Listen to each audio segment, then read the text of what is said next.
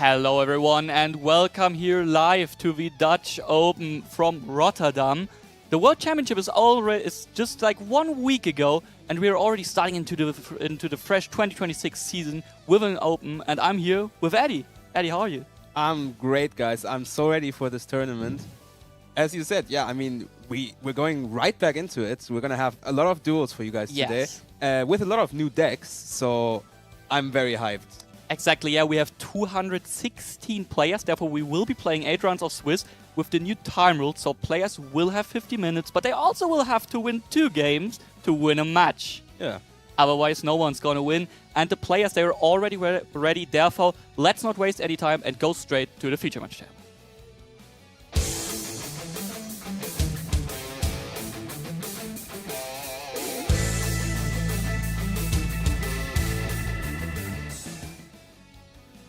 And there we see both of them. We see Jan, who is actually a former Dutch Open champion, but who here lost the die roll apparently.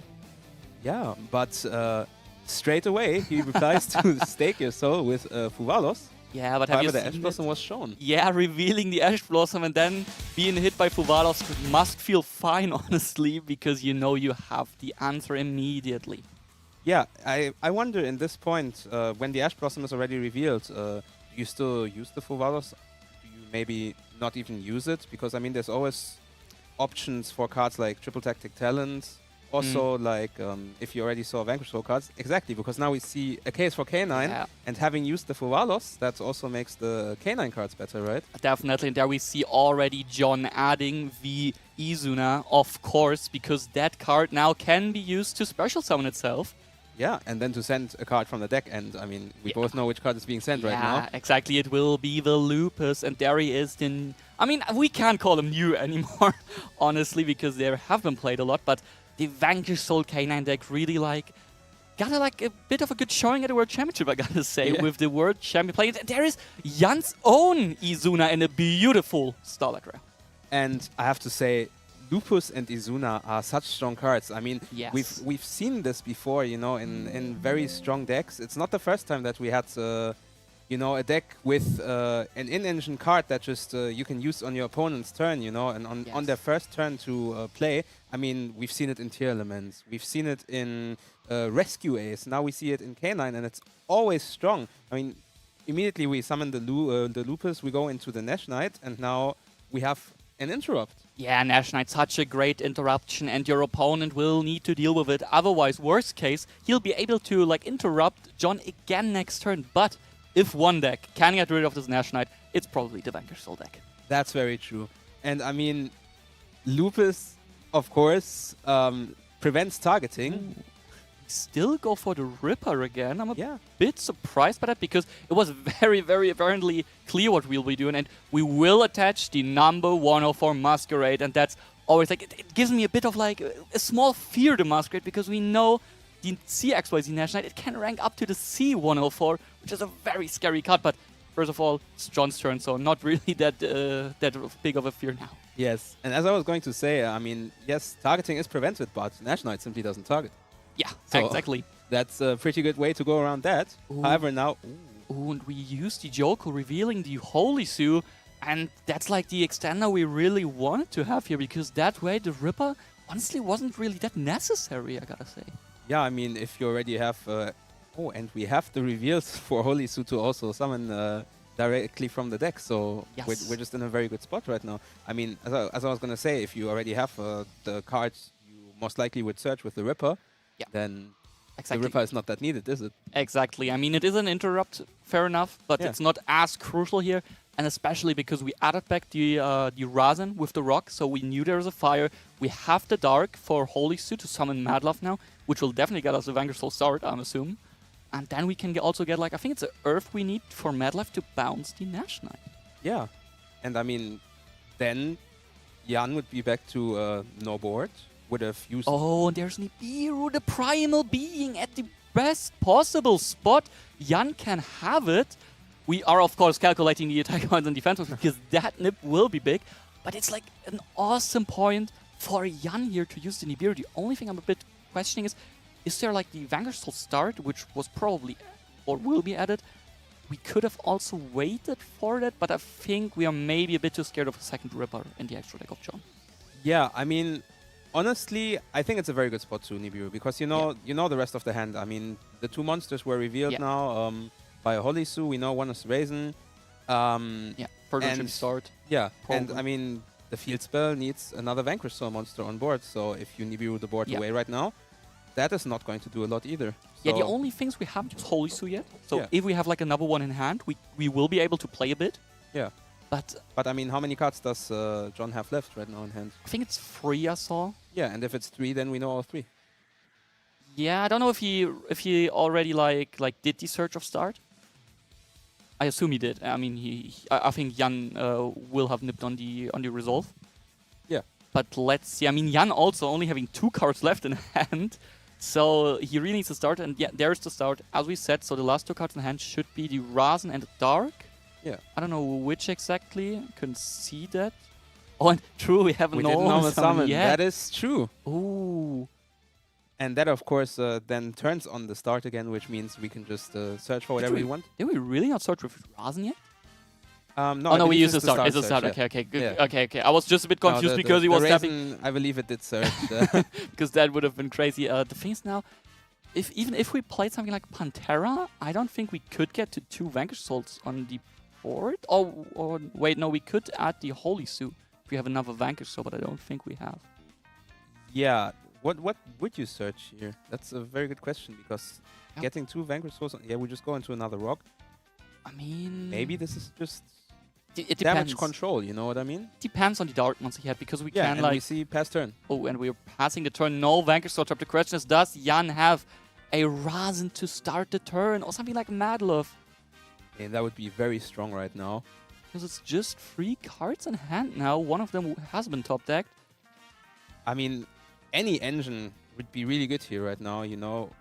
Plus, you gotta remember, Lupus in case any player uses anything in the hand or in the graveyard, we again have then Lupus for both, though. Yeah, exactly. Yeah. But here is the normal summon of Vanquish Soul Dr. Madlove, which is a starter apparently, and it does get the start. It does get the start, quite literally. And now the question is, how much can John interrupt Jan here even? That is a very good question. I mean, also, if you know that the Lupus is already in the graveyard, is there maybe a point to be made that you just kind of don't use effects in your hand in your graveyard? I mean, that turns off a lot of cards for the Vanquish Soul deck. So if you want to play around that, how much can you really do? And if you don't want to play around that, how much will the Lupus do if you do decide to play into it? Because you got to remember, there's also no 2 level 5 monsters when the Lupus comes down. So not that much that it could go into right now. I mean, if the Holisu comes down... Exactly, because what we did is we added back the Rasen with the rock, which is not what you really want to do, because you want to summon with that rock in your opponent's turn. But otherwise, attributes not working out, and therefore here... This works fine, right? Because Holisu now reveals Rasen and the Dark Monster. Yeah. Then gets you to Rasen, which gets you to a Search, which then you can go for Caesar, bounce to Holisu, and then you have your attributes. Exactly. But the question is now, how much interrupts can we really build here? Because Jan will know the whole hand of John, and the Holisu has been used to summon from deck, therefore not being able to take a control of a monster. And Jan is kind of free to do what he wants to now. Use the Burger to draw. Yeah. Also important to note, now that we bounced the Holisu back to our hand, Lupus is actually not doing anything for John for the rest of the turn. Yes. Because there's no 2 level 5s on the board if it comes. And also, you cannot summon a Typhon over it, even because Caesar is bigger. Yeah, exactly. And here we now use the Caesar with the 3 attributes in hand to destroy the Vanquish Soul start. And here comes a case for K9. Case for K9. Probably exactly the card Jan needed, because we saw John using the Holisu in hand. Yeah. So now Izuna does the trick. Anything does the trick. I mean, the Lupus is already there. Yeah, fair enough. Yeah. And we actually add the Lantern to get the Izuna out of the graveyard. That makes a lot of sense. That also works, of course. Very good. And now the question is, does John have another interrupt? Because I don't think he does. We saw the 3 attributes in hand. One must be the Holisu. The other one needs to be the second Rasen and another Dark Monster. And I don't know which Dark Monster would be an interrupt here. It's probably just another Joku. It could be Joku. It could be probably not Borger, to be honest. So I don't see that much. Yeah. Yeah, could be something. The only thing you gotta remember is the start. Now Jan lost his Vanquish full start, therefore not being able to like use anything, like get the start back, because that's like one of the problems of the Vanquish. So like they can't really recycle their spells and traps easily, and so he'll be probably out of them. But John still having the start, being able to protect the Vanquish Soul monsters. But the question is really like, I mean, Jan will know that as well because he plays the same deck, so no surprise factor here. And he will probably get rid of the start. Yeah, I mean, that is, you know, the thing that happens when you play a mirror match. You kind of know what your opponent is planning, you know the strengths and the weaknesses of the deck. So then it just becomes a case of who do the cards favor in that moment, who plays it better, and perhaps also just who outplays who, you know? Like, the Nibiru was just so strong in that moment that now Jan kind of just has to use his cards right and he should be fine. Yeah, Jan can do whatever he wants. The question is, does he play to Nash Knight? Which I can actually tell you in a minute, because we do have the deck lists here, and he is in fact... He decides for a Ripper. He decides for a Ripper because he is in fact only playing one Nash Knight. Yeah. So no Nash Knight for him, no C104 here. Now the question is, how much does he even have in his extra deck left that can do something here? But I mean, Ripper is so good here because even if the last card in hand would do anything, now you can stop it, or you can stop the Lupus if you want to. You get a search for probably a Joko here. Yep. So Ripper just does everything you want, honestly, right? But the thing is, like, I mean, I'm assuming Jan cannot like reduce John's life points to 0. Therefore, probably he'll need to grind a bit here, and John will get another turn. And in that case, we know his hand is filled with Rasen and Holy Su already, so probably it will get difficult for him to like really like out the board of John. Yeah, I mean he'll be able to out the board, but probably not be able to win the game in this turn. Yeah, but then the question is, you know, with how much setup you get to just do for free right now, is that even really needed to close the game out here? I mean, what's important is, you know, the start is no longer on the field for Jan, so he's also not getting to the trap. He can actually, by the what's called Jiaolong. Yeah, if he gets to the jump. I mean, he'll need 2 fires in the Jiaolong, so it's quite a big of an investment to get here. And if not, I already said it, like, John having like Rasen and Holy Su a minimum in hand, that's like quite big. And we already go for the battle phase over the token. That's I mean, interesting. What's also interesting to note is, if you look at Jan's extra deck, is that certain XYZ monster I see there. I see a lot of XYZ monsters, honestly. A certain very big one that you might be able to put onto other XYZ monsters after they battle. Ah, you mean Typhon?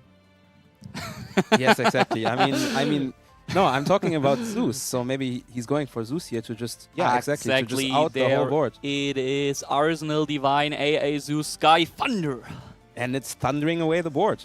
Yes, not a lot John can do here. Yeah. However, now, if Joe decides to, he can summon Lupus and make a Typhon at least to maybe stop something. You're actually right with that. I don't know if it really will matter because on the other hand here, Jan will still be able to use all his Canaan stuff now. Yeah. Because that's the thing now. We will get a lot of level 5 bodies, I assume. Probably even get the chance to like set up a second Ripper with the trap. With the quick spell, sorry. With the rank up or of the liberation. So there comes the first Lupus. Exactly, there it is. And now we use the Izuna from hand because that we haven't done yet. We've just summoned it back with Lantern. And there it comes. Which means now John is thinking on whether he wants to use the Lupus, and he does, because you don't use it now, there's going to be a rank 5 used. However, I mean, yeah, you can make a Typhon right now, but how much does that really do to stop, you know? Because that's the thing, like, the only thing I see with Typhon is now it's, like, not as easy to remove it for Jan, but it's also not that hard because he can just put Typhon on Zeus, as Zeus is not the scariest card anymore on the field with 0 material. I mean, it does stop something like a Caesar, but right now Jan doesn't have Yeah. Caesar, I don't even think he has a way to get very close to it. I don't know if Jan really made a good decision with the Zeus here, because he'll now have the issue to like somehow get a Vanquish Soul on field if he doesn't have Holy Stew yet in hand, which I don't think we know if he has, because he just used like the Rasen to add. Did Rasen? No, not Rasen. He used Madloff. Yeah, I was gonna say, because the start was stopped. Yeah, so exactly. we didn't start. We didn't start anything, but the start it's was still looking quite well if it. There, but here comes another Ripper. Exactly, there we see it, because Jan is playing 2K9 Ripper. And are we going to see a Typhon on the Zeus? Yes. There it is, the Typhon on the Zeus. Now the question is, do we see a counter Typhon? Oh, I think that's like a pretty bad decision, honestly, because I feel a bit like the Lupus in Graveyard is probably less value than the Typhon in extra deck, honestly. Yeah, but the Lupus just goes back in Graveyard. No, Avoid it would have been banished, because if Lupus like summoned back from Graveyard by its effect, it would be banished. So it makes a lot of sense. No, I think I would. Oh yeah, you mean the Typhon is bounced. Yeah, no, you're right. Maybe maybe the only difference might have been to wait until the Typhon is activated and then chain the Lupus. Because if Jan doesn't activate the Typhon, then you just have a level 5 on board. Doesn't make a big difference, but here we now see Jan setting 2 cards, and one of them will probably be the Liberation, the rank up spell. I assume at least, because we had a Lantern on field, and we will use the Ripper now to probably get Holy Stew. And John drew the case for K9. And if that resolves, that's a lot of trouble heading Jan's way. And we do see forced release. And Jan saw the same trouble as you saw, because he thinks like, nah, I won't let that resolve, because the case of K9 is in fact a continuous spell card which needs to stay on the field to resolve. Yes. However, what you gotta remember is exactly the Werewolf looking into his hand soon, probably. No, actually not, because the Typhon is on board. You're right. Is it 3,000? It's 3,300 even. Ooh, okay. Yeah. So that's maybe it was not the best idea to go for the Typhon, because now Raisin comes to the board, and if Raisin can just get rid of that Werewolf, there's not a lot of things to fear right now. To be fair, if Jan didn't put up a Typhon, John would have done. That's also true. So there would have been a Typhon. There would have been a Typhon either way. Oh yeah, now we reveal the Madloff together with Fire. I think it was it the Jiaolong? Looked a bit like. Yes. Yes, that was a Jiaolong. It was. Which also immediately gets summoned to the field. And I have to say, Werewolf is just such a cool card. I just like the artwork so much. Yeah, I mean, I really love the Werewolf. The question now is, like, John will go into the Rock of the Vanquish Star, and a lot of players just play 2. So it will be his last Rock if he summons it soon. Didn't he already used to? Did he use 2? Oh, you're right. Yeah, he used 2. Therefore, now, like, it's really getting, like, tough for him. We just see a Typhon. Oh, it's really just the Typhon. And now the thing is now, yes, we can bounce away Jan's Typhon, but Jan has the Madloff in hand, which is not a starter, though, now, because the starter is gone. Funnily enough, if we bounce away the Typhon, you will not believe it, but then Lupus just comes back and makes another one. No, because we didn't summon twice in this turn. Oh, no, we didn't. You are right. But the Lupus will come back regardless. Yeah, the Lupus will come back. But then John can get back a Lupus as well. The question is, how many cards in hand? No, John cannot get back a Lupus because he summoned Typhon. Oh, you're right. John cannot. This is actually just a really good spot.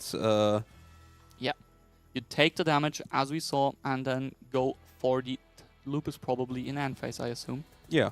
I mean, you know the cards in hand are both monsters, so you could even go for it after the Typhon swings. Actually, no, we're on 2,500. Oh, but we have the Snow Do we have 3 Devil. address? No, we only have 1. Where did we take damage? Where did we take so much damage?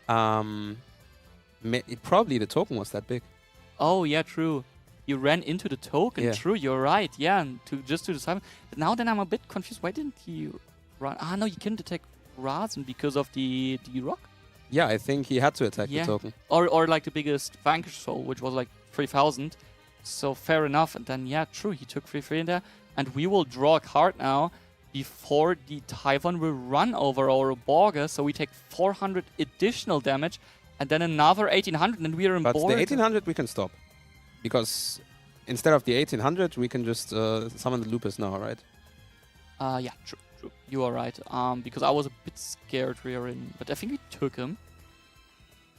That's fair. I mean, does Lupus summon itself in defense? I don't know, honestly. No, it doesn't. But now we are then in Borga kill range, honestly. I mean, probably we didn't want them to like be able to remove a turn 2. Yeah, but since we also know their hand. I was gonna say we also know there's no Borger. Oh, and there is now the Izuna being able to normal summon because John had 2 cards left in hand, which he couldn't like reduce before the main phase. Which means now we have the option to go into another rank 5. However, we've already used a lot of them, right? We've used 2 Rippers. Yeah. We've used Nash Knight. Yeah. Oh, we use it in end phase. That makes a lot of sense. We use the Izuna in end phase. Yeah. I was already a bit too quick, and he drew the Razen off the top. And John packs it together. He scoops it up. He thinks, I cannot beat that Razen. And Razen's such a good top deck for Jan here. And so Jan winning game 1 after a very, very crazy grind go second. Yeah, I mean, we just saw from both players how resilient this deck actually can be, you know? Like, first of all, you know, playing into an Nibiru, losing your whole board and just putting up a great board anyway. Yeah. Then getting that board taken away from a Zeus, and still it became a really grindy game. Yeah. Like, that is so impressive, I think, and just shows how strong this deck actually can be. And we also saw the power of Razen once again, because we just saw both players go Razen, and it always led to like really, you know, like really strong turns for them. So I just think, honestly, good for Jan for taking down this first game, but he has to now check that game 2 and 3 still go his way, or maybe just game 2, depending on how game 2 plays out, because this is not an easy matchup. Yeah, not only that, game 1 taking 20 minutes, getting very tight in the end probably, so he'll need to play...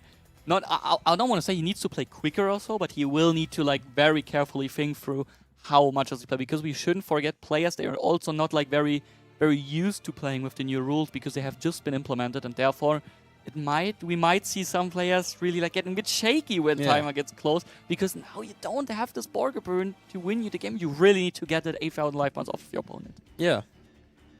So let's see which of the players will actually get the 8,000 life points of the opponents in game 2. However, let's talk about the side decks maybe, because I think we have them here, right? Yeah. I mean, another thing I want to say is like John really like getting a bit punished for not playing the third rock now, because he had to go through 2 because of the Nibiru, and then it was very hard. And you already talked about the side decks, and we can see John playing a copy of There Can Be Only One. I'm not really thinking that one will come in this matchup, but maybe the anti-spell Fragrance might come in. I mean, it does hit a lot of cards, you know. It hits Stake Your Soul, it hits a case for K9. Yeah. It hits... Also the field spell. It hits Start, exactly. It also... I mean, it can hit Forced Release. Yeah. Although that is a one-off, but it might be annoying, you know. Yeah, and I mean, but the other stuff, like, both playing a quite similar side deck, some stuff coming in probably, but I don't really want to talk about which is this, because we will see it in a minute, because the players are ready for game 2.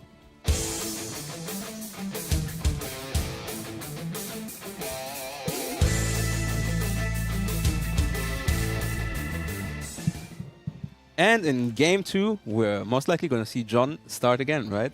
Yeah, but last game it didn't look too good. I mean, to be fair, Jan had 3 cards, and there is the enormous amount of Dr. Madlov. Yeah, and Dr. Madlov, as we talked about already, is a starter. It gets you start, and start gets you everything you want. Yes, but start maybe can be answered by a Ghost Ogre and Snow Rabbit, one of my favorite hand traps, I gotta say. Oh, Ghost Ogre and Snow Rabbit is such a beautiful card in my opinion.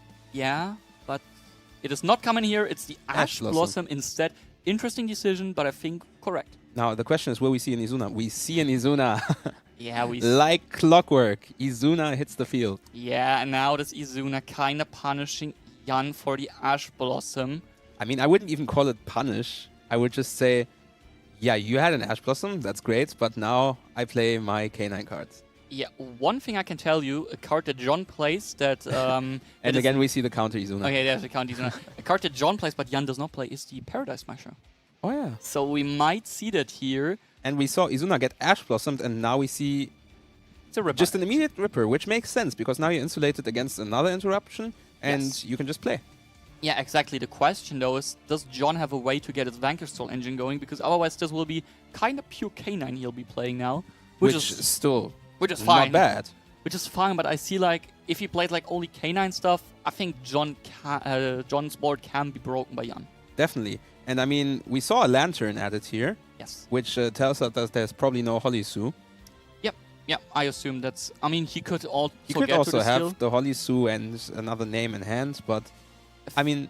The thing that's interesting is John did not decide to set the Liberation off of the Ripper here, because he could have done, because Jan activated the card effect in his turn.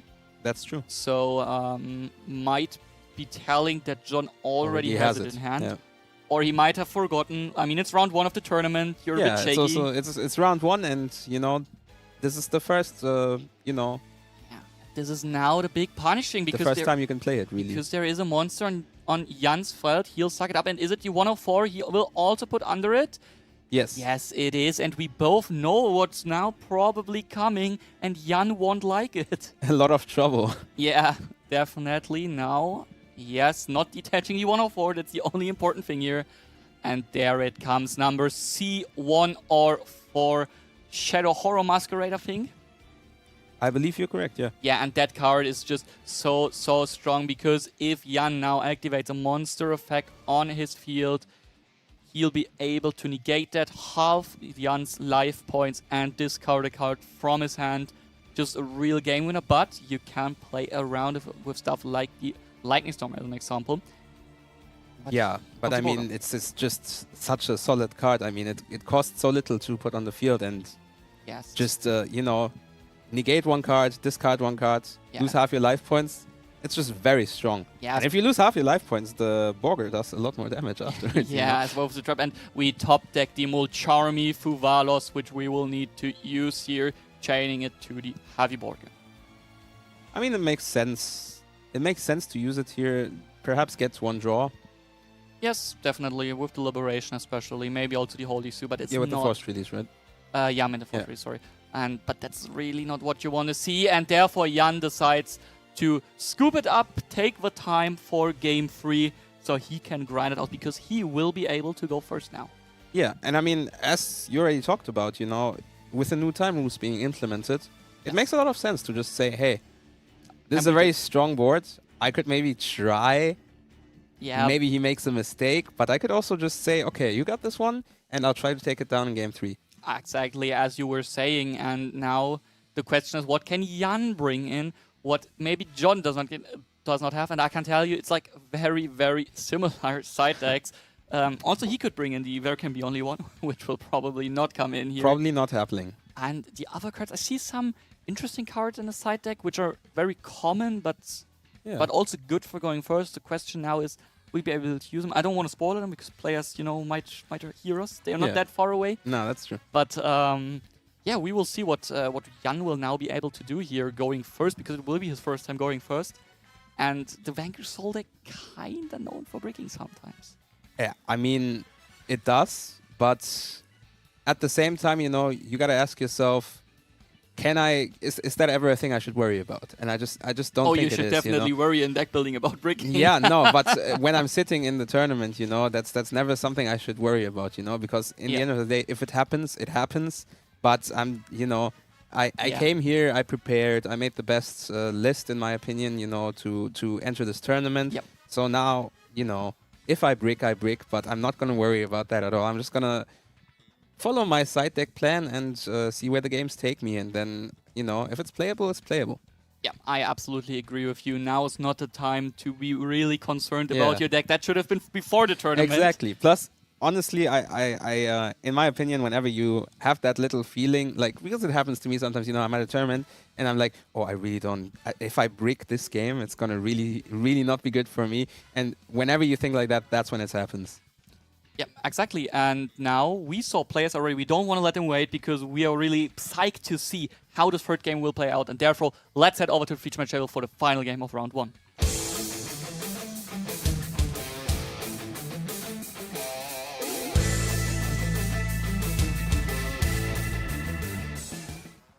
And there we see the players waiting for the judge telling them to start. And now Jan will start probably with Stake Your Soul. Stake Your Soul. Such a good card to start Revealing Ash Blossom. revealing the Ash Blossom. Like, I feel like we've seen this before. Yeah, that's probably the worst thing you can see. Revealing the Ash Blossom, because that also like insulates cards like Mulchami Purulia or the Fuvalos.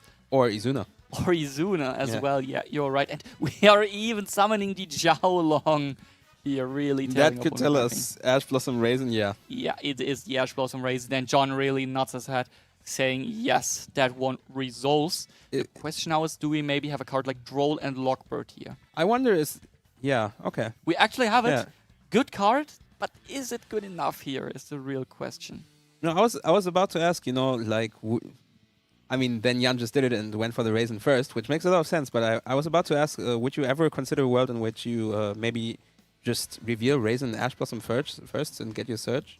You can, but I don't think it makes a real difference here, I don't think so either, yeah. So I think it's fine for him. He'll anyway summon the Holy Suit. The only thing is now we won't be able to get to the Trap card here, I think. Because we won't be getting the Field Spell, and that's kind of difficult. Unless we already have it. Yeah, then I mean... We could have the Field Spell or the Trap card. I mean, yeah, fair enough, but I don't think like here now Jiaolong really looking not too strong on the field, because also like going into the Ripper here is not as strong. Yeah, I mean it is a level 5 monster.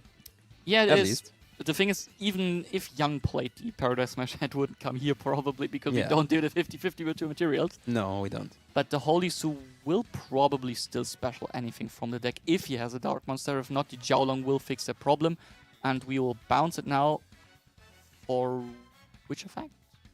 That is a very good question, which I cannot answer right now. Okay. Why is it in hand? That's end phase. It's end phase. Ah, it's end phase. It's end phase. So Vanquish Soul, the Stakish Soul did bounce the card back to Jan's hand, and now he uses it and still summons the Metal here, which is an interrupt. Fair enough. Yeah. Also good if our opponent has the Izuna now in hand, because then we could, and we even summon back the Jiaolong here that way. So very heads up play from Jan. He will have all the attributes in hand, but he'll be limited in what he can do by the cards on field.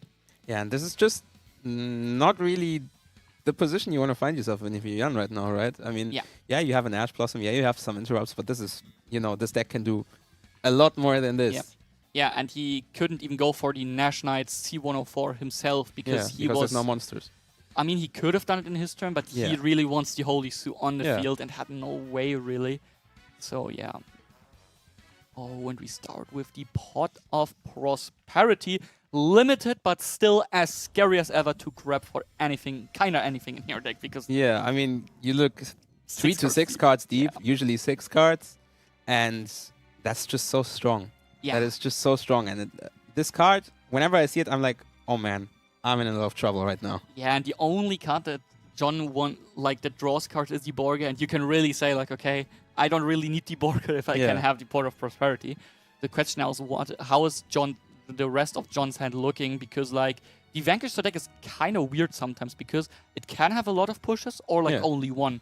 And Jan decides to Ash Blossom the pot, which makes a lot of sense. That makes a lot of sense, even though we gotta say the Pot of Prosperity is a lot less scary in decks that play like a lot of hand traps themselves.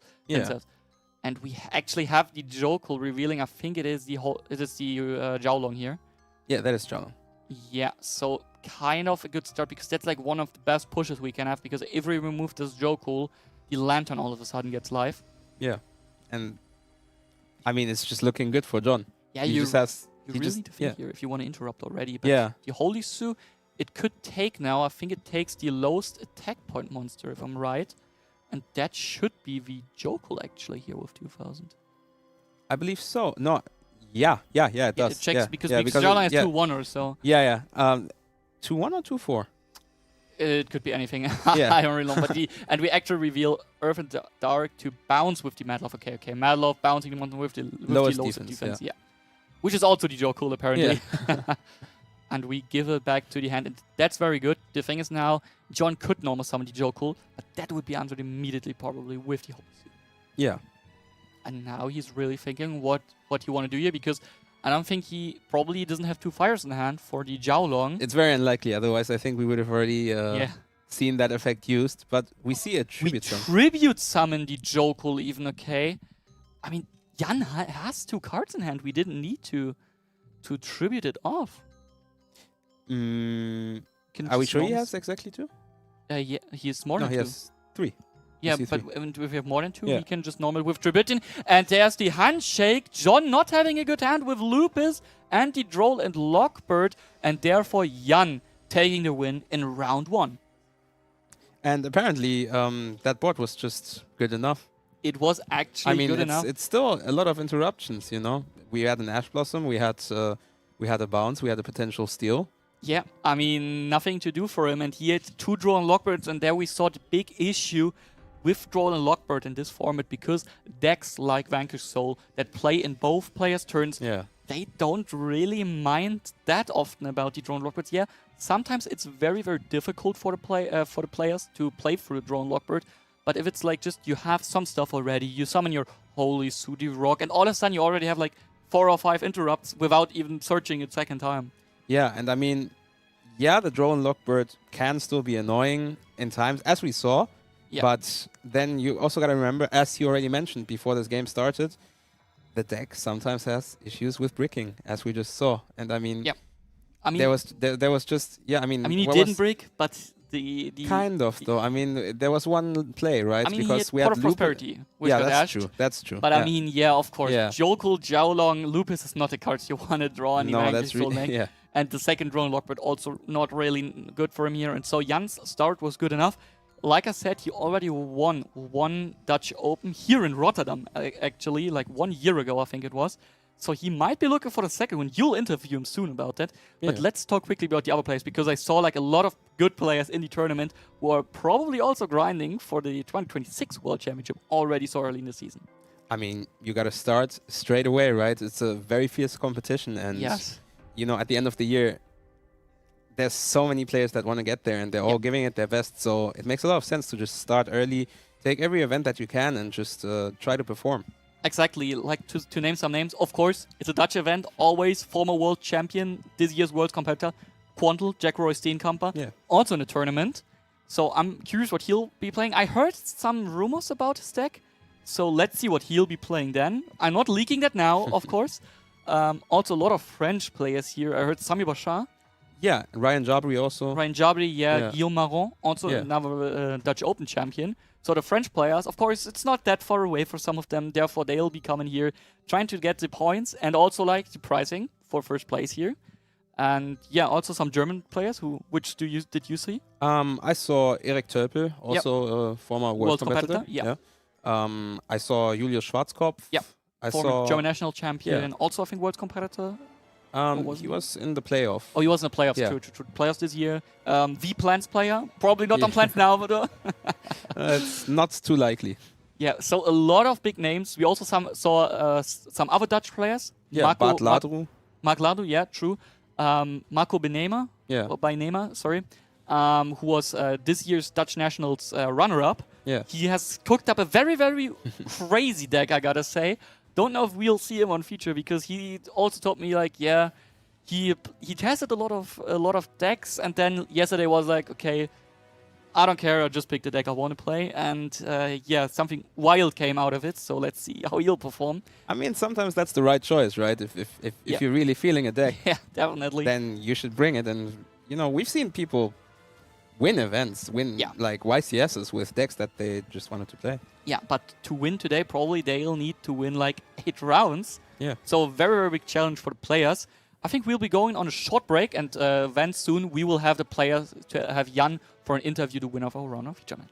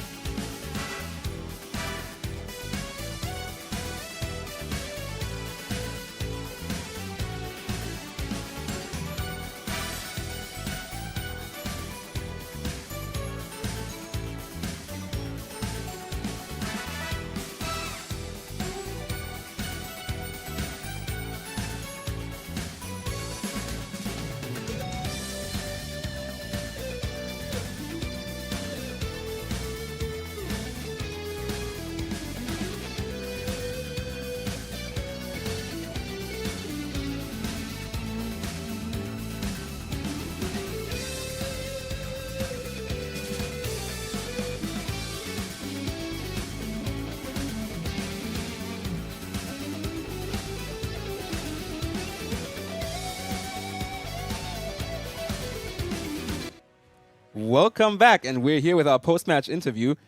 Congratulations for winning round 1, Jan. Thank you.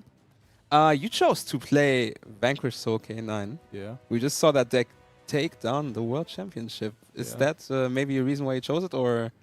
Nah, I played this deck before the support, and I think it's the best deck. So yeah, I decided to bring it. Yeah. Is there do you have a favorite card in the deck? Like what do you think is the key card to the deck?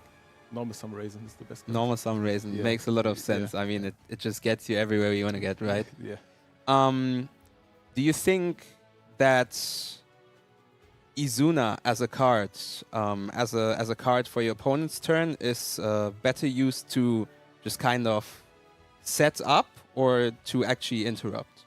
Yeah, it depends on the matchup. Yeah. Like I did in game 1 against Vanquish Soul, it's kind of better to just lay out like one Nash Knight and hope your opponent plays into it, so you have your Nibiru, so they can't go into Ripper. But if you play against like Draco Tail, the Lupus under the Ripper or the Nash Knight is pretty good. So, yeah, that makes a lot of sense. I mean, because just not being able to target, yeah, they have issues with that. Yeah, pretty large. We heard that you already won a Dutch Open, actually, pretty much 1 year ago, right? Yeah, last year in March. Last year in March, yeah. Do you plan to repeat? Yeah, I hope. Do you plan to repeat that here today in Spikeness? Yeah, I hope. I need a new Switch too. So. Yeah. Well, that makes a lot of sense. So you have round 1 now. Yeah. There's 7 more rounds to come. Is there any matchups you really don't want to play against? I don't like Yummy Board Breaker version. You don't like that? Yeah, nah, it's mostly impossible to play because it shut down your whole K9 engine. Yeah. And as you saw, I play a lot of K9 cards in my deck. Yeah. So let's make sure we dodge Yummy Board Breaker, and then maybe we'll see you take down another Dutch Open. Thank you so much for the interview. No problem. I wish you good luck for the rest of the rounds. Thank you. And we'll see you guys in the next round.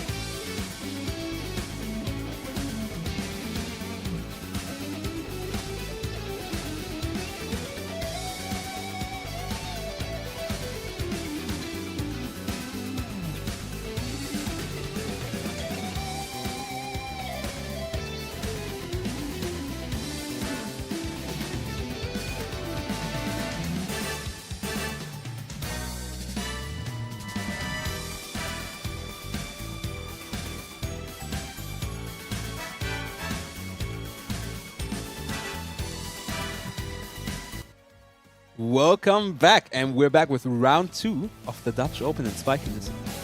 Yeah, we are, and we have a banger matchup, I gotta say, honestly.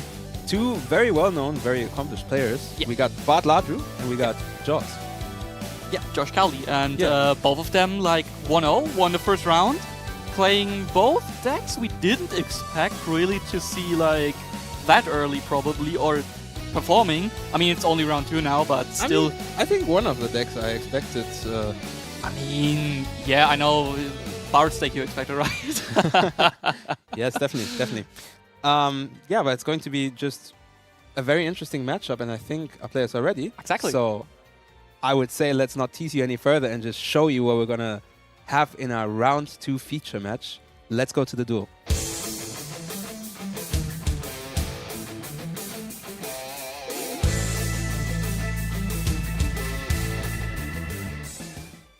And there we see both players ready for play. The fist bump, who is going to start? Because I'm sure both want to start this match. And we can see a lot of pink cards in Bart's hands, but like Josh starts. Yeah, looks like Josh is starting off with the Pot of Prosperity. Yeah. Good start, And I feel like ever since that card has been limited to 1 copy, we've seen it more. That's just my opinion. I mean, I can't agree on that, but let's see. We will go for the 6, of course. Josh, really think it's always the 6th card you're thinking about, right? It's always 5 cards like easy, yeah, this, and then maybe this one, maybe I'll need it, maybe not. We'll see. Yeah, and Bart lets it resolve, and he'll now see the Mitsurugi cards of Josh, a very well-known deck, honestly. Indeed. It's still a very strong deck. But it fell off a bit, like we saw with Justice Hunters, the 3 new decks being brought, and just fell off a bit from the radar of people, and we of course take the pre-preparation of rights. But the question is, did it fall off because it can't compete anymore, or did it fall off because people just wanted to play something new? Oh, I'm so sure it's the second thing, but I think so too. Josh will be able to teach us why, and he thought a bit about like how hard does he want to play into Draw and Lockbird. He decided completely to play into it by adding the preparation of rights. It makes sense because the card is not as popular anymore, right? Especially I mean, as we talked about. You know, last round against a lot of the decks right now, it just doesn't do that much. So exactly, I totally respect this line of play, and you know, exactly. And we are adding off the Habakiri Prayers and go for Prayers Tribute Habakiri, one of the best feelings ever. But in draw phase, it's way better even. Yeah, I mean, if you're not fearing the draw on Lockbird, you might as well do it in main phase. Yep, fair enough. And we see Saji summoned back. Yeah, minus 800. Bart writing it down. We saw. Did we see a Kusanagi added? Probably, right? I don't think it. I think we added a ritual monster. I'm not sure. We will find out. Me neither, but I think it was the Amano Murakumo no Mitsurugi. And you practiced that, didn't you? I practiced that for German nationals already. I'm so happy I can say it again. And which cards are sending? Is it the 2 level 4s? It looks like it is. Yeah. I mean, we saw Night Sword Serpent and Kusanagi. Fair enough. If we play the Night Sword Serpent now, in a second, we will be able to see if Josh is on the Ryziel cards, because there is 2 level 4 monsters on the field. Indeed there is, but I mean, I can spoil this a bit for you. He is not. Oh, don't say it, don't say it. Is it the Duo Drive? No, it's Gallon Granite. Which is a very strong card, because it can add now any rock monster, and more likely it's going to be Nibiru, the Primal Being. And that card is really scary on top of a board, especially if those Mitsurugi cards trigger when being tributed by the Indeed. It could have also been Fossil Pachycephalosaurus. Yeah, we actually didn't normally summon yet. Yeah, true, you're right, but that one in the main deck would have been pure madness, and we are going with the Murakumo. And now the thing is, we see the Murakumo, it will add us a card, it will come back, and then the question is, first of all, it's a Prayers, of course, is into which Link monster will we go here? Is it the IP Masquerena? Is it directly the Dynamondo? Like, close to infinite options. I assume it's going to be the IP Masquerena, though. Yeah, I would agree with you. It would make a lot of sense. I mean, you can just go for the Dynamondo in the opponent's turn then, and yeah, we see Mirror attributing Futso, bringing back, you know, bringing Habakiri. Back Habakiri, getting another free body onto the field. We could even go for 2 Link monsters. I don't know which ones he would be summoning here. I mean, to be fair, he could summon like the Dynamondo and the IP, because probably there will be an SP Little Knight as well. Yeah, but it makes more sense to just keep the Dynamondo for the opponent's turn, though, right? Because it also has the on-summon effect, which is theoretically, strong. yes. But if you have 2 ways to immediately, like, to reborn a monster from the graveyard, you play around Bestial very well. That's true. Because the Murakumo, like, if it is tributed, you could chain a Bestial, but if there is a Dynamondo and a Prayers, you have 2 quick effects to use, and therefore had the chance. And now it is the IP Masquerade on top of 3 ritual monsters.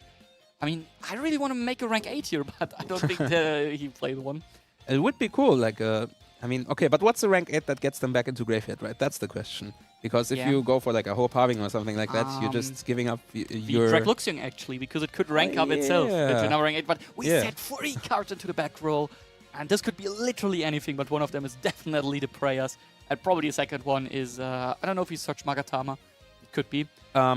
I'm not sure if he did, but if he didn't, then he probably already has it. Yeah, right? probably. And now Bart is starting, and he is not starting at all because he just says that is a bit much, those Mitsurugi cards, and we go for game 2 immediately. Oh, I think Bart is going to start, but he's going to start the next game.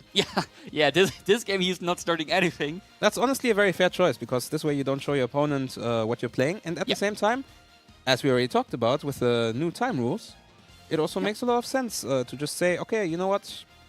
No need to play this first game. I can just go into the second game, try to win that one, and then, you know, have a lot of time for the third game. Exactly, especially because the Mitsurugi deck can sometimes be very grindy in some matchups. Therefore, like, if he knows, like, okay, my deck, I want to grind a bit as well, and then that might get a bit long. He might think, nah, okay, no, rather not just play into it and waste time.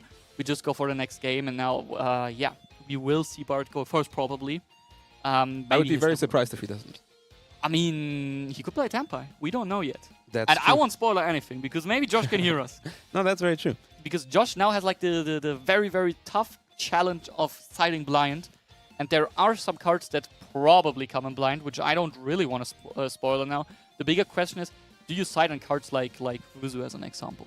Do you side these cards in when you don't know what your opponent is on? Because they are not really great right now. Yeah. But if your opponent is like, okay, yeah, whatever, normal summon Luna like Gold Leo, and you're looking at your deck being like, okay, now I have literally no out. My out is in the side deck, and I'm like dependent on game 3. You then just say like, okay, I'd rather less side blind in the Vuzu, which is not good, but it's fine. It's also a thing of like, I feel like some formats, it's easier than others to discern what your opponent is playing, even if they just do not play game 1. Yep. You know, like, for example, you know, there's this famous question of how many cards are you playing after, you know, after game 1, and then they say 40, and you're like, oh yeah, in go the Lanceas, you know. but you know, it's, I don't think, you know, it's the start of a new format, so I don't think we're at that point yet where you can just like easily side blind. Exactly. But what we already saw is Josh like having the Mulcharmi Poruli in his main deck, so probably also a Fuvalos board can think of. Yeah. So already like 6 Charmies in the main deck. So very, very difficult situation for him, we gotta say. Like, Bart will know there will be Charmies, maybe even Meowls coming in. And like a lot of Charmies. But, I mean, we'll see. We'll need to see what Bart is also cooking here. And therefore, I think we should go back to the table already, because players should be ready now. So let's go back and watch game 2.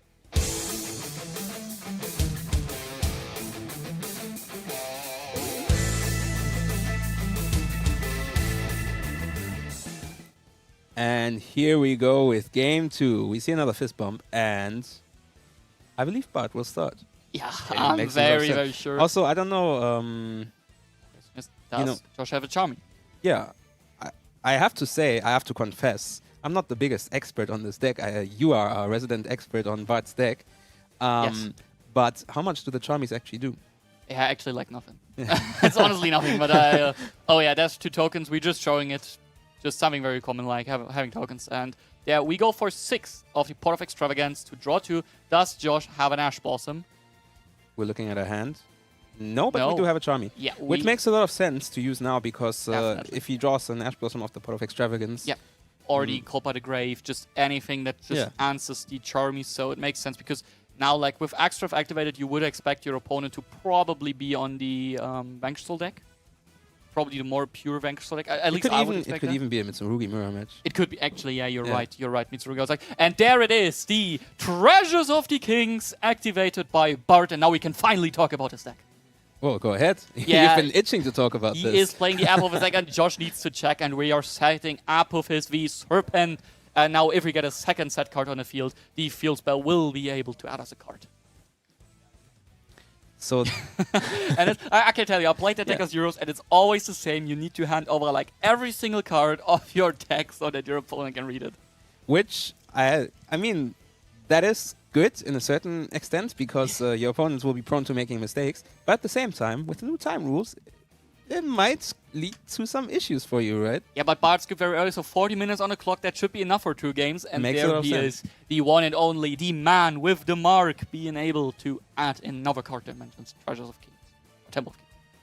Yeah, and now, Josh decides to infinite impermanence this. Yep. However, what I was going to say is now the Fuvalos suddenly doesn't look that good for Josh anymore. He might have felt very safe, using that or seeing that in his opening hand, being like, okay, now, if this resolves, he probably is not going to go that crazy in his first turn, but as you already said, he just probably doesn't care that much. Yeah, I agree with you, and we don't even have another card to set. Okay, that's now a bit concerning, honestly. Just 2 set cards of V-Trap deck, probably. I gotta say here, like, using the Imperm, like, it's probably correct because you don't have a better play. But, oh, there's the Dino Wrestler Pancratops. One is an issue. And Dino Wrestler Pancratops is one of my favorite cards, and I'm so glad that it's being played again. Yeah. Because just the Cyber Dragon-esque effect of summoning itself to the board if your opponent has a monster, and then just being able to deal with so many cards. Yeah. You can just deal with anything. You can deal with monsters that are problematic. Yeah. You can deal with back row that is problematic.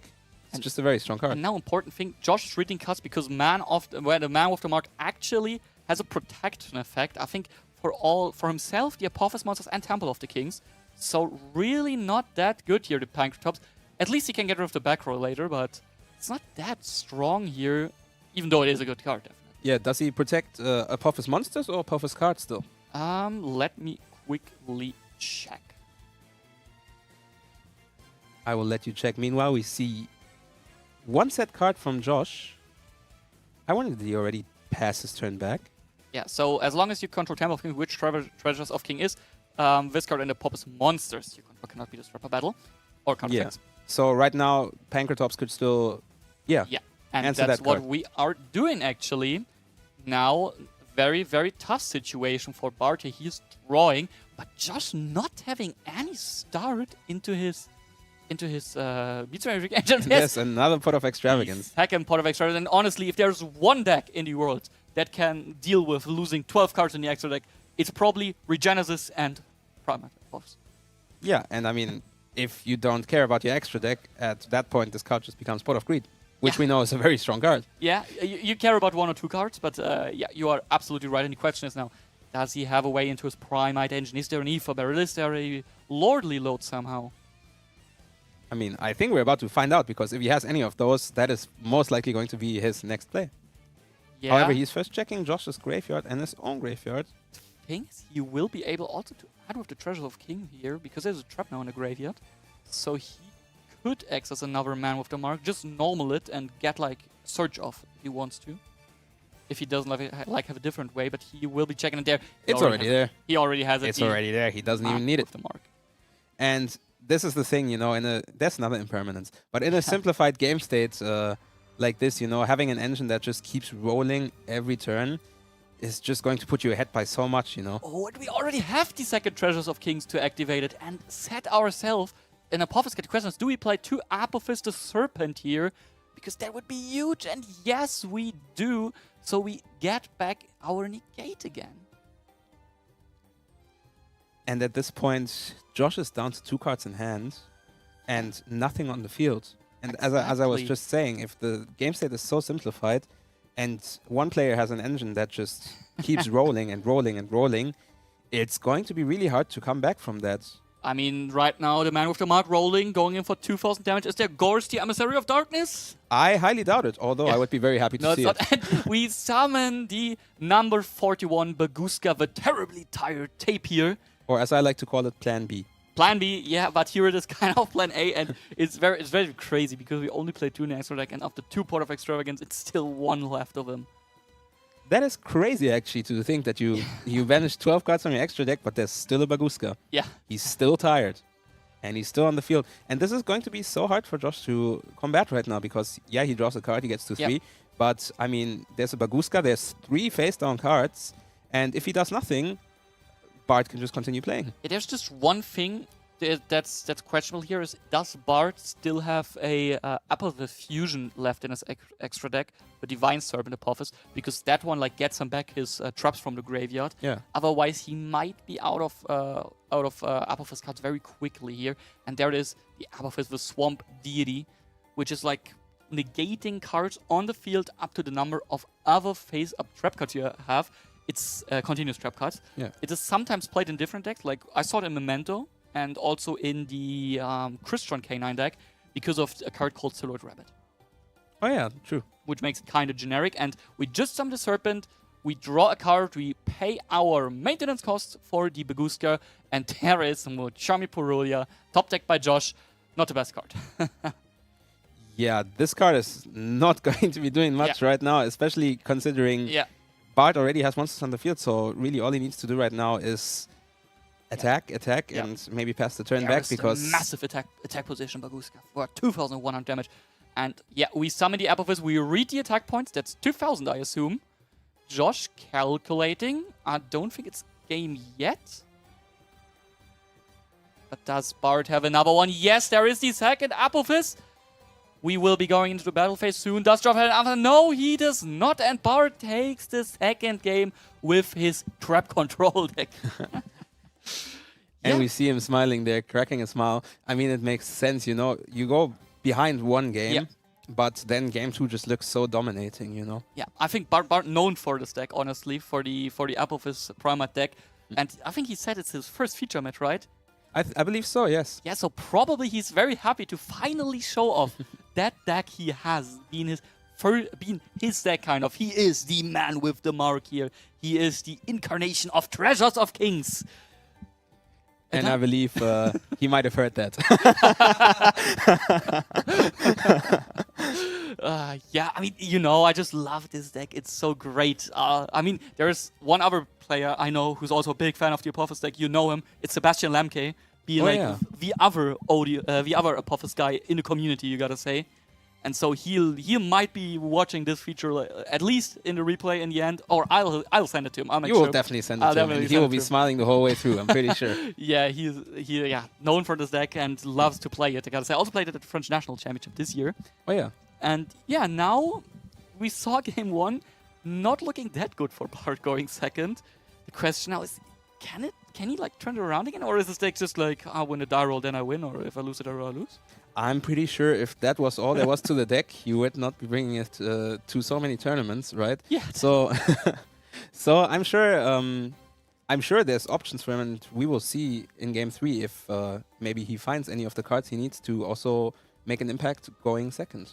Yeah, definitely. I mean, that is if Josh decides to go first, which I mean is very likely, but you never know. Maybe now that Josh has seen the deck, he decides to just side in all the lightning storms and evenly matched and say, I mean, good luck. There is a lot of cards that are a problem for the Apophis deck, especially because the Swamp Deity only being able to be activated in the main phase, and evenly matched is a card that is never activated in the main phase. Yeah. So kind of an issue for the deck. Let's see if Josh plays it, and I mean that would be very, very brave to just say like, okay, I have 1 free off. You go first, I'll draw it. I don't know if we will see that. I doubt it, but you never know. Yeah, but players still having fun, as we see. Like, that's always the great thing about those events. Like, if you see players, like, kind of being happy to be in a feature match, like, showing their decks, just playing a bit of Yu-Gi-Oh! Like, I just always love those events. I mean, I agree, because this is, you know, this is a hobby, and this is what it's for. You know, you're supposed to have fun. You're supposed to take the deck you really like, and then winning with that feels so great. So I always highly support this. Yeah. Definitely. Also, like, if you bring your favorite deck, I'm so curious to see what Bart has cooked up for everything, because he needs to have a plan, but maybe not really thought about the Mitsurugi deck anymore. More like thinking, okay, what do I do against Yami? What do I do against Dracotail? What against the Vanquish Soul Canine deck? And then, like, maybe missing cards for the Mitsurugi matchup. I mean, a card like Drawn Lockbird, that's like one of the best cards against Mitsurugi, kinda anti-synergistic with the deck. Yeah, and you also have to remember, you know, Mitsurugi in and of itself is just it's just a deck that if it goes first and you don't stop it, puts up such a nasty board. Like, it puts so many interruptions on the field. But I believe our players are ready. They are. So let's quit the babbling and see what they have in store for us in Game 3.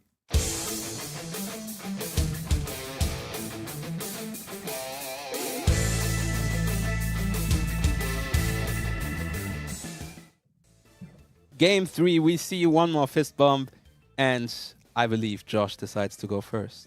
Yeah, and it looks like Josh has a playable hand, and he starts off in the draw phase with Preya's Tribute Aramasa. And that to me looks like a very playable hand. Yeah, that looks like a start you want to see. Bard looking at his hand. Does he have anything against it? It's definitely not draw and Lockbird because we are very surely still in the draw phase.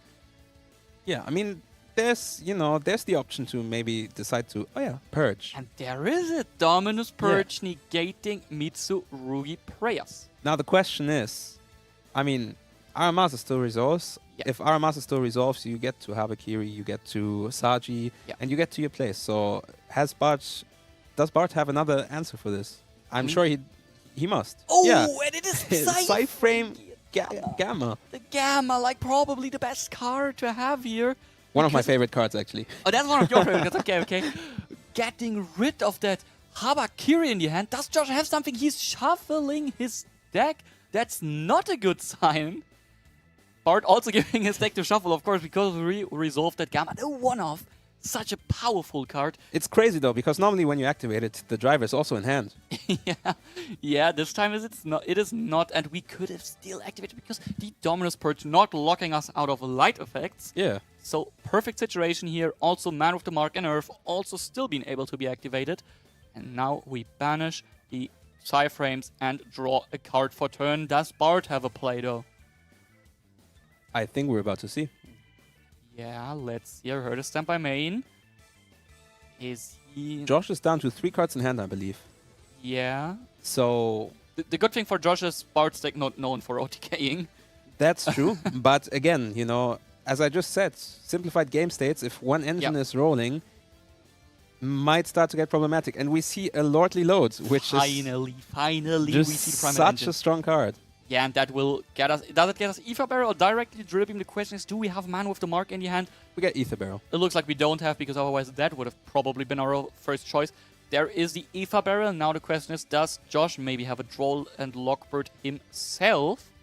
And he does. He actually does, so no more searching for Bart, but... However, Ether Barrel says, that's fine, I'll just set. Exactly, Ether Barrel just setting, and now we trigger it. And there's the infinite impermanence on Ether Barrel. It's always so frustrating that you need 2 interrupts to really interrupt the Ether Barrel. And now is the question, does Bart do anything else? Or do we use the Lordly Load maybe here now?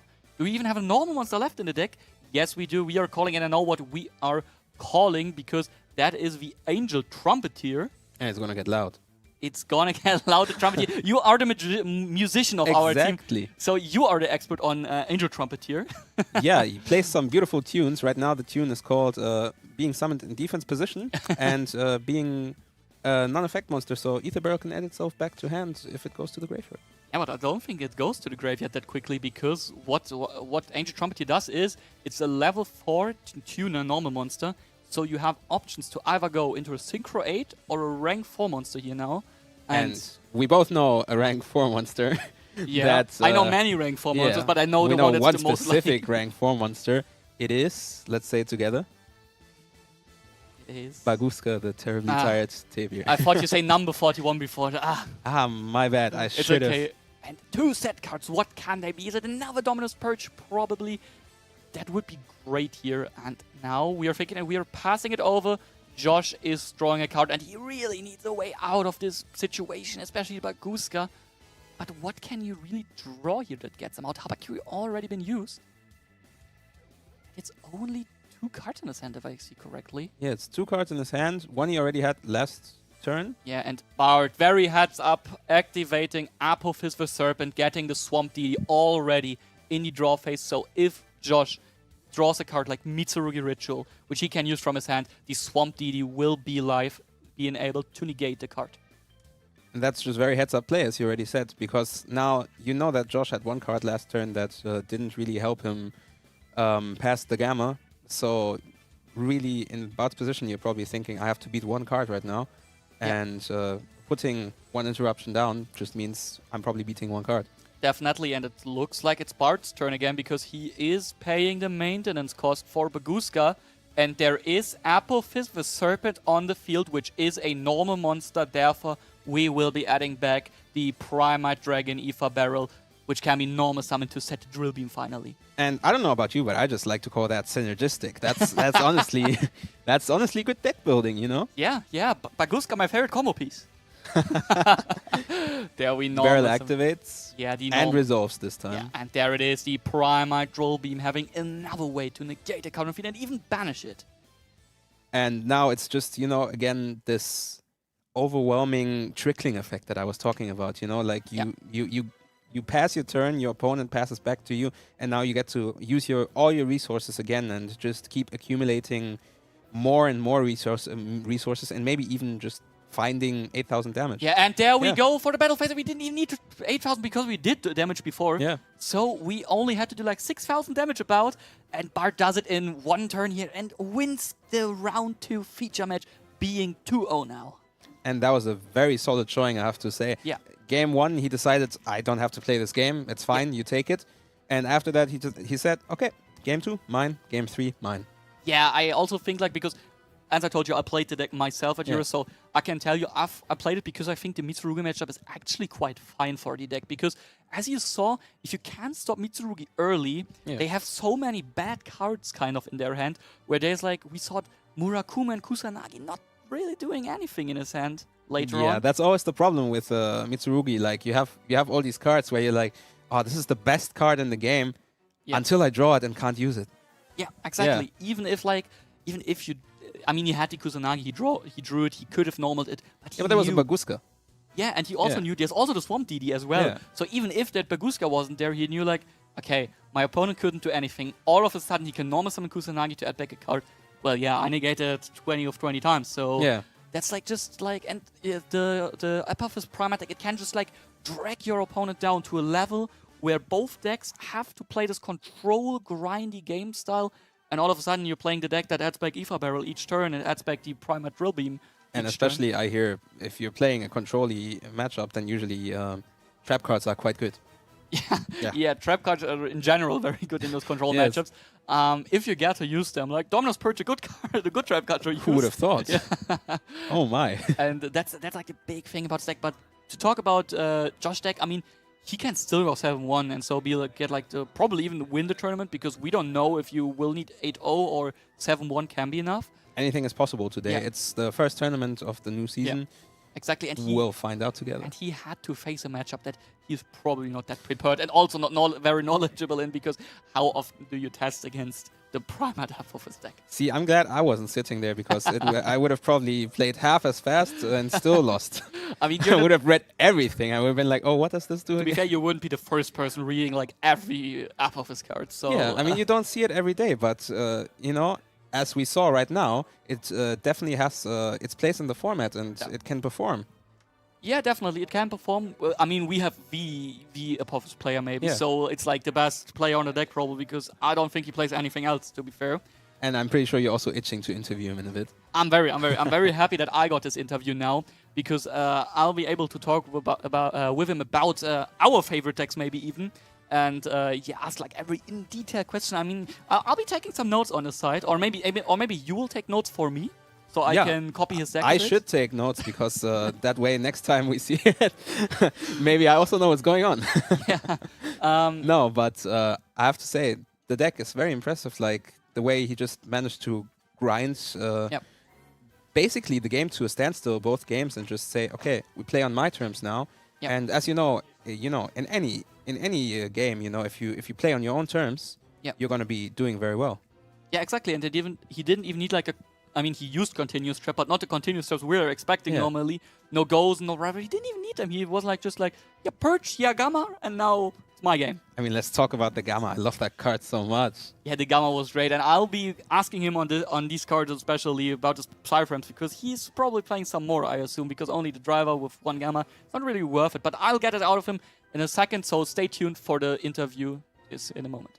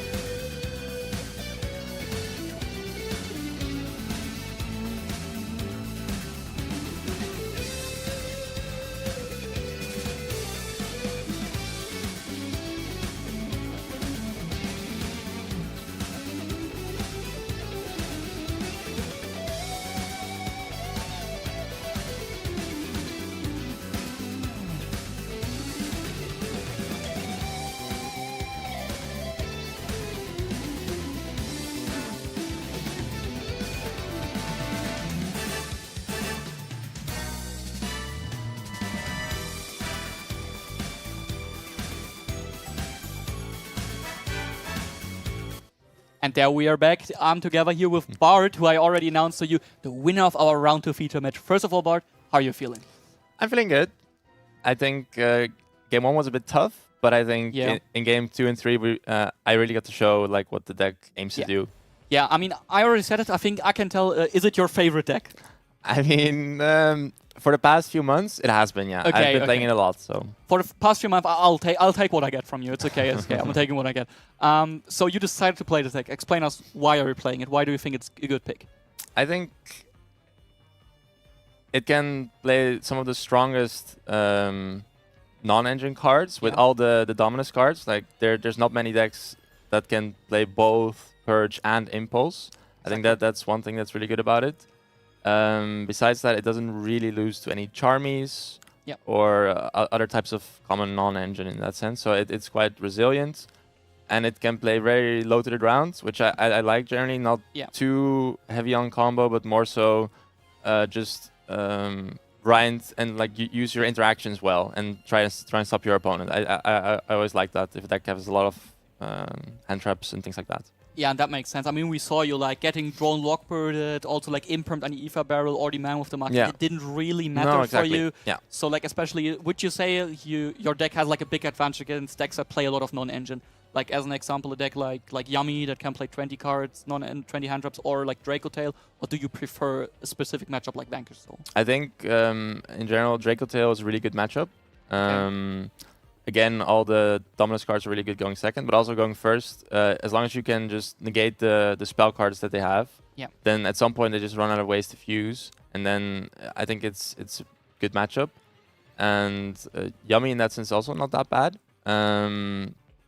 Yummy's a bit more shaky going second, I feel like, but it's still doable, especially again with Impulse and things like that. It's more so the Vanquish and Crystron matchup that I find scarier if you go second, because they have just so much gas and like they're not stopped by an Imperm, for example. So that's how I always feel this with this deck. But if you go first, I think any deck should be fine. Yeah, that makes a lot of sense with your with a billion trap cards. Like, exactly. There it makes sense. So let's talk about the game quickly. Like game 1, you just scooped up immediately. Do you think you had a chance, or was it more for the time reasons? No, mainly to keep my deck secret as well. Okay. That was the main reason. That makes sense. And I did open an Imperm and a Songs of the Dominators. So those should be very good cards going second. Yeah. Then I could also get a second Dominus card, for example. Yeah. But against Mitsurugi, it doesn't do anything. So that was really tough. Yeah, no, that makes sense. So then game 2, you had to go into this deep grindy game state, where then all of a sudden we're able to like find the OTK.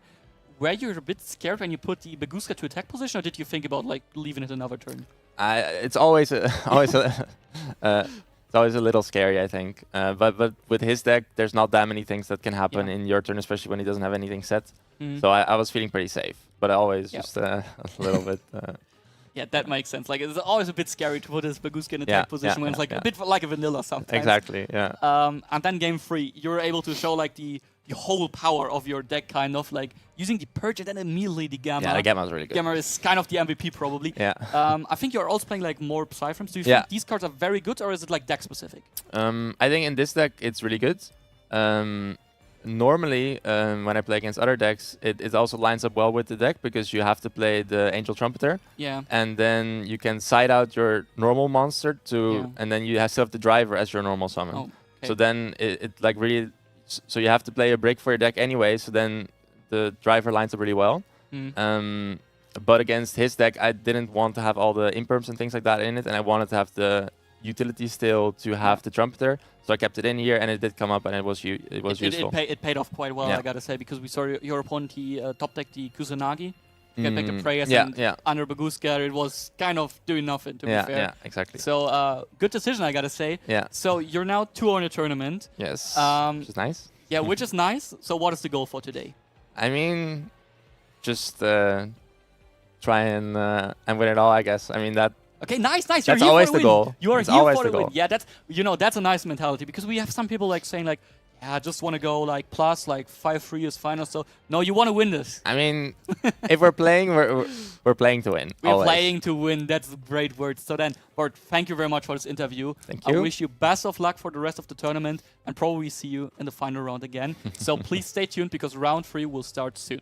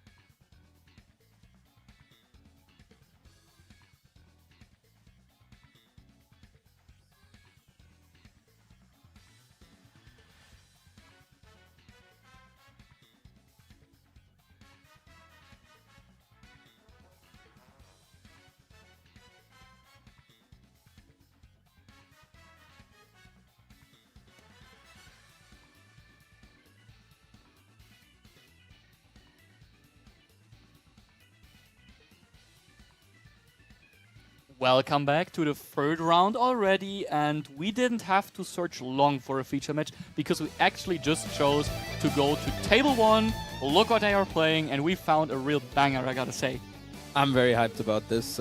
We were talking about what decks we want to see and what decks we want to feature, and there was one deck that I named and we immediately found it. So exactly, we found that one. It's also like on the feature match will be Emily. You might have seen her before on the Dutch national broadcast, because we had her there in, I think, top 16 it was. And she brought a good deck, I gotta say. Yeah. Or at least an interesting one, and also playing against an interesting deck. Yeah, I mean, it's just 2 very interesting decks, which I'm sure you're itching to see, which is why we're gonna go straight into game 1.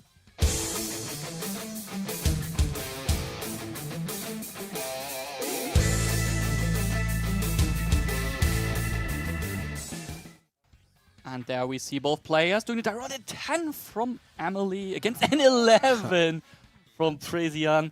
And therefore, he will probably go first, I assume. And that's always such a good feeling, right? I mean, you see your opponent roll like a high number and you're like, ah, man. And then you roll the dice and you just beat it. Does he have a play? Does Presian have a play in his hand? That's the question now. That's a very good question, and it looks like he does. There he has We see my new favorite card, Dracotail Mululu. Yeah, such a good card. Probably activating its effect. Emily considering if she want to use something.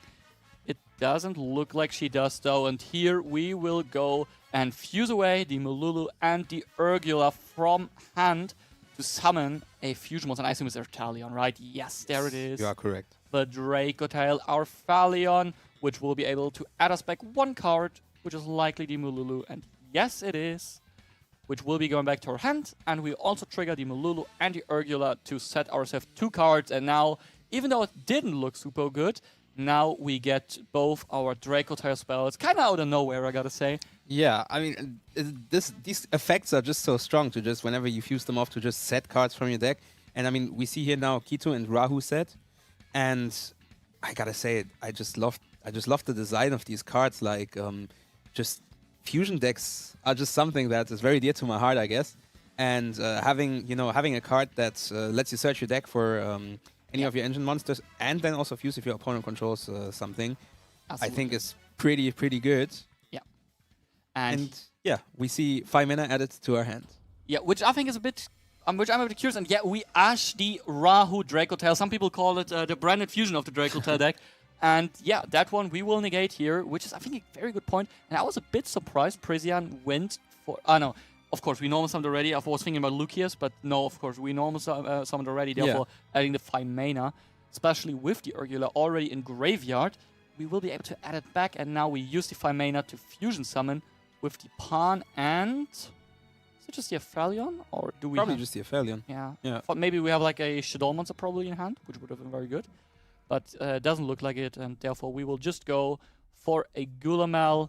And now we can trigger, of course, the Pawn. Exactly. Now, I think what's also very cool is the fact that Aphelion gets to summon himself back. However, not right now, because he was not in graveyard yet, as the monsters were sent to the graveyard. But I just think it's so cool that both of the fusion monsters just get to come back to the board whenever it happens. But it looks like we only can get 1 trap, and he chose the Flame to get the spell trap negate. Do you think that's the right choice, or do you think it would have been better to take the bounce? So, I mean, it also only negates spells, not even traps. It doesn't come up that much, but I think it's still a fair point, because there's a lot of spells in the format that you can deal with. Yep. And I feel like if you go for the other trap, yes, it bounces a monster, but only a monster in attack position. Yep. And if you know it's there, you just kind of summon everything in defense position until you can answer it. Yeah, fair enough. Fair enough. I can get behind that. Yeah, we used the Urgula, put it under the deck at the bottom to add back the 5 mana from the graveyard. And now Emily is considering, and yes, she is using the Izuna here. And that's quite good here, because Presian already went through all his interrupts, I would have said, like all his combo potential. But we have an Ash Blossom. I have the Ash Blossom, because he could have she could have gone for the Nash Knight to suck up the Gulamel, which then wouldn't even be in the graveyard. But Ash Blossom and Joy Spring here, very good card to stop all the Izuna shenanigans, but she stays on the field. I mean, I just have to say, like, the K9 cards, though, are so good against Draco Tail, simply because due to the nature of Draco Tail, they're always going to activate something in hand or in graveyard. There is the reinforcement of the army. Do you just negate it with Flame? Yes. I'm pretty sure you do. I mean, if you're Presian at this point, you're thinking, okay, this is Vanquish Soul K9, so I'm just not going to let you get Raisin. Right? I'm still thinking it's Vanquish Soul K9 from what I see, but we got some more information, so let's see. What does Emily do? There is the normal summon of Rescue Ace Hydrant. And both players laughing because Presian was like, okay, I definitely need to read that one. Now, my question is, when you negated that reinforcement of the army, wouldn't you just, like, use Gulamel also to destroy Izuna? You could, but that Izuna right now doesn't really do a lot, so you can also just keep it on the field and keep the Gulamel pop for another point, especially now. And we Ash the Rescue as Hydrant. That's a big disadvantage if you Izuna in your opponent's turn, that your opponent can Ash again in his turn and your turn. So 2 Ash Blossoms used to stop Emily, even though the card is once per turn, but we have the emergency here. Now my question is, I understand seeing Hydrant being able to search and saying, I don't want this to happen. Yeah. But at the same time, there is not that much at this point that it could have added that might have been quite as annoying as now getting hit with the emergency, right? I mean, you could have, let's think the Hydrant resolves, like maybe you could prevent a maximum problem. Yeah. It's just... Okay, and now we are going for the 5 mana, chaining the Gulamel to pop the Rescue as Hydrant. Yeah, this makes sense. That way, in case Emily doesn't have another Rescue Ace card in hand, Emily will just have to tribute whatever is summoned. The question is, can she for emergency tribute to Izuna? No, I believe you have to tribute a Rescue Ace card, no? Could be. I'll check that. Yes.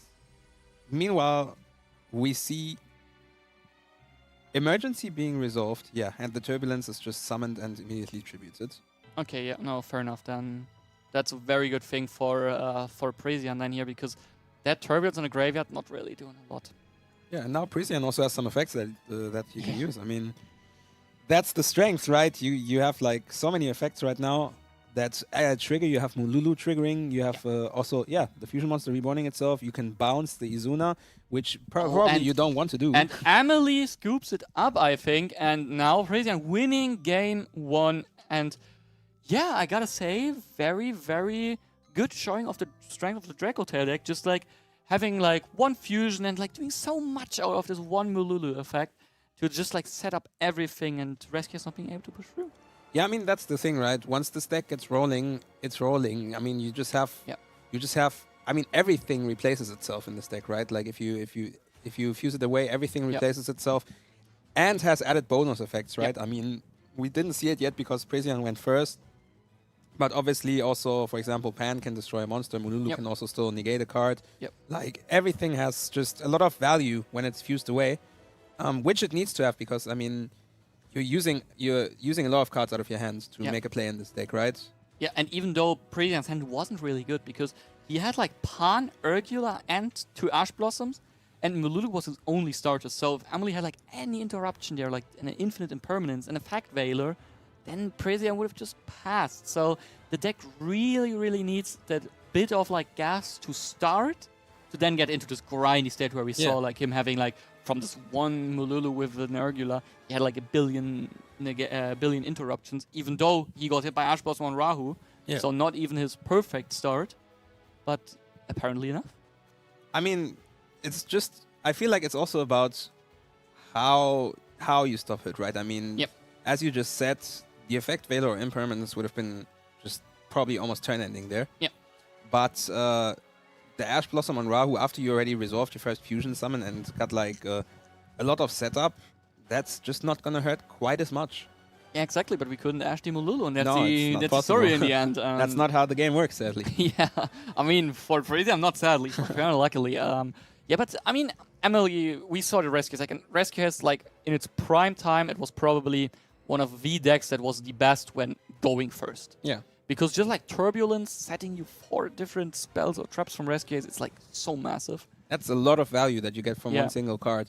Now, my question for you is, do you like see a correlation between the K9 and the Rescue Ace cards, or do you think it's just like, I like Rescue Ace and I like K9? Honestly, there is, which is the Infinite Track River Stormer, which can add us an Earth Machine, which is the Scrap Recycler. I'm not 100% sure how we get it out of the graveyard, except by, like, as example, the Promethean Princess. Yeah. And yeah, that's how I think the synergy is, but you need 2 level 5s on the board. But I think we will see in a moment how Emily will show us how the decks really, like, how the engines, like, work together, because I'm sure she can show us better than we can, like, theorize about. So let's go back to the table for game 2.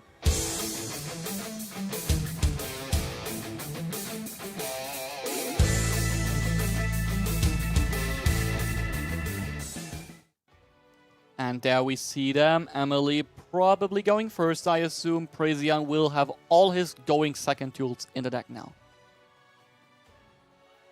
So I always love this one moment at the start of the match where both players assess their hands, or at the start of a game where both players assess their hands and Emily just take it all in, you know? Like, I think it's so important because there's some players that just like kind of draw their cards, see their first star and go like, oh yeah, boom. And then sometimes you just don't really want to do that. So I think it's always nice when you see players like take a moment to really double check, like, okay, this is my options. This is probably the best for me right here. And we do see Airlifter resolve here. Yeah, there's one interesting thing about the Rescue deck now, that the decks that play in your turn, if they play like on your field or so, you can like chain the Airlifter and summon one from the hand, which is like interesting because back in the days that wasn't like really that important that interaction go first, and now we use the emergency trying to get the Turbulence, but there is Ash, Blossom, and Joyous Spring. And Drone and Lockbird was also used after the Airlifter, so that's just really devastating. I mean, yeah, it doesn't look good for Emily. Probably does she have to pass, or does she have a... No, she has to pass. Oh, that looks like a pass turn.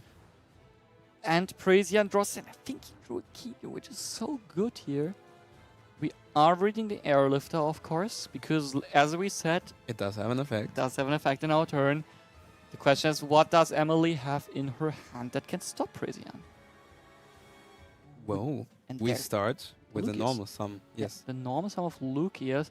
Which is just anything. Yeah, anything you want. Yeah. It's like a very, very good start. The normal summon of the deck. I think in Emily's hand we see the big issue of the deck. She drew the Hydrant and the Airlift, and you can only normal summon one monster. Yeah. So, very unfortunate for her. Presian does go for Pan. Yeah. So, probably already has everything else he needs in hand. And yeah, we see on Resolution a Drone Lockbird. Yeah, we have our own Drone Lockbird, but that's not as critical for Presian, I think. Because now we just use 5 mana. Yeah, because the deck is just setting the stuff, not immediately searching. Therefore, really well playing around the Drone and Lockbird. We go for the Arphalion. It does still beat Kitu, though. Yeah, fair enough. Kitu is stopped, but I mean, if one deck has enough to do afterwards, it's still probably the Dracotel deck. Yeah, I mean, you still have Rahu. Yeah, absolutely. And we've used the Pan and the Lucia as a way, triggering both of them. Seems like, I mean, it doesn't really matter how we order the chain links, because like the Airlifter, even if it would activate itself, Pan does not target, therefore would still destroy the monster that would be summoned by Airlifter. Yeah, I mean, there's no way we're activating a fusion monster right here to bounce the Airlifter, since we can just destroy it anyway. Yeah, I think we rather bounce our own Ash from the graveyard. Yeah. Or the Drone Lockbird from the graveyard, one of those two. Likely though the Ash Blossom, because that card is just like so good against the Rescuers, like on the emergency, on all different, like the Airlifter, you can Ash it. I don't know if you want to. You could Ash in this situation the Hydrant if Emily gets Hydrant, and we just destroy the Airlifter now, setting out 2 cards. And we see Flame set again. Yeah, Flame and Rahu, I think.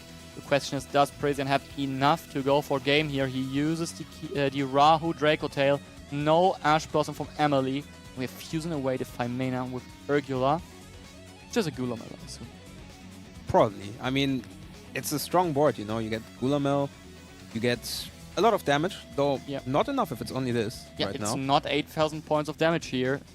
So Emily still having a chance. But you do get both of your traps set. But what did we attack with Arphalion? Did we not use it? I didn't see. We might have not used it. That might be costly. Let's see. Maybe Presian has a plan. Rahu Drake also locking us into, I think, Fusion Dragons now. Yes. Oh no, just fusion, not fusion dragons. Oh, it is of course, it's the Secretarion Dragon, which is now will be able to summon one back from the grave. Oh no, it's Gulamel.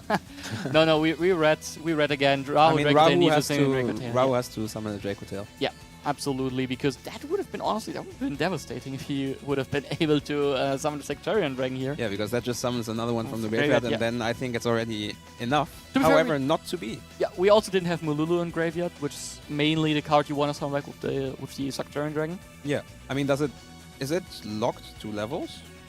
I don't think so. No, because then you could also just summon Urgula. And yeah, for game. Yeah, definitely. There would have been game. But it's not, and we just go for the battle phase, and Emily will get another turn. The question, though, is there's 3 set cards where we know it's both Draco tracks. There's a Gulamel on the field, and probably we'll add back the Fine Mana as well. And I'll tell you a little secret here. Yeah. That Dracotail Horn is a pretty good card against Hydrant. Isn't it just special summon? I'm not sure, actually. Isn't Horn special summon? No, it's just one attack position monster on the field. Then that is quite good, yeah. Then you're right. So let's see. Emily drawing for turn. Okay, we need to cut the deck before. Fair enough. Yeah. And then she will draw probably her last card if it's not good. Is it something playable is the question. We normal summon the Hydrant. Activating Fire Engine. That does work because it triggers whenever a Rescue Ace monster is summoned. Exactly. Now, if Presian summons a monster from specials and monsters in general, I think Emily will be able to summon one from deck. It is. Yeah. However, I'm not sure that this is enough yet. Okay, let's see Presian. Very heads up from Presian, knowing or at least reading that the Hydrant has targeting protection whenever another Rescue Ace is on the field. And therefore here big heads up play by him to just like prevent the bounce. You mean like Rescue Ace Preventer? Yeah, he is preventing. Yes. No, it makes sense because otherwise if... Ooh, and there is Hita, the Fire Channeler, which is actually a card we don't see very often. It's like, I think by discarding one of a fire monster, we can just like add a fire monster with, what is it? I think 1500 or more attack? I think it's something around that way. Let's see what she will search, or if Prison has an answer for the Hita. Now he would really like to have the Ash Blossom that's in the graveyard right now, because that Hita would have been is a -1 in fact. But if you get the card you're looking for, it's probably worth it. I mean, the thing is, so first of all, Hita can actually add any fire monster with higher attack than the one you discarded. Oh, okay. I mean, which, more than zero. Yeah, more than zero. More than zero. So any fire monster in the game. Yeah. Which, yeah. It is you have already called for it. It's the Rescue Ace Preventer. Which of course gets you back your Hydrant. It does. Yeah. I mean, if we get to the point, but I think it's rather maybe it's even getting back the Airlift I was thinking about. That also works. To like get the emergency on summon, to not like run into stuff like Gulamel or Felion in combination, to like pop the second Rescue Ace monster and so. But I mean, in the end, it's the same, because if we need to tribute with emergency the own monster, it doesn't make a difference. So we are rather banishing the Hydrant. Also, to mention, getting like the Book of Moon effect here, because we have the Fire Engine on field, which would deal with the Gulamel quite well. Yeah, because you can literally just wait until any Dracotail effect is activated. Exactly. And then you don't even necessarily have to Book of Moon the Gulamel. I mean, you probably still want to. Yeah. But, yeah. And therefore, we use a 5 mana, because you said it already. We are playing around it and using Gulamel, but there's the Impulse being chained to Gulamel. And that is very strong, because Impulse can now summon any machine. Yeah, I mean any rescue machine. Yeah. And I assume we will be getting the Airlifter here, right? No, just Turbulence, right? Oh, Turbulence is also a good call. Yeah, Turbulence is probably better. Yeah, Turbulence is also not a bad card. I thought maybe we want to go for the Airlifter, but I mean it will be bounced regardless. Or we summon the Hydrant so that our Felion cannot bounce it. Is that maybe a play? I mean, we definitely don't go Airlifter, because there is a flame set. Yeah. So please don't go for the Airlifter. Don't listen to me. And it's actually Hydrant. Yeah. Because that one cannot be targeted by the. And there is the Mysterion. which we definitely gotta read here, because that card is actually quite powerful, because it is like removal that I think banishes almost with the same, I think it's type, honestly. Because that card is very, very strong. It's a bit more rare. It has some occasions where it comes, somewhere it doesn't come. So basically it triggers when a monster is summoned by card effect. Okay. Which does activated effect by a monster actually, and then you can banish one monster plus everything with the same original type. But it doesn't trigger now, right? Because it didn't see... It does trigger on the Preventer, I think. Because the Preventer was... I think Preventer, I think we chained 5 mana to Preventer, didn't we? Does it trigger though, even though it wasn't on field when the effect was activated? Oh, that's a good question. That's a good question. I think the judge will know. Because I don't, apparently. I think it doesn't need to, but I'm not very sure here. So we'll check that. And it... Oh, we just use a Preventer now to book it. Okay, good thing. And there is now Rescue Ace Hydrant being activated. I don't know if President really planned it that way. That Mysterion comes on the field and it's immediately booked. Kinda looks a bit wasted to me, honestly, the 4 mana. Yeah, it does not seem like that was the way it was meant to go down in Presian's head. Yeah. However, now the Turbulence is surged. Yeah. Which, if this gets to stick on the field, yeah, that's a big swing. That really will be great for Emily, because, as we talked about before, this card being able to set 4 cards or up to 4 cards. Yeah. I mean, that's just game changing. Definitely 100%. The only thing we gotta keep in mind is that a spell card right now, if Emily uses it, it's like counterproductive for her, because Persia will then finally get a chance to use his flame. Yeah. Also, I think the Dracote fusions, they trigger whenever 2 monsters leave the field at the same time. So Link Summon would also make them trigger here. Yeah. Which you should keep in mind. However, I mean, yeah, they come back. They're big. Yeah. But they use their effects. Did Gulamel use her effect yet? I mean, yeah. I don't think we have a way to trigger it, but... No, I believe the... Fire Engine, true. Fire Engine left the field. Yeah, you're right. Probably just waiting for our turn. The question is, does Emily have a way to get rid of the Rahu in the back row? And there is, in fact, an Ash Blossom and Joy Spring in the graveyard of Presian, and therefore Heater being able to summon it. Yeah, and I think now it really hurts Presian that he did not add back with Athelion earlier. Yeah, because, I mean, again, I'm saying prevent so much, but a lot of this could have been prevented with an Ash Blossom. I mean, yeah, Ash Blossom on how's it called, on the Impulse would have been crazy. Yes.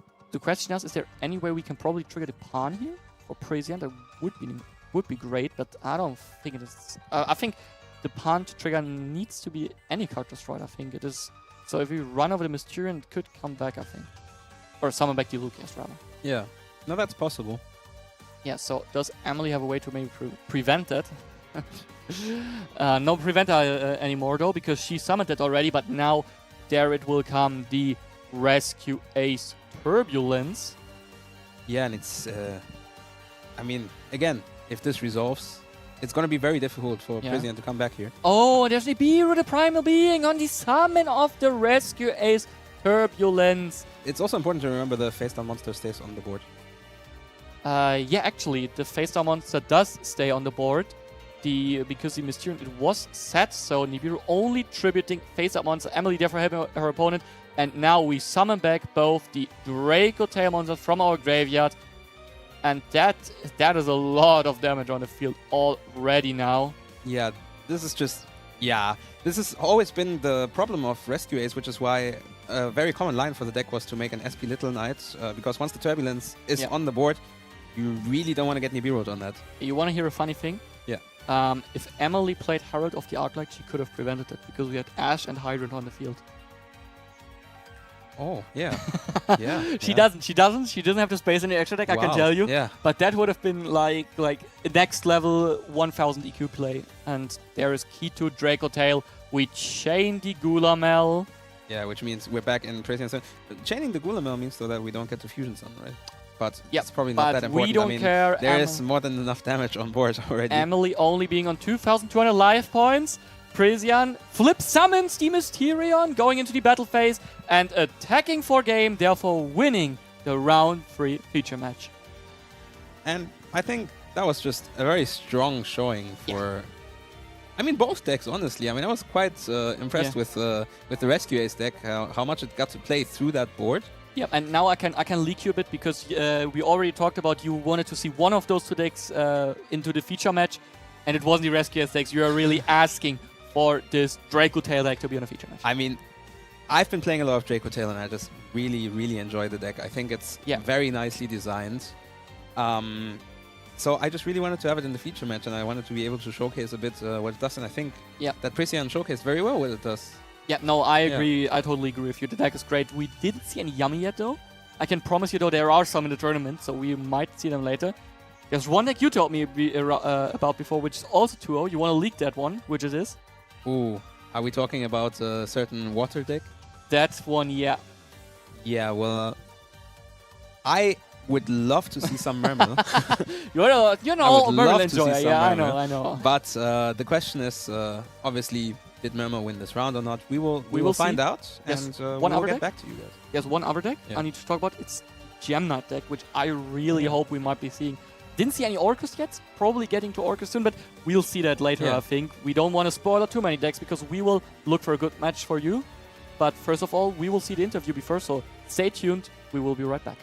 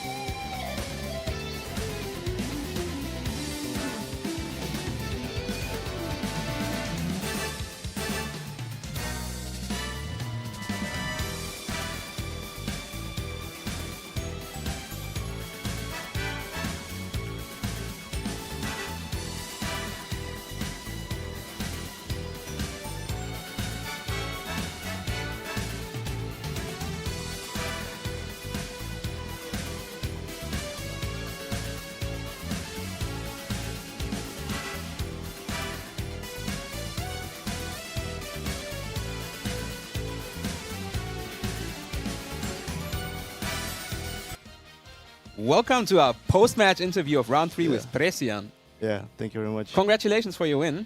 Thank you, thank you. You chose to play Draco Tail. Yeah. Tell me about it. So, on the release of Justice Condors, I was really debating which deck I want to go for. All three seem so nice. I like all the playstyles.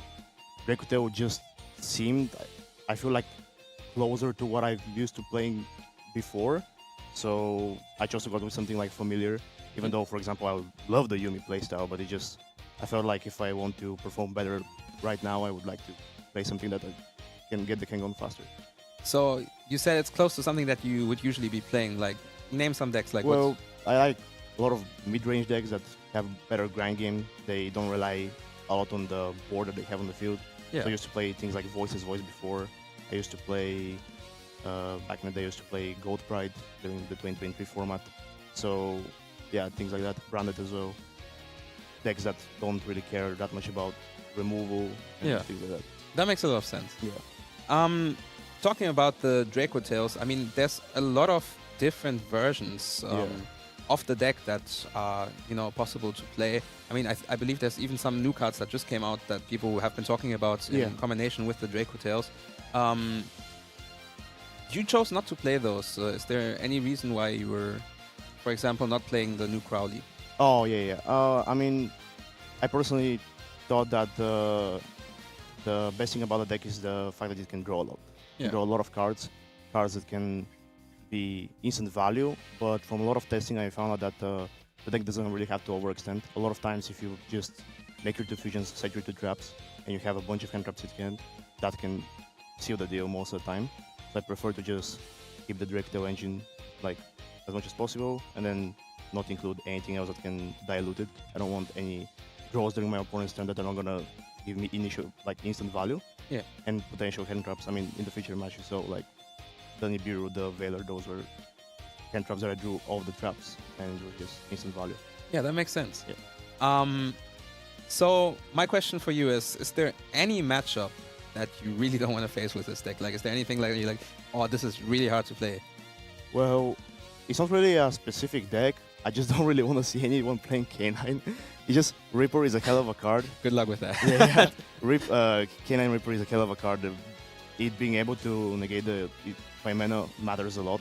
Yeah. So you can dodge it, of course. You can play around it, but it makes you play in such a annoying way where you have to do purposefully bad plays just so you know that your 5 mana is going to resolve, and it doesn't feel nice. Yeah, I get that. All right. That was my questions for you, Okay, actually. thank you. I wish you good luck for the rest of the rounds. Thank you very much. And maybe we'll see you again. I hope so. Yeah. Good luck. Thank you. And we'll see you guys in the next round. Stay tuned.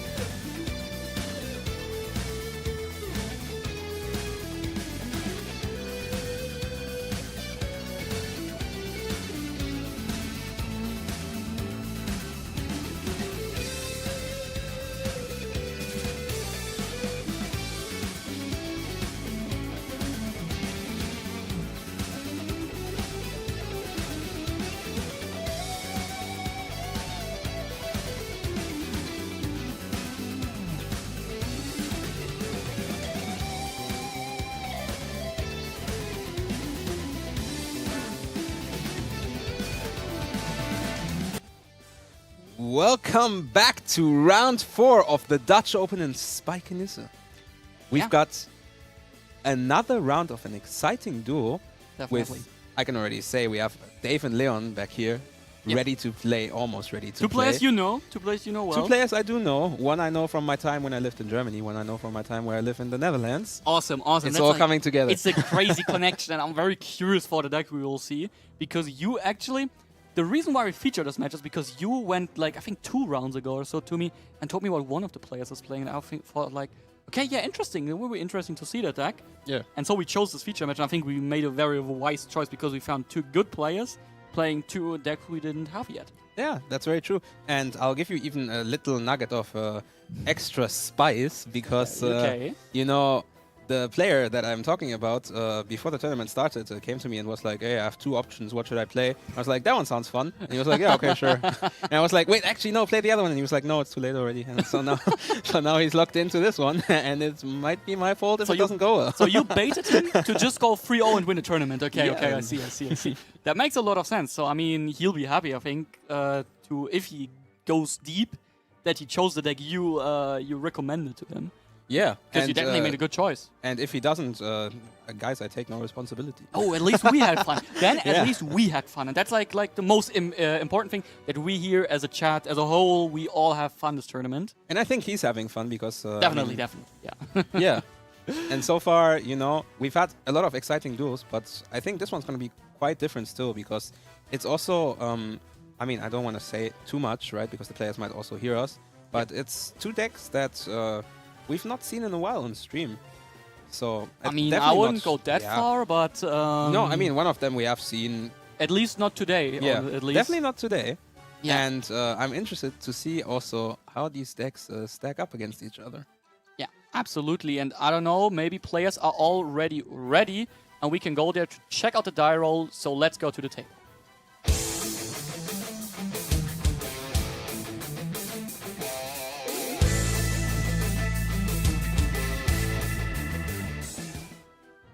There we see the players going for the die roll. Leon rolling an 8. Above average against a 10. And therefore, Dave will probably decide to go first. I would assume as much. Yeah, and they're both players drawing 5 cards. Let's see, do we see the little pause again that I was talking about? Oh. Yes, little pause assessing the cards. Yeah, but we don't see anything yet, so we will be in a whole surprise now. Question is, does Dave have a play? Here, looking at his hand, thinking about the lines, probably has just like multiple starters here. Yeah, I would assume so. I mean, the deck is and it's quite an resilient, and we enormous see. summon of Jesse. And that's such a good card. I mean, drawing 2 cards and getting into your place, but not drawing 2. Not if you don't have anything to bench in your hand. Doesn't look like, but is there a Marcher in the hand? There could be a Marcher. There could be set 1, set 2. Set 2. Don't tell me. And we are passing it over. Only 1 Chassis Cat, nothing else in the hand of Dave. And Leon must love to see that. I think I even saw a small smirk on Leon's side. And I mean, we're about to, I mean, you can already at home see what he is playing. We have it written there, nice and tidy for you. But let's see if he has a playable hand. Exactly, he's looking at his hand. Standby main, probably. Does he have a play? Doesn't look super happy, and he's setting a card. And setting 3 cards in the back row. This cannot be both players not having a plan for the going turn. And this, you know, this to me is what makes this game so fun. Sometimes when both players can't play, but here comes the Dormouse. Top deck, Malice P, Dormouse. Will that resolve? We maybe have a Solemn Strike. I mean, Solemn Strike, quite the interesting card. Don't expect it too much in main decks. No, but there are 3 set cards. I mean, I take everything I can get now. Let's see, Dave. Leon is thinking, and it is the forbidden droplet we need to see. What are we sending? We're sending the Mulcharmy Fuvalos. And I mean, the droplet makes a lot of sense because, you know, like, Linguribu can't even stop it, so that's actually quite good right now because if it was like an impermanence. But now Dave has a chance to continue his combo. Yeah, I mean, now the Link 2 just gets there, right? Yeah, we see for now there, and now the thing is, but we go battle phase. And it is Mulcharmy Fuvalos that has exactly 600 points of defense. Therefore, Domo's not running over it. Yeah, and actually, Dave takes some damage even here. Oh, yeah, true. Yeah, it was like 150 damage. That's incredible. Which, for Leon right now, is good news, because that means you at least get another turn. Yeah, but how much is that worth when we see like so many cards set there and they've been able to like link both those two away? I mean, you have to assume that maybe there is some more interruptions on Leon's side. It could be another droplet, which is once per turn, therefore not usable. That's true. That's the big issue here. I'm also a bit. I'm wondering a bit why Leon even set a monster. Fuvalos, but maybe. I guess because if you're setting something like droplet, right, you're not going to be using the Wait, we Fuvalos just anyway. passed? We're not going for Splash Mage here? Dave may be afraid of cards like Infinite Impermanence or something like that. Yeah, probably, but that's very interesting to me. Leon going stand by main, maybe he's bricked on all those triple tactic cards. Could be. Because these cards, Leon didn't give him a chance to use them. Is there maybe like a set card? You mean like, you know, like MTP would have been a card Leon could have had to play his Malice. But he doesn't, he just passes back. What's going on here?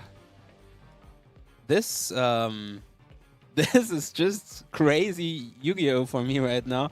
I mean it's like always that feeling of, oh great, my opponent can't do anything, and then you look at your own hand and you're like, oh great, I can do even less. And it is another forbidden droplet on the Dormouse. If you just like take a moment to reevaluate this, the reason Leon couldn't do anything for 2 turns is because Dave couldn't do anything in his first turn, and Leon just looked at his 2 Fuvalos and was like, oh man, oh man, this is not great now. Yeah, definitely didn't feel great for him. And now the thing is, Dave, is he now going for the Splash Mage here, or is he still too scared of something set? What could it be, though?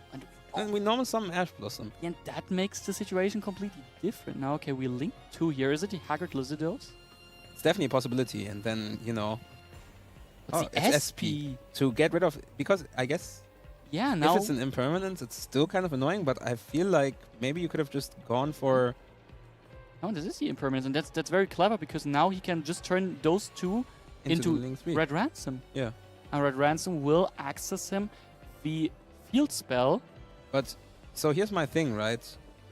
He could have also just gone for maybe Lizardos, banished the Chassis Cat, and then made Red Ransom, and if that gets impermanence... Yeah, then he still has the Splash Mage into Binder. Or the Splash Mage, Binder, yeah. No, but he decided this way. I mean, it doesn't make a big difference, except like the SP is like gone now, which is quite big. But I think on the other hand, since Leon chose to activate the impermanence, actually Dave can still attack directly this turn. Oh yeah, true. We're not in battle phase. You're right. But there is now the rabbit. Do we trigger it? I assume, right? Yeah. I mean, if at least the MTP has to be in the decks to yeah, no, if he had 2 traps, it would be crazy. Yeah. Okay. And a nice Starlight Rare MTP. It's beautiful. So there we banish the Red Ransom, now probably adding March Hare. I can only see a hair, but I think it is March Hare. The question is, how long is Leon even still watching Dave do this? Because, like, how much can he do here? I don't even know what could be in his hand, honestly. I mean, Nibiru would be a good card, and he actually also thinks the same. Yeah. Leon scoops it up, goes kind of devastated now into game 2, because that's like one of the worst things that can happen. Like, if your opponent, like, he wins the Daru, he goes first, and then he breaks, and you can't capitalize on it. Yeah, you can't capitalize of it, which is very, very unfortunate for Leon. I hope he can fight it back from a very, very sad situation for him, because that's really not what you want to see. Yeah, on the other hand, if you're Dave, you know, you see your opening hand and you're like, oh man, I can't play. And then you pass the turn and your opponent also can't play. You know, you're feeling great. Absolutely. But I mean, for both players, it's a scary moment. Yeah, it's a completely opposite thing now, because like Leon is really, really sad because his opponent bricked and he still lost. And Dave is feeling great because like he won even though he bricked. Yeah, and it's like always that feeling of like, okay, now I have my brick for the day gone, so it's not going to happen again. Absolutely. Which I also cannot guarantee. But yeah, I mean, at least it's less likely. I mean, it's not less likely, in fact, but I mean, it's just like from what you expect. Yeah. So, still talking about the decks, I mean, the thing is now both players will be getting in a side deck, and Malice going second. Do you think the deck like has some scary stuff that it can side and go second in general? I mean, like the shifter. I'm talking especially about stuff like Dimension Shifter. I mean, that definitely is a card. I'm not sure if every Malice player is playing it right now, but yeah, fair enough. That definitely is a card, but it is one card, right? Okay, yeah, but so other than that, you got to remember, Dave also still doesn't know what Leon is playing. Yeah, exactly. I mean, the shifter though is like how hard do you want to commit? Yeah, the thing is, we saw just the Fuva. I mean, it could still be the Vanquish Soul deck, honestly, because Vanquish Soul it could be literally anything. The thing is, we saw the Forbidden Droplet. So if I would be Dave, I would probably assume it's a deck like Crystal. That's a deck that plays very much likes to play the Droplet. Could also be Yummy. Yeah. It really likes to also play the Droplet because it had like so many cards it can send. Yeah. So very, very hard situation for Dave. The only thing is, I don't think he'll side on something like Lancea. No, I doubt it. Because that is way too risky. Leon, on the other hand, though, if he plays it in side deck, he can easily put in the Lanceas. But we will see in a second what the players are doing with the side deck, because I'm very interested what we will see of them here now, because we might see some surprises, right? Definitely. I mean, you at home already know, what might be awaiting us. Yeah. I'm just very intrigued to see how this game plays out, which is why, without further ado, I would say let's go into game 2 and see what the players do. Game 2.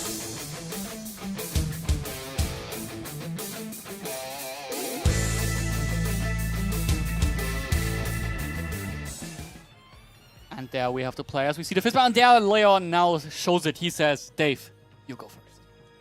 Yeah, and that's the thing, right? Dave's probably very confused right now. He's like, oh, what is going on? What am I playing against? Oh, setting a card? But no, yeah, this time we can play. And Leon lets it resolve. No Artifact Lancea. Very, very curious here if he will have something like maybe Mulchami Meowth, which is a card but his deck really likes to play because he also no Meowth. Yeah, no Meowth as well. That's just a card the deck really likes to play because it does no chance. I can tell you, Leon does not play Artifact Lancea.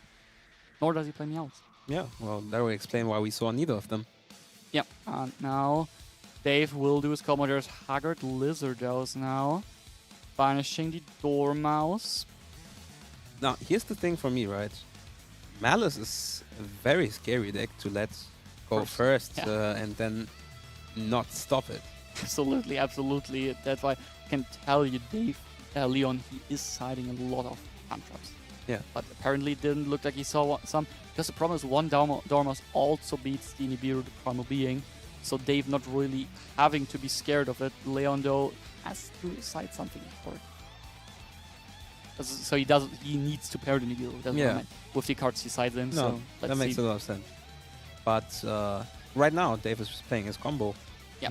I mean, Leon has not done anything yet regarding hand traps, regarding, stopping Dave. So right now, Dave is probably pretty unbothered and like, okay, I don't know quite what is going on or what you're playing, but I'll just do my thing here and see if you can beat it. And if you do, maybe there's still game 3, you know? Yeah, especially because that's like the scariest thing of the Malice deck in general. The Chessy Cat draw 2. I think like everyone can agree, like your opponent mid-combo drawing 2 cards all of a sudden is so scary, especially if the deck like this is like Malice and play Domicile. Yeah, I think it's just such a strong card, right? I mean, whatever you banish with it, you usually also tend to get back immediately. Yeah. So there's just like no cost to it, basically. Yeah, and I think this matchup is like very, very bad for Leon in general. Simply because of the fact that he wants to go second. And Dave is playing like probably the best go first deck we have seen in a while. So yeah, very, very unfortunate situation for Leon. The thing is though, he keeps the poker face. Not really I mean, I can't really tell if he like has a good hand or not. So good thing here. And we only see the Cryptor now. The question is, yeah, we have the backup already. So that makes a lot more sense then, because we didn't go for the Wicked because we didn't need it. Yeah, exactly. If the backup is already there, there's no point in making the Wicked, right? You can just say, okay, Cryptor, and we play on. And, yeah. Some people might disagree with you, because a Wicked actually has protection. Yeah, I guess that is a fair point. And we see Dave discarding Darkwood no more because he expected to go second this game. Yeah, absolutely. Probably thought it's like the Christian Yummy deck, and we just link off the Cryptor now because can easily get it back like. Yeah. Into a Splash Mage, which just extends our combos. I mean, let's talk about Cryptor. Such a good card as well. Yeah. The fact that it can non-targeting banish and also come back and with doubled attack, I think that's such a strong card. Honestly, one card that could have been crazy here though is if he had like kept Imp. Oh no, we searched a Wizard. But because I was thinking like, if like can Imperm the White Binder here because we used the MTP already. Yeah. They thought he goes second, so very, very likely no GWC in a stack, and MTP was already in the graveyard. Therefore, if we had a card like the Infinite Impermanence here on the White Binder, of course, our opponent could have done a bit, but not really get the Banish off, nor the set, I think. Oh no, wait. No, we could have gone for the Allied Code Talker. I think that one does not negate.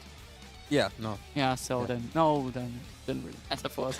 One Imperm is not stopping what Dave is doing here, so if Leon has Imperm, probably just keeping it. Maybe there's a world where we have Ash Blossom and we wait for the White Binder effect, but that also just doesn't sound very likely because at this point... It's very greedy, yeah. Yeah, at this point there's so much on Dave's side of the field. Yeah. I don't even know if he's even still going to use the White Binder. I'm a bit confused because this looks like he plays crazy into Nibiru now. Because we see the Wizard summoned. But he hasn't used the field spread, right? Yeah, and Marcha. Yeah. Oh no, wait, did he use Marcha? Yeah, he used, I think, because of the Dormoth and Graveyard. The Marcha was used already. But you're right, he has a field bullet, so yeah.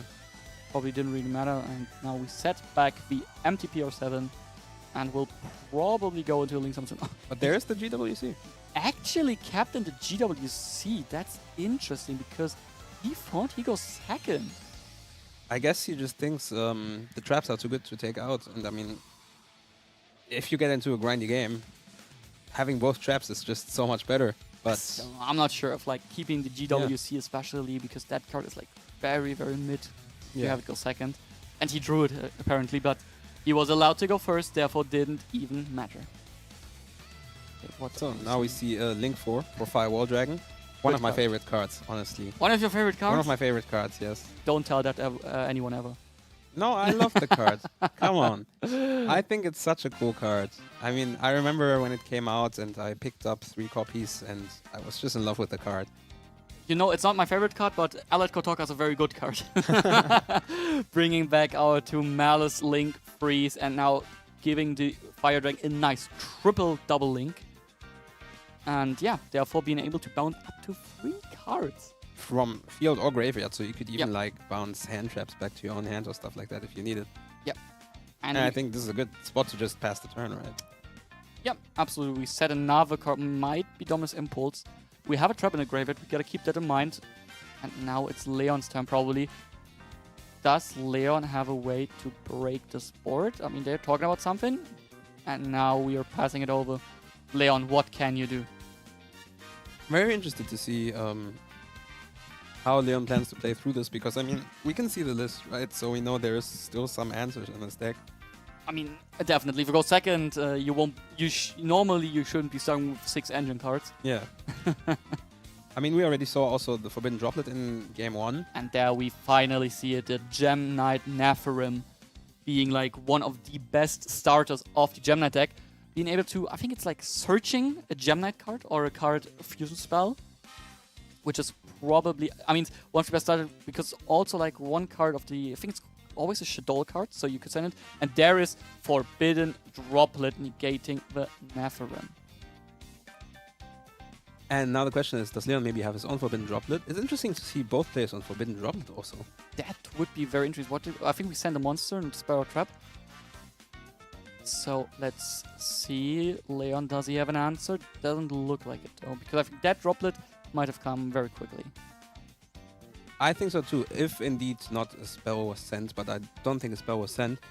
Yeah, and I mean, playing into a fully established board and then getting your starter stopped is not the best start for Leon, I must say. Yeah, and there is the Gem Knight Quartz he can use from his hand to just like set one Fusion Continuous spell directly from his deck, but he's then locked into Gem Knight monsters.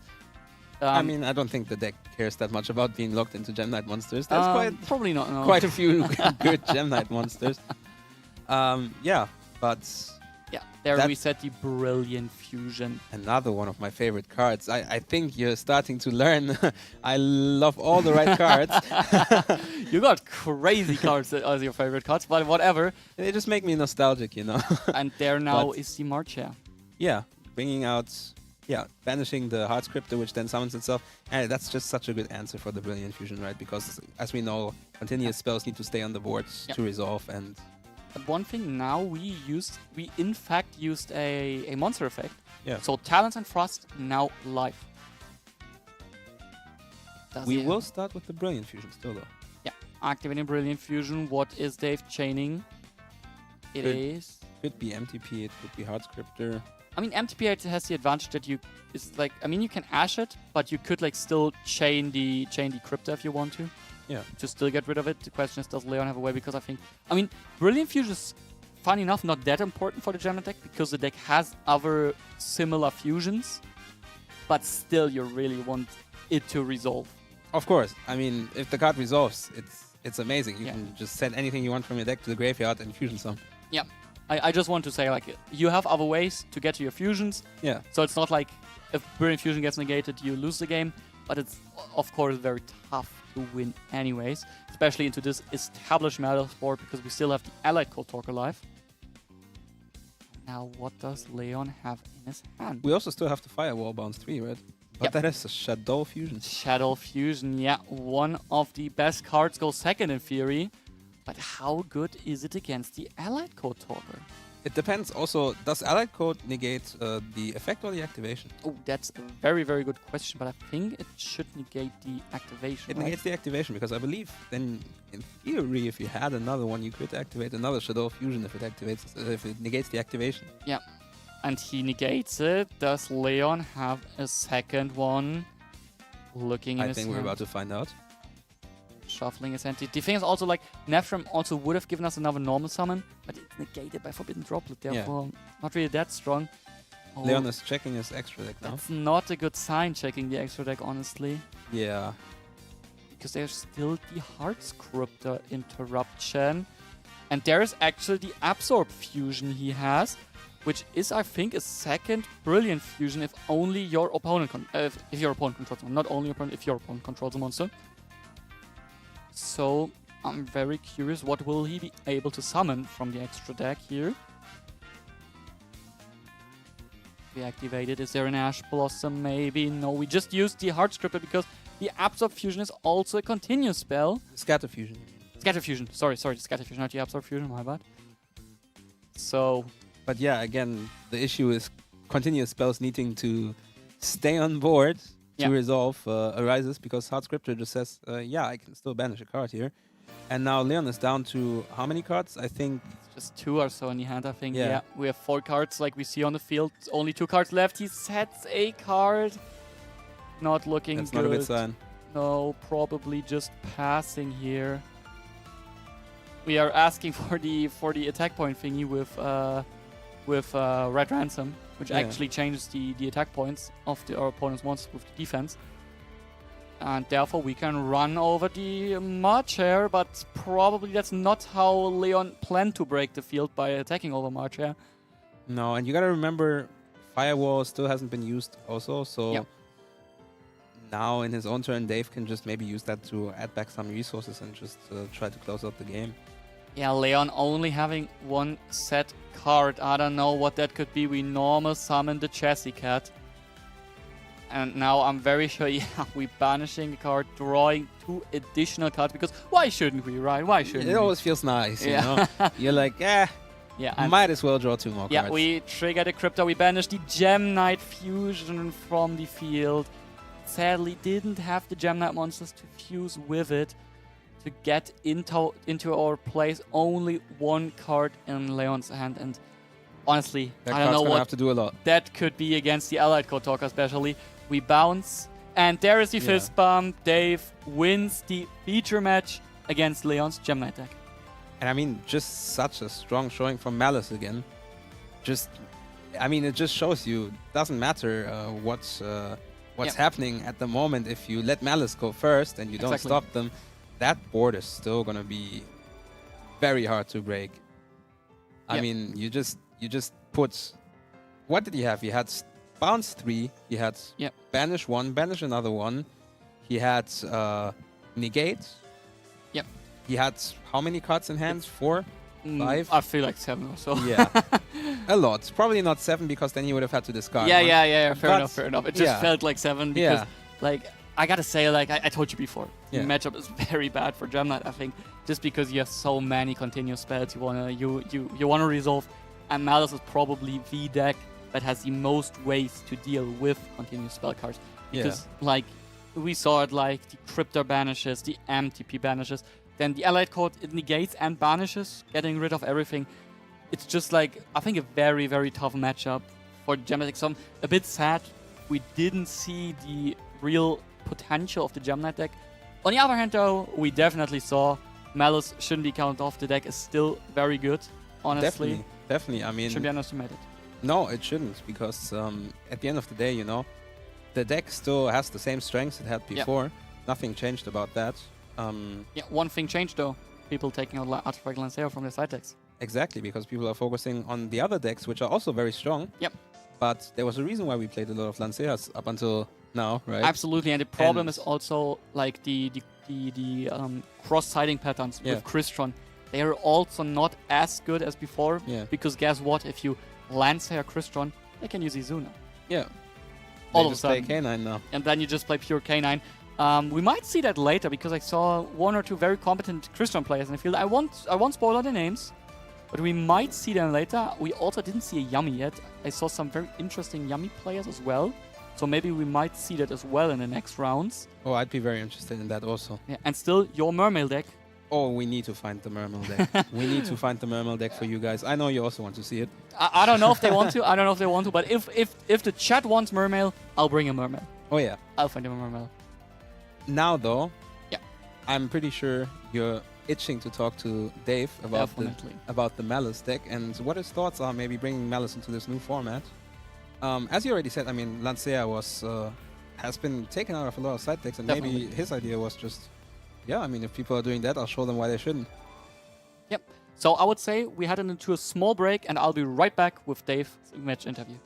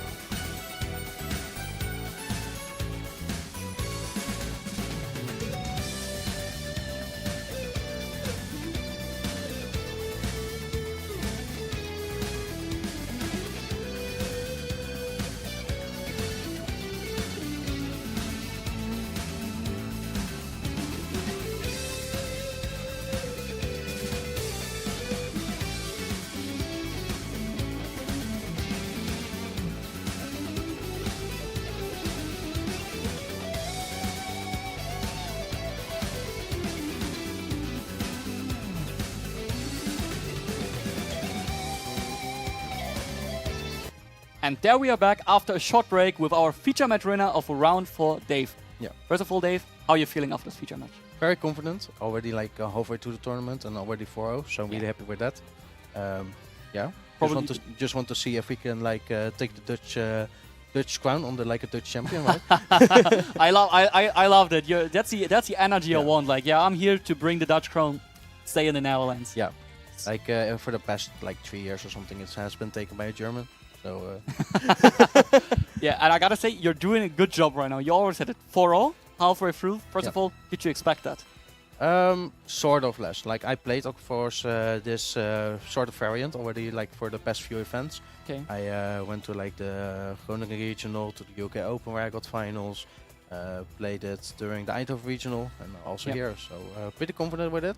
Really happy with the list. I wasn't the one who essentially came up with the idea. So at least thank you, Yuna and Thomas, for the idea. So Fair. Fair enough. So you chose Malice out of comfort, or rather out of you think it's the best deck? I think it's the best deck, but it's also a little bit of both, because I have been very familiar with the Malice cards. But the thing is, just like many people are playing Breakers right now, and the Malice, the deck, cannot be Breakered. That's essentially yeah. We saw that. We saw that game 2 very well. Yeah. So let's head back. Game 1. Did you know what your opponent's on? Did you see it, or what? No, definitely not. Okay.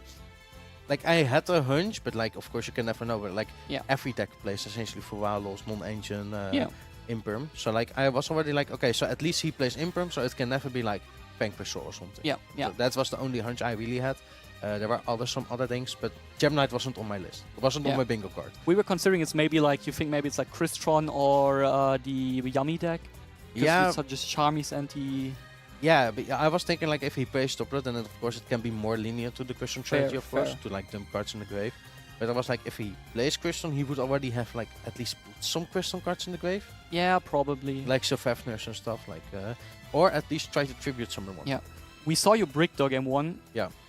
You must have been a bit scared then. So how was your first reaction when you saw your opponent didn't have anything as well? So like of course you try to bluff your way into something. Of course he also didn't have anything. He didn't activate full loss. So I was like, okay, a little bit chill there. Yeah. But at least I wanted to have at least like a body on the field. So like if worst case my opponent breaks from like by some miracle, I can always normal summon a hand trap to go into list of those to create a combo. Yep. Just like see it out essentially, right? Fair enough, and it worked very well, we gotta say, because like that Lingerie will then like paid you back very well with the Dormouse top deck. You decided to not go into Splash Mage immediately. Take us through your thought process. So the thing is like essentially it loses immediately to one hand trap, and if he already has like 3 set in the back row, then it's like very obvious he has like some sort of interruption. Yep. So I wanted to keep Dormouse on the field to like bait out his hand traps and then go for the final push for the game. That's what I changed my idea. Yeah. So like I always have follow up on it. Like of course Splash Mage can also be follow up, but it has far less attack. And of course if he summons just one monster, then he can kick over to Dormouse, for example. But I still come to Lingerie, so I can always go with Lizard Rose again. Yeah, okay, that makes a lot of sense. So then you managed to win the game 1 into a crazy grind after both players breaking. Game 2, we saw it. Your opponent, you had like your hands drawn, and your opponent was like, "You go first." Yeah, I was. What was your feeling? Like I was a bit surprised, just like you said. I didn't know it was Gem Knight, so I was like, okay. Like if he let me go first, like what can it be? And like in my opinion, it's like only one of 2 decks. That's Stampire, which I was like, oh, that's a deck, and Gem Knight. And I was like, if he plays like how I think, I was more thinking about Gem Knight. Okay. So I'm familiar with the cards, not that much because it's just like so recent in like the TCG, of course. But yeah, just reading all the cards just to make sure like that you always have it right, because the cards look sort of similar. Yeah, and we saw like then, as you already mentioned, the Malice deck kind of unbreakable, honestly. Yeah, it's not like he also didn't really open breakers, so that like was the plus point of it. So yeah, actually a very clean 2-0 from you, I gotta say.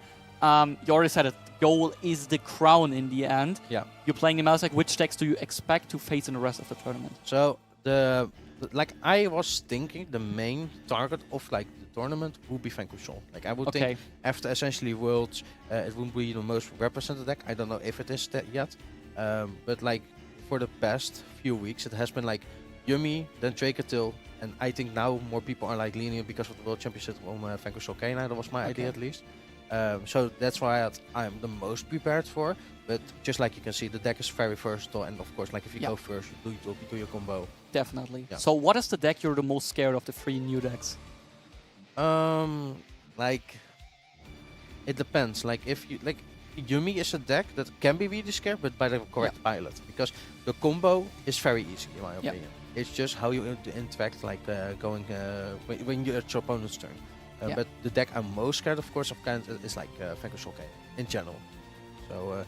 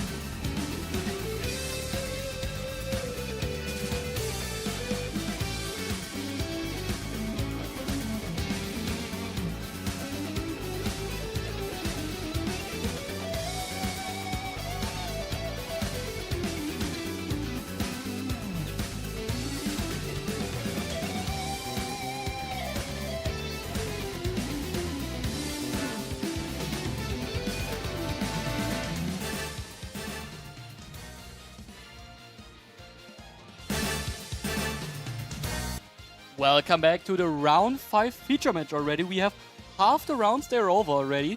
So now are the rounds where it really comes down to who will be able to accomplish the title of the Dutch Open champion for the 2026 Yu-Gi-Oh! Season. I think we found a good matchup, honestly. What do you think? I think it's going to be a very interesting matchup. Of course, both our players that we have in this feature match for you are 4-0. Yep. So they're both still very much in the run for that title today. Yeah. And I think our players are ready, so let's see which one of them can get one step closer to winning this event today. Let's go to game 1.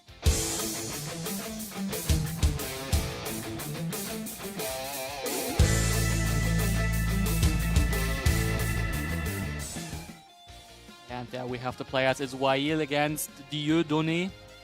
And now who has won the die roll and can go first? It seems like Wael, I think he... Yeah, I believe Wael won the dice roll. The question is, will he start? I mean, if he won a die roll, I think he will start. You never know. Oh, but he passes over to Dieudonné, not having really what he needs. You know, at this point, I'm starting to feel like it's our fault, because whenever we have someone sitting here and they win the dice roll, they seem to just not do a lot in their first turn. Yeah, and Dieudonné starting with Mitsu, Rugi, Prayas in draw phase, I assume. Thinking about tributing something. Really, really curious. And Yeah, tributing Kusanagi. Yeah, tributing Kusanagi. I'm a bit surprised by that, because I think you sometimes want to have it in hand to send them off of the Misery Ritual. On the other hand, though, you might not be able to get to your level 4 monster then, so yeah. But we see Ghost Bell. And that one is actually quite fine here, I think, for Wael, because he stops the Search and the Reborn, and the Kusanagi attack is not that scary, honestly. Yeah, I mean, it gives back a prayers, but that's next turn's problem, I would say. Yeah. Right now, that actually doesn't do that much. Yeah, we see the hand, and Dieudonné, is he activating it? Yes, it is the 7th Tachyon, showing the number 104 Masquerade, and Wael's nodding with his hand. So Dieudonné probably adding the X Ryziel, right? It could be X Ryziel, could be Ice Ryziel. Fair enough, fair enough. Could also be a level 4 spellcaster. I doubt that, but you never know. But it could be, it could be. Yeah. I mean, it's fair to think here for a second, because he hasn't used his normal summon yet, but it's just going to be the X Ryziel. Absolutely, the X Ryziel makes so much sense, especially if you have something like a Mulcharmy here in hand. You can just summon it and get off into the Duo Drive anyways. So now, yeah, putting one card on top of the deck. And we see a gesture here from Wael, nothing on resolution, so also no draw land of bird. Yeah, exactly. We are now special summoning the X Ryziel. Thinking about what we take from the extra deck. If you play 2 Duo Drive, it would make sense to send a Duo Drive, just so we can attach it, or we just send like, I mean, there's a lot of cards you can send here, to be honest. Yeah, sending the second Duo Drive if you play it is good. Sending the Exiton is something I didn't expect, though, to be fair. While not having the biggest field of them also, probably not that big of a... Maybe he just wants to keep his options open, and Exiton feels like a card that he really will not need right now. Fair enough, but we'll have to let that X Ryziel resolve, and Sword Ryziel now being added to the hand of the Dieudonné. And we see it here again. I mean, we talked about this also last round with the Malice deck, but these decks are all still here that we've been seeing for, you know, the last couple of events. They're all still here, and they're all still doing great. Exactly, and now we see the biggest strength of the Ryziel deck. Like, it's always like special summoning a body kind of for free, and then adding another Ryziel card also for free. It's like just, it's so hard to interrupt them, and here we now see Star Ryziel. Yeah, and Star Ryziel just being able to set Ryziel cross directly and insulate yourself from another hand trap. Like, for example, Nibiru the Primal Being is just great, but it's going to get effect veiled.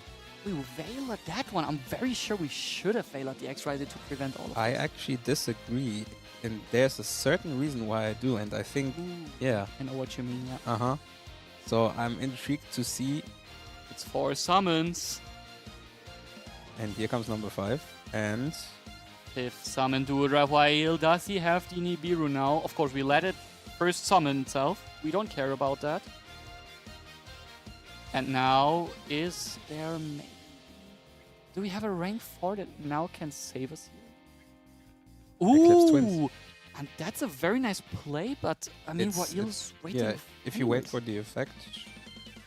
We are waiting for the effect, and it does resolve. That's something I didn't have on my bingo sheet now. No, I have to say, I mean, I guess then, you know, you Veiler because you have to, because otherwise it's not going to do anything anymore. But in that case, you would have probably just had to stop the X and hope that there's no more follow-up there in the hand from Dieudonné.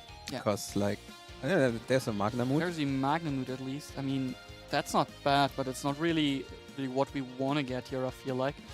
Because, I mean, we'll be struggling to even get another turn, I feel like. Yeah, it's going to be... I mean, there's just a lot coming your way now, right? That Prayers was already activated. Was already activated this turn. That one was... But Bell does negate the activation, that's though. True. So that's what Dieudonné was reading, that Bell does negate the activation. That's true, and now it's actually... It cannot even be Ash Blossomed anymore because... I mean, it can, but you could stop that with Ryziel Cross now. That's actually funny because I was like kind of laughing about the Bell being so good on the Prayers because we tributed Kusanagi. And then all of a sudden we can just add it back and activate it again, okay. Really good thing for Dieudonné. And here it looks like Wail is packing things up, saying like, yeah, I trust you, you will OTK me here. Yeah, I mean, this, I believe, with just summoning the Murakumo would have already been enough damage. Yeah, I think so too. Yeah, with Dual Drive also giving plus, what was it, plus 200 right there for everything. Yeah. And then, yeah, that's just enough. Yeah, to be fair, if we know we can use the Prayers again, of course, like it becomes way worse to just Veiler the X-Ryziel. Yeah. Still think we should have done it because it's like... It makes still so much sense because it's like so hard to interrupt the deck later, especially since the release of Star Ryziel. Yeah, you can especially then still have the Magnamut for one Tsurugi card. On the other hand, though, could have also been Wail maybe thinking Dieudonné is on a small Ryziel package without the cross, and so then it makes a bit more sense to keep the Veil. But all in all, very tough spot for Wail here in this game because he's actually, I mean, we didn't see the deck, so I can't really talk about it, but he has some interesting decisions in his deck building, I gotta say. I think you know which cards I'm talking about. I know which cards you're talking about. Yeah, I hope so too. I mean, this is sadly, you know, as I keep saying, if you win the dice roll and then just brick, that's just a very bad feeling, especially for game one. Yep. But it doesn't mean that the match is over yet. So, definitely. You know, now I think Wail just needs to focus up and make sure that he can maybe have a comeback, take down game 2 and then maybe 3. Absolutely, there's still a lot of Yu-Gi-Oh! To be played in this match, I gotta say. Exactly. And I really like... Oh, you put that very nicely. Thank you. I think the good thing is, like, I saw Wail still, like, laughing a bit, like, after the loss, so really not getting the breaking into your head. Still, like, just, like, saying, okay, yeah, it happens. Sometimes it's gotta happen. It's unfortunate if it's when you start the game, because it's like 50-50 that you win the die roll, and then if you, like, have, like, your low chance of breaking, like, when you win the die roll, very unfortunate. Yeah. Can be frustrating, but it's very important to not let that frustration get to you. Just like refocus and get back into the mode because he is 4-0 for a reason. Yeah. I mean, I agree, and you know, at the end of the day, this can happen, but that never means that the match is over. Yeah. And now he gets to go first again. Yeah, definitely. Also, he has the advantage. Yeah, he has the advantage that he doesn't that he knows what his opponent plays while his opponent doesn't know what he's playing yet. The only thing is, I feel like the Magnamut, it's a bit like it at least lets Dieudonné like exclude 1 or 2 decks. Yeah. Like probably like Yami probably doesn't play Magnamut because they want to resolve that obedience school in the end. So probably Yami, but I mean a deck like Vanquish so can easily play that, like Draco Tail and also other decks. But yeah, we will see what Wail can do now because players are ready for game 2.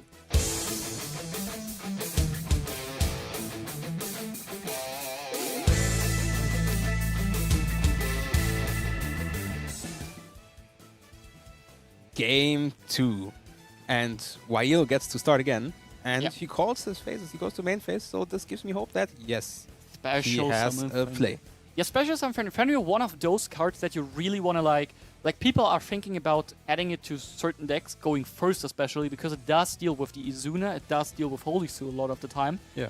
And therefore very good. Against Mitsuru Ryziel though, the card gets way worse because they don't really want to play in your turn. So the Fenrir probably worst case, not even really an interruption, but here we have the Rahu Dragon. And it's answered by a Mochami Fualos, which is a very good card against any deck that wants to use the extra deck, which incidentally is also Dracotail. I mean, they like fusion summoning, that's kind of the whole thing, and using a Fualos here is going to give at least one, if not even two draws. Yeah, but that's the thing. If one deck can play around that, it's probably the Dracotail deck, because that that deck can just give you like make your Fuvalos an upstart goblin and just unkill. Yeah, that's true.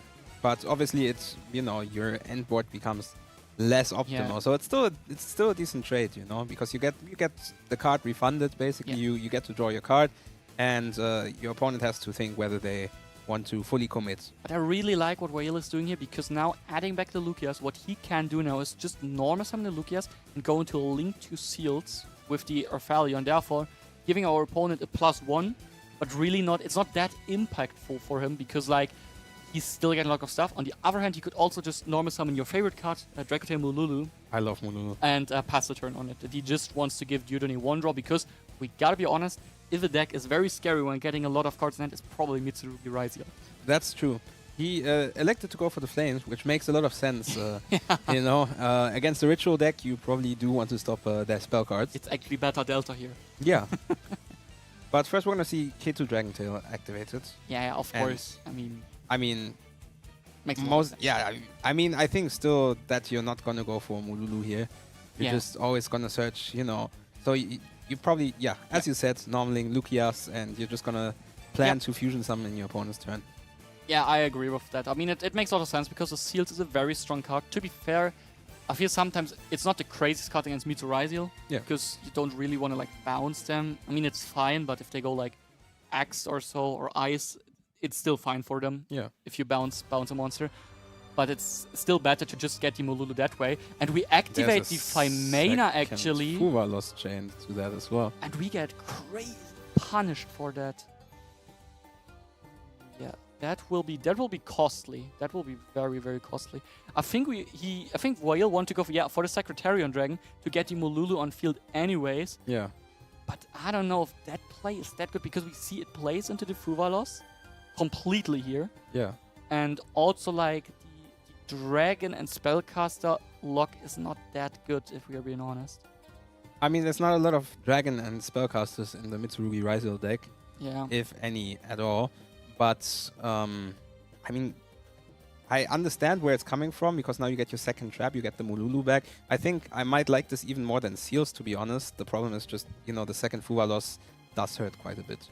I mean, it's fine, because like he invested one card to get a second upstart goblin of the Fuvalos, so it's still okay for him. But I mean, to be honest, the second Fuvalos is just an upstart goblin, honestly. Yeah. So it's fine. It's just like bad if he now goes for anything, but he doesn't. So he ends on a Mululu anyways and gets a free Secretarian Dragon, which is not really free, because we gave our opponent draw for that. Yeah, or even two rather. But let's see. Oh, and I think is that. I was thinking that too. That would be an interesting decision. But which targets does he have? Is it just Igorura, or is there like? I mean, you gotta remember he also cited blind, right? Fair enough. That makes a lot of sense. Yeah. And what will he use here? I mean, it is. He's very unsure, but it is the Ame no Habakiri no Mitsurugi.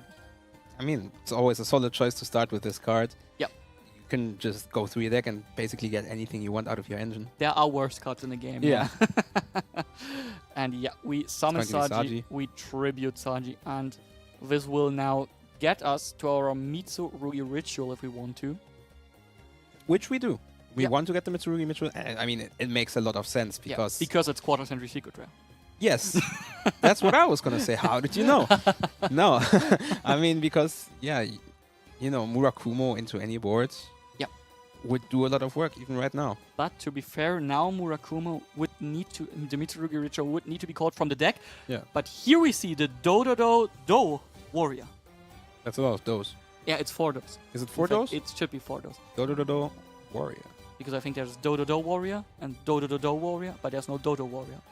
It is 4 those. It should we be see it in the card highlight. Ah! Smart, smart. And we banish that, it looks like. Yeah, with the Fenrir immediately. And we actually used the Droll and Lockbird from Royal now. And yeah, that card is actually, I would say, above average against Mitsurugi. That card is probably the best card you can have against Mitsurugi. Yep. I mean, that is why everyone in the last, in the last format was playing it in the main deck, because that card just really shuts down Mitsurugi for a whole turn. They just really have issues playing now because their whole deck needs to search to do stuff. Yeah, and there's not a problem because, as you said, we really want to summon from the deck, but that first of all plays into Ash Blossom and Joy String. And second of all, more importantly, plays into Flame. Yeah, I mean, into Flame it would have also been from hand. Yeah. But it's like, from deck it's even worse because, like, yeah, you would also have... I mean, to be fair, if Dieudonné had an Ash Blossom himself, that would have been crucial now. I think it looks like you forgot to shuffle one back to draw. I think you're correct. I mean, happens. That is unfortunate, but... Maybe there's no Draco Tail. No, he did not, because Draw Lockbird, yeah. Aha. See. My bad. Yeah, you're right. But we just saw set one monster and set one card from Dieudonné here. Yeah, so normally... It's back to Wail's turn. Normally it's not too bad when Mitsurugi sets a monster, because that's probably Night Sword Serpent to summon off Habakiri. But if it's if that's like your last action in the game, it's not a good sign. I agree. And we actually used the Fimana to fusion summon, it looks like. No, it was Mululu effect. Oh, Mululu, sorry. To pop the back row now, and it looks like Dieudonné scooping it up, seeing no way to win this match, even though having double Fuvalos against Wail. And that is the thing, right? I mean, Fuvalos, as good as the card is, sometimes just isn't enough. Yeah, you know, I've seen it so many times. You know, you use two Fuvalos and you feel safe, but at the end of the day, Fuvalos is only as good as the card that it draws you. And if it doesn't get you where you need to be in that moment, then you might still lose that game. Yeah, and the thing is, if there's like one deck that can play through a Fuvalos without like big problems, it's probably the Draco Tail deck. I can name some under decks too, but Draco Tail is fair definitely enough. up Like there. the audio, like the Apophis Primal deck we were talking Yes, about, right? Yeah, that exactly. was what you were thinking about. I know.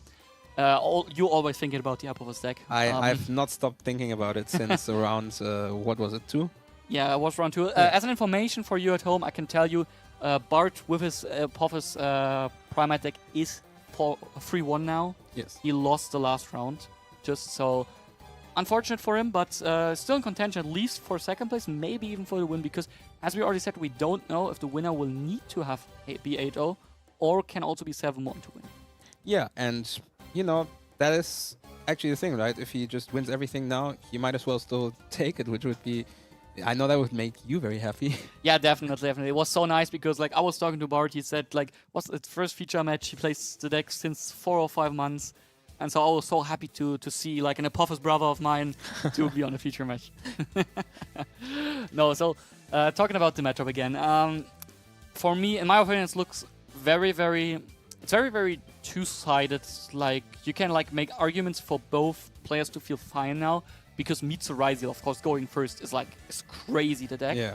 On the other hand, though, the deck can struggle or specifically struggles against hand interactions. Yeah. Like, board breakers are very weak against Mitsurugi because the board is often just way too strong. It's very layered. That's the problem. Very layered. Yeah. And one deck can play a lot of hand interactions. That's the Draco Tail deck. Yeah, especially cards like Droll and Lockbird. Yeah, as we just saw. We saw it already. Yeah, that's crazy, actually. So I'm very, very interested to see how things will shape out. And our players, they are ready. And they want to show us in the final game who will win this. So let's head over to the table for Game 3.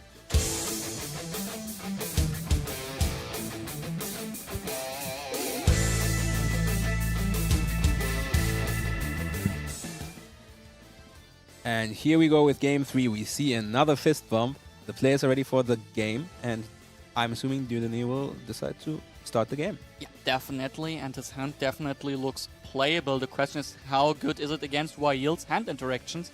And we start off with this bonfire. A beautiful bonfire as well, quarter century rare. Yeah, absolutely. And this one will it search Axe or will it search Ice? What would you consider? If you're expecting a draw on Lockbird, perhaps you go for Ice Resil. Exactly. But you never know. Yeah, on the other hand though, Special Summon Egg feels good, but here, as you said, it's Ice Resil. Does Wail have the Droll and Lockbird? And yes. there it is. there is Droll and Lockbird. Can Dieudonné set up more than just Detonator Pass? And here's the thing, right? Like this is where I feel like it becomes really interesting to watch what Ryziel decks do after this moment, or Ryziel Mitsurugi decks do after this moment, because you know, obviously people have thought of this, and people have thought of ways to set up still quite good boards. So I'm interested to see if Dieudonné has any tricks up his sleeve regarding how to deal with this drone Lockbird right now.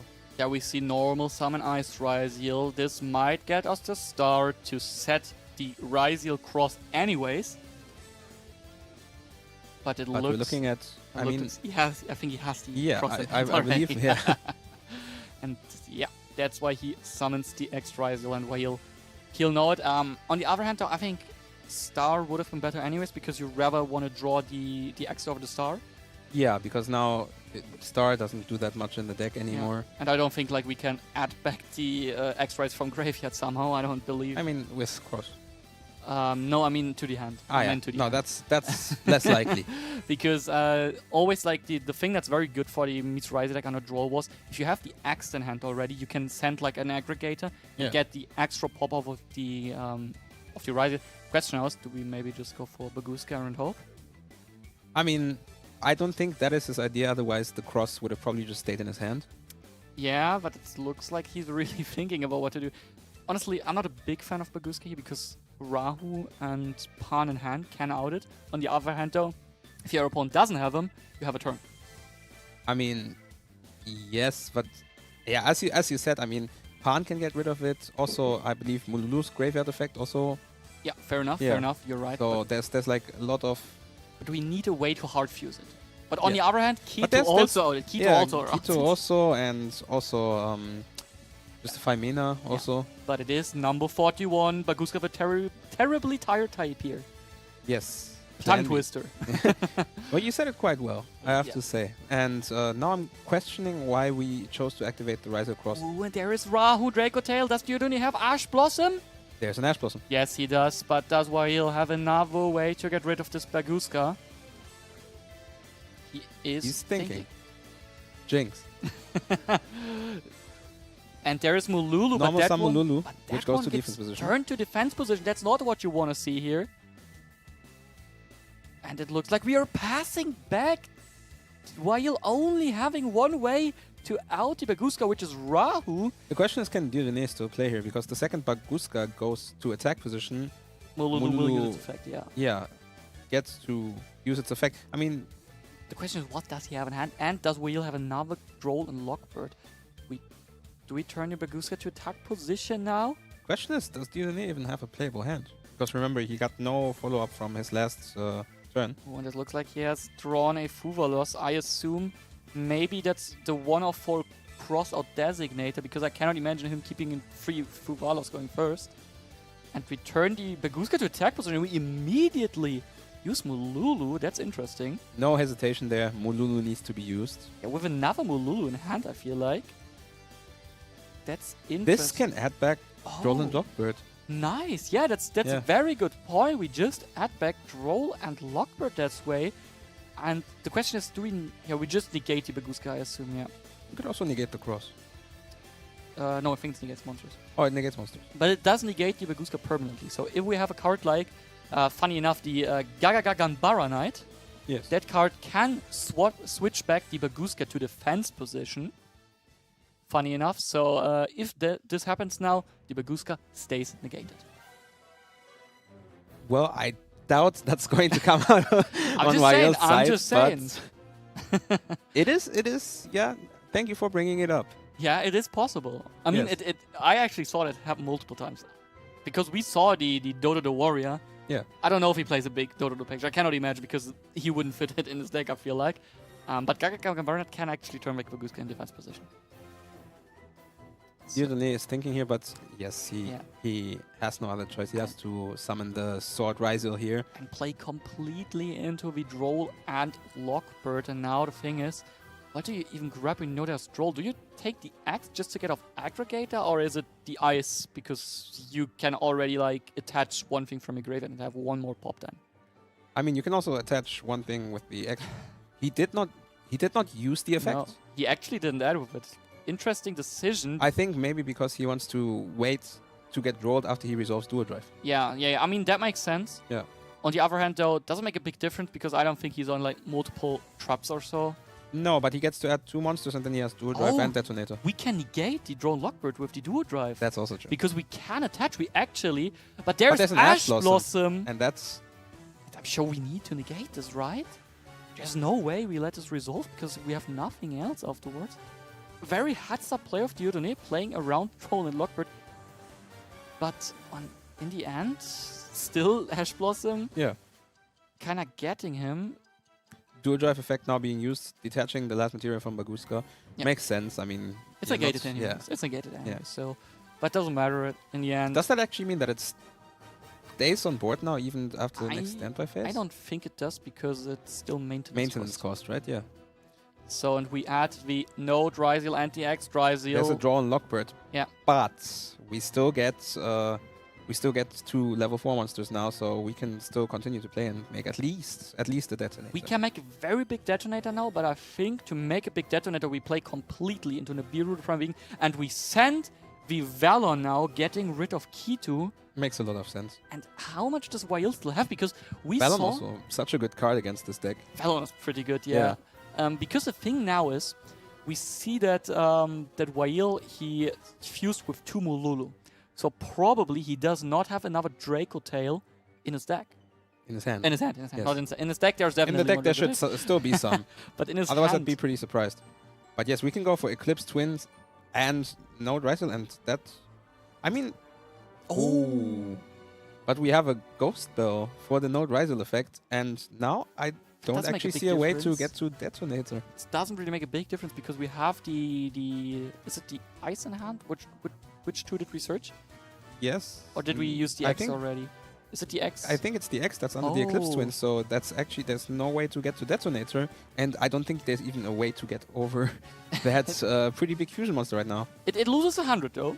Yes. It loses 100, but that's... But then it's at 2,900, no? Yeah. It's not too big, but yeah, it is a bit weaker. It's big enough. The question now is really, do we and he passes turn with his only interruption now being Dryzeal Cross, which... Yeah, we don't have another rank forming graveyard, because I was thinking we crashed the Eclipse to get back the Baguska, but we don't have a second level 4 in graveyard, I think. Now this is also an interesting spot for Wail actually, because he has to realize that if he now attacks the Dual Drive and doesn't manage to close out the game, then Eclipse Twins can bring back Dual Drive. Yeah. But if he attacks the Eclipse Twins, then Dual Drive is still on board. And it looks like we just went battle phase over the Dual Drive here, not having a real play from Wail. No, I think it makes sense to get rid of the Dryzeal Cross even if we do have a play. Yeah, I mean, definitely, but the question is, did he draw something? Because we didn't know. He draws a Magnamut. And that one on... I mean, we don't have to banish, but we can banish the Valor now to get a... we can't get 5 mana because they want a Spellcaster.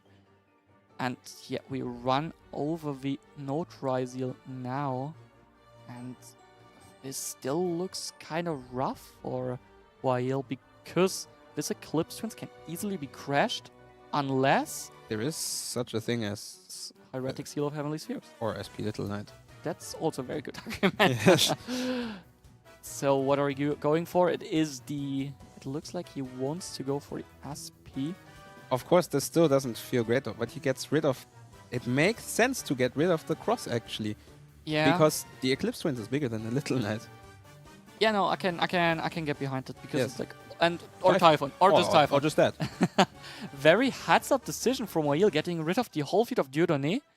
And then he won't really have a way to do anything here because also like all the follow-up now from the Dryzeal deck is gone. Yes. I don't even know if there's 2 Dryzeals left in Dieudonné's deck, so maybe he got rid of Detonator without seeing it even once.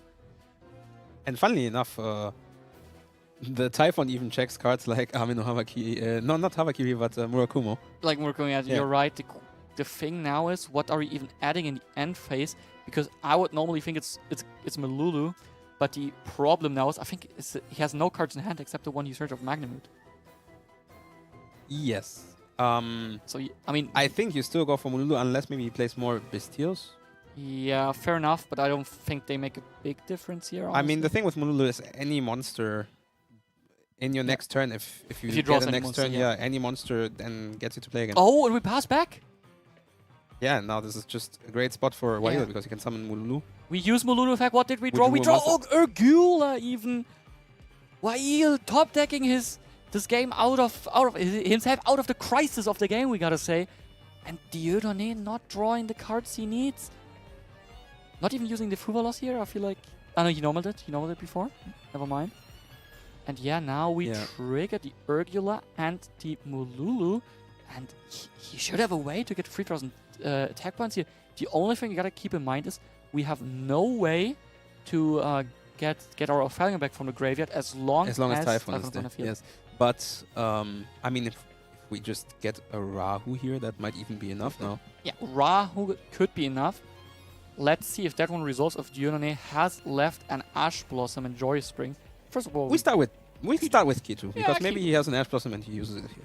I mean, Kitu is a good card regardless. So I think we had. Is it the Lucius or is it? It's Farmane actually. Yeah. That way we could get rid of Typhon if we want to, but I don't know which target he would have.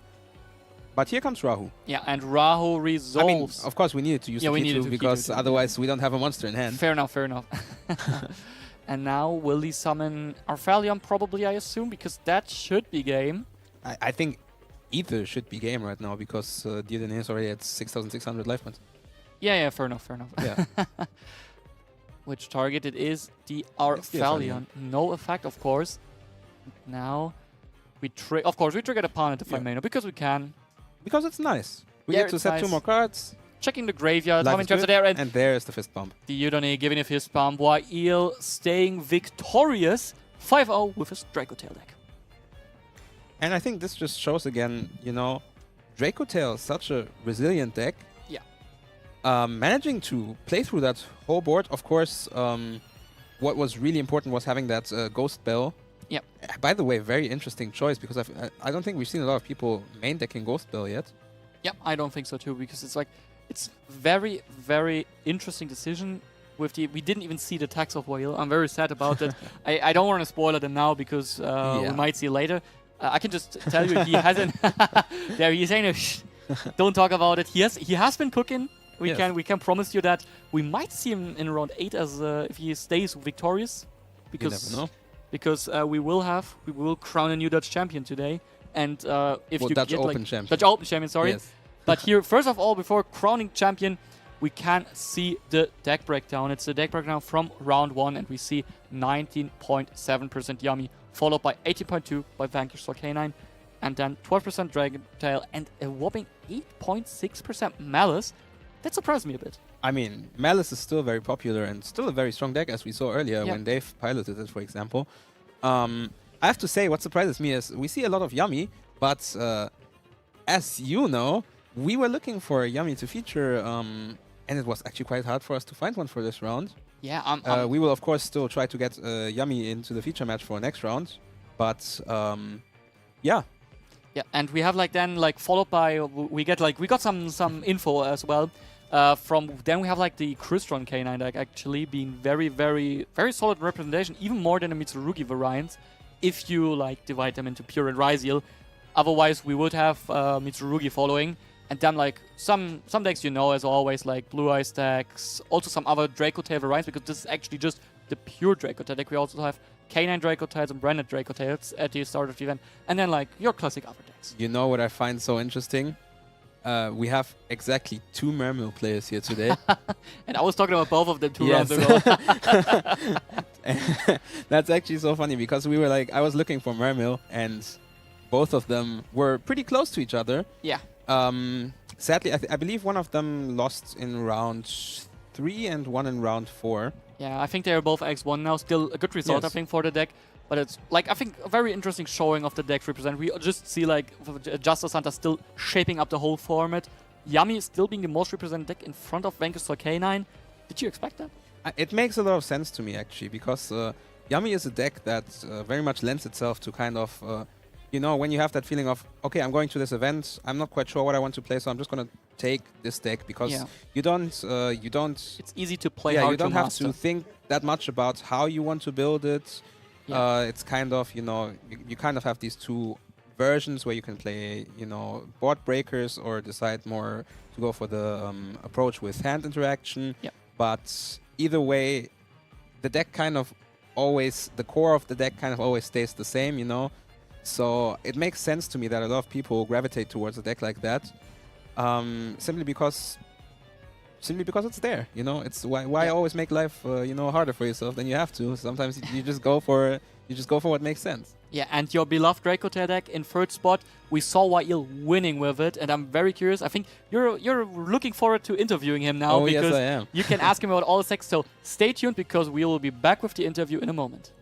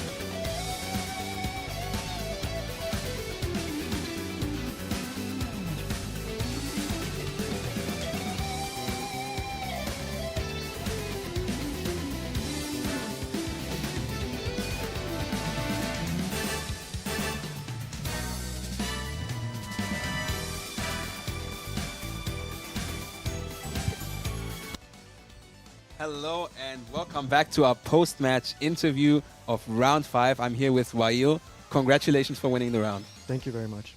So you decided to bring a deck that I like so much, Dracotail. What led you to this choice?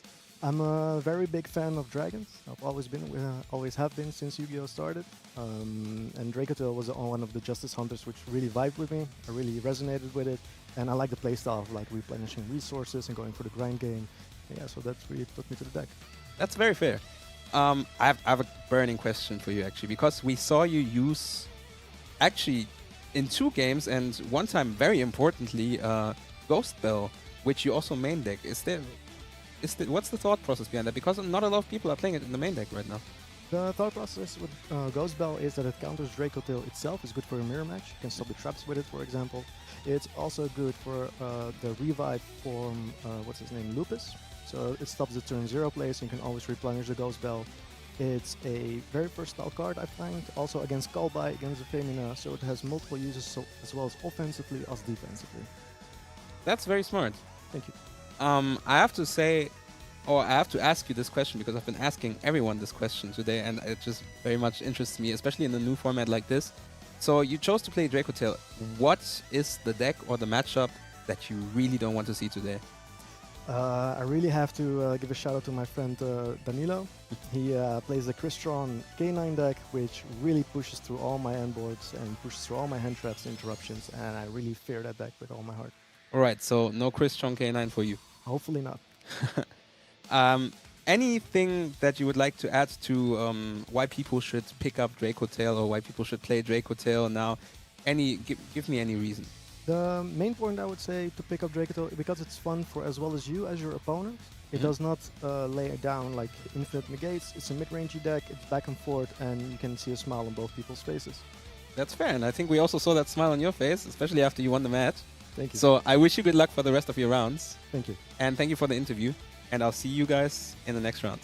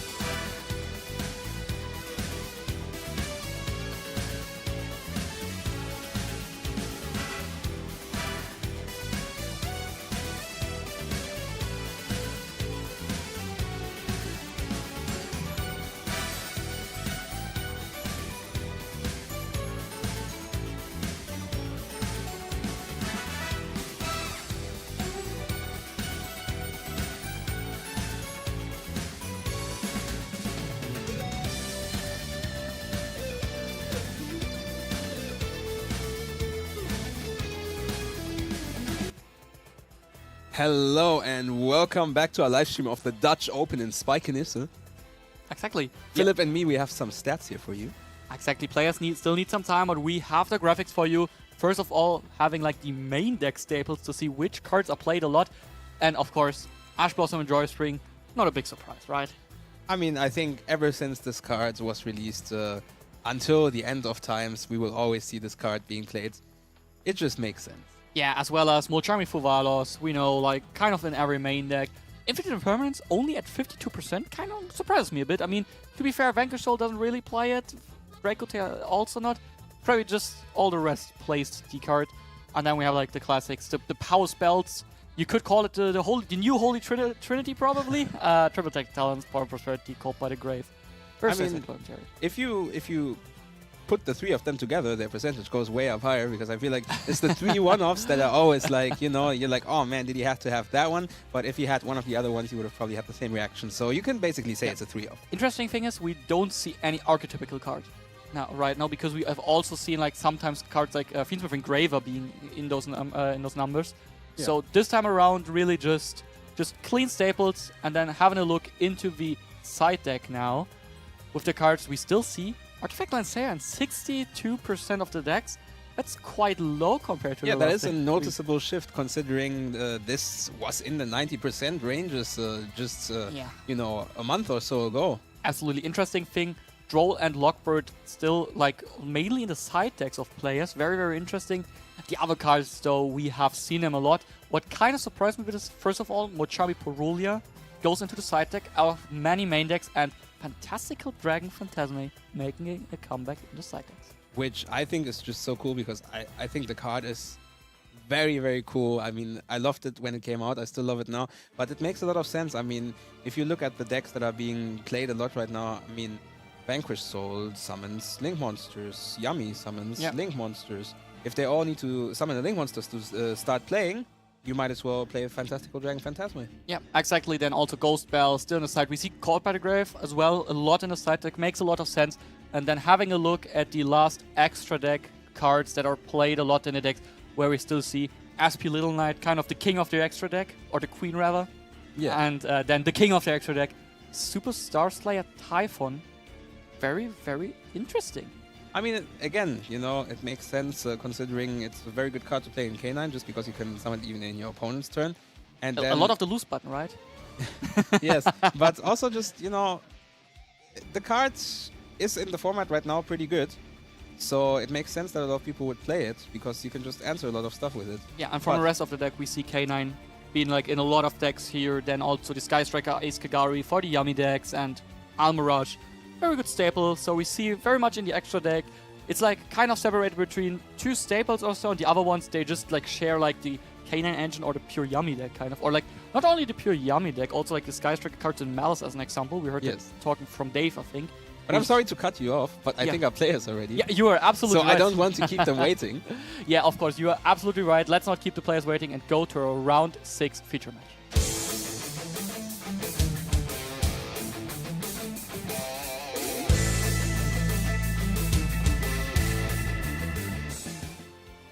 And there we have Marco against Derek. Marco rolling the dice, rolling a 12 on the feature match. That must feel nice. Oh, and is that 11? I don't know, but it's a 9.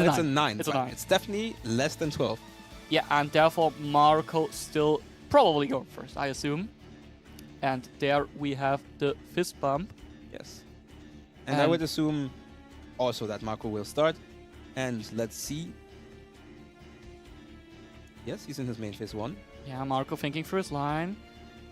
Normal summoning, Cupsy, Yummy. Oh yeah. And now, finally, we get to show you guys the Yummy deck in action. Yeah, finally. I think he's the only Yummy player who's undefeated still, though. Yes. To be fair, we only have like 8 or so undefeated players, so not a lot. And yeah, here we're adding the surprise, summoning Yummy Snatchy, getting the Yummy Amusement Mignon from the deck. Say that again? Yummy Amusement? Mignon. Yeah, there we see it, the Snatchy. And now will we use the Reborn here? That's always a case where like Bestials can be fine. But I see face-up cards on Derek's side. Oh, you're right. We use the Holy Sue. And now we are thinking about using the surprise reborn, I assume, because we don't want him to take our monsters. Yes, Apparently, and that's exactly what happens. Yeah, exactly. That makes a lot of sense because then we can always chain the Snatchy. But I don't know if that's probably a bit slow in case there is like the... It does depend a bit on if we have like the attributes to take. Because like, yes, if we need to summon the Rasen, it's too slow. Yes. But if we can use the Holy Suit to take here and he chains the Yummy Snatchy, then we still just take the Synchro Monster. The Link Monster. The Synchro Monster, because if we chain Synchro Effect. Yeah. And yeah, we use the Yummy Snatchy paying a whole 100 life points to do a Synchro Summon. That's a pretty, honestly, I'm fine with that price. But I think we see a Holy Suit effect here. Yeah, but is it the Dark and Earth or is it the Dark and Fire? It is the Dark and Earth! And we take it. Yes. Which means now, first of all, the effect of Synchro Summon cannot resolve. Yep. There And is secondly, no Synchro Summon. Marco needs to find a way to get more Yummy monsters on board. Yeah, absolutely. But if one deck can do that, it's Yummy. That's true. Because Yummy can easily get us those bodies if they draw like any name. Like even the second Cupsy would be able to like be special tier to a certain summon. And we use the Borga immediately to get off a draw. Interesting. Makes sense though. It makes sense. I mean, you might want to draw another interaction. Oh, what did we show? Is it the? It looks like the Madloff. Yeah, that was showing. Madloff. And now Is that a pass? was that a draw for turn? It looked like it was. No, it wasn't. No. Okay. We are setting 2 here though. Oh, that doesn't passing the turn. look good. I mean, it's okay that we can take. Like, I don't even know if Derek's play of like the Holy Suit bounce was that good because now we need to wait till the main phase. Yeah. To get the Holy Suit back. So Marco could do a Synchro Summon. On the other hand, though, what are we really going into? I mean, it doesn't make a lot of sense to like book the put the Borger face down because Yeah, it would you just can be flip it back up. So there's not that much to synchro into right now. You're right, and we are in the main phase now. We can. Yeah, and there it is, the enormous summon of Vanker Soul, Dr. Madlove. Yes, which also, by the way, can, if we have the right attributes, again, give the Cupsies back to hand, which would stop the synchro summon again. Yeah, because that's like the weird thing in this matchup. I feel like the Yummy deck is known to be kind of good against Vanker Soul Canine, simply for the reason that they don't need to play into Izuna normally. Yeah. But here, to be honest, like the Vanker Soul effects, if they get onto the field and you can resolve them, are also very good against Yummy because they are all non-targeting bounces and so on. You cannot really dodge them. Yeah. No, it's just... Oh, and we saw Stake Your Soul. Is that Stake Your Soul for a second Madlove? It looks like Stake Your Soul for a second Madlove. Now, what are you doing? Using the Imperm on that? Okay, that's interesting. Probably use the Surge of the second one only. Yeah. I get why, because if you summon the Madlove and you use the effect to search, then you can chain to synchro summon and then Madlove cannot be chained. So it makes sense to summon one and then summon the second one of Stake Your Soul. That way you can always bounce if you really need to. Absolutely, it just looked very odd for me. Yes. To see non-summon Madlove, no effect, special Madlove effect. Yeah. But it makes sense. It makes a lot of sense. Very hard to play. The question now is, can you just like preemptively use the bounce of Madlove? Probably. Because in this case, if they chain, we don't care. Yeah, right. If they chain, then the synchro monster is just gone. Yeah. Doesn't even get to use its effect because. Yeah. Yeah. Exactly, and he should have the attributes, I think, because we know a Holy Suit in hand. Yeah. And I think another Dark has to be in hand because we used Stake Your Soul revealing a Dark, so... And I think we need Earth and Dark for the Madlove. I believe you're right. So, let's check. What is Derek planning to do here? Is it just the Holy Suit, which we know in his hand? It's actually the K9 Joku. Yeah, I mean, that's the Dark Monster that was probably Or did we just reveal it? Yeah. Oh, we just revealed it for Madlove, I assume, to reduce attack or so. Yeah, but in that case now, we synchro summon and it just... Yeah, it looks like we will book the 2 Dr. Madlove. Okay, so was the first Madlove effect used? It looks a bit like... Maybe it was just the second one to bounce? I'm not really sure. But we will see. We are in a battle phase, effectively, so... That makes sense that we then went for the attack reduce. If we didn't intend to bounce. Yes. And Heavy Borga just running over the Cookie Yummy Way. Cookie Yummy Way, exactly. Which, honestly, this is like the big problem of the Yummy Synchros. They can be run over quite easily. Yeah. I mean, it gets plus 500 here right now from Mignon, but that's not enough. That's not enough. Yeah, especially with its attack being reduced from Matloff. Yeah, absolutely. But was it reduced or was it Snatchy that was reduced? I'm not really sure. It doesn't target, does it? I think it doesn't matter. It really doesn't matter. It doesn't matter because the monster was in defense position, so yes, really not that important. It doesn't target, in fact. But so yeah, you're right. But so like I said, doesn't really matter. Question now is Marco will get a turn. It looks like the Borga was. It was probably Borga that was activated here to draw, right? Yeah. And then I mean, we know at least still Holly Sue and Joko in the hand for Derek. Yeah. So there's definitely still more plays to follow here. That probably also means no Paradise Smasher this turn. So Marco, when he gets a turn back, he will be able to activate monster effects. Unless he really wants to risk it. I mean, if you use Joko, you cannot. So that's the thing. Yeah, that's true. That's true. There's like just 3 zones right now. Yeah. And I don't know, like if we really get rid of the Madloffs, I don't think so. So you would need to get like 3 level 5 Summer on board, which sounds pretty impossible. Yeah. It's not happening, no. It's not impossible, but it's not happening. Yeah. Because it seems like he's missing the fire attribute in hand, because I think otherwise the Holy Suit would have come very, very early. Yeah. But he decides to just pass the turn, not even go for a Ripper. That's interesting. Because I can tell you one thing. He's just playing a small Canine package. That's why he does not have access to all the Lantern Liberation stuff. Yeah. But there is triple Tactics Thrust punishing the Borga draw in draw phase. And this will get us Obedience Schooled, I fear. I fear you are right. And Obedience Schooled is a very good card, because, let's say together, if you don't control monsters, you get to summon 3 beast monsters from your deck with different names. Exactly, and it does resolve. Derek does not have the Ash Blossom for it. And now it's looking fine for Marco, honestly. I mean, this is like the best case scenario for any Yummy player, right? Being able to resolve Obedience Schooled. It just gives you so many options. You get all your bodies on board, you get to go into the Link 1 and just start playing, and there needs to be so many... Is that a Caesar we are resolving, or...? I'm not sure. I think we will see in a second.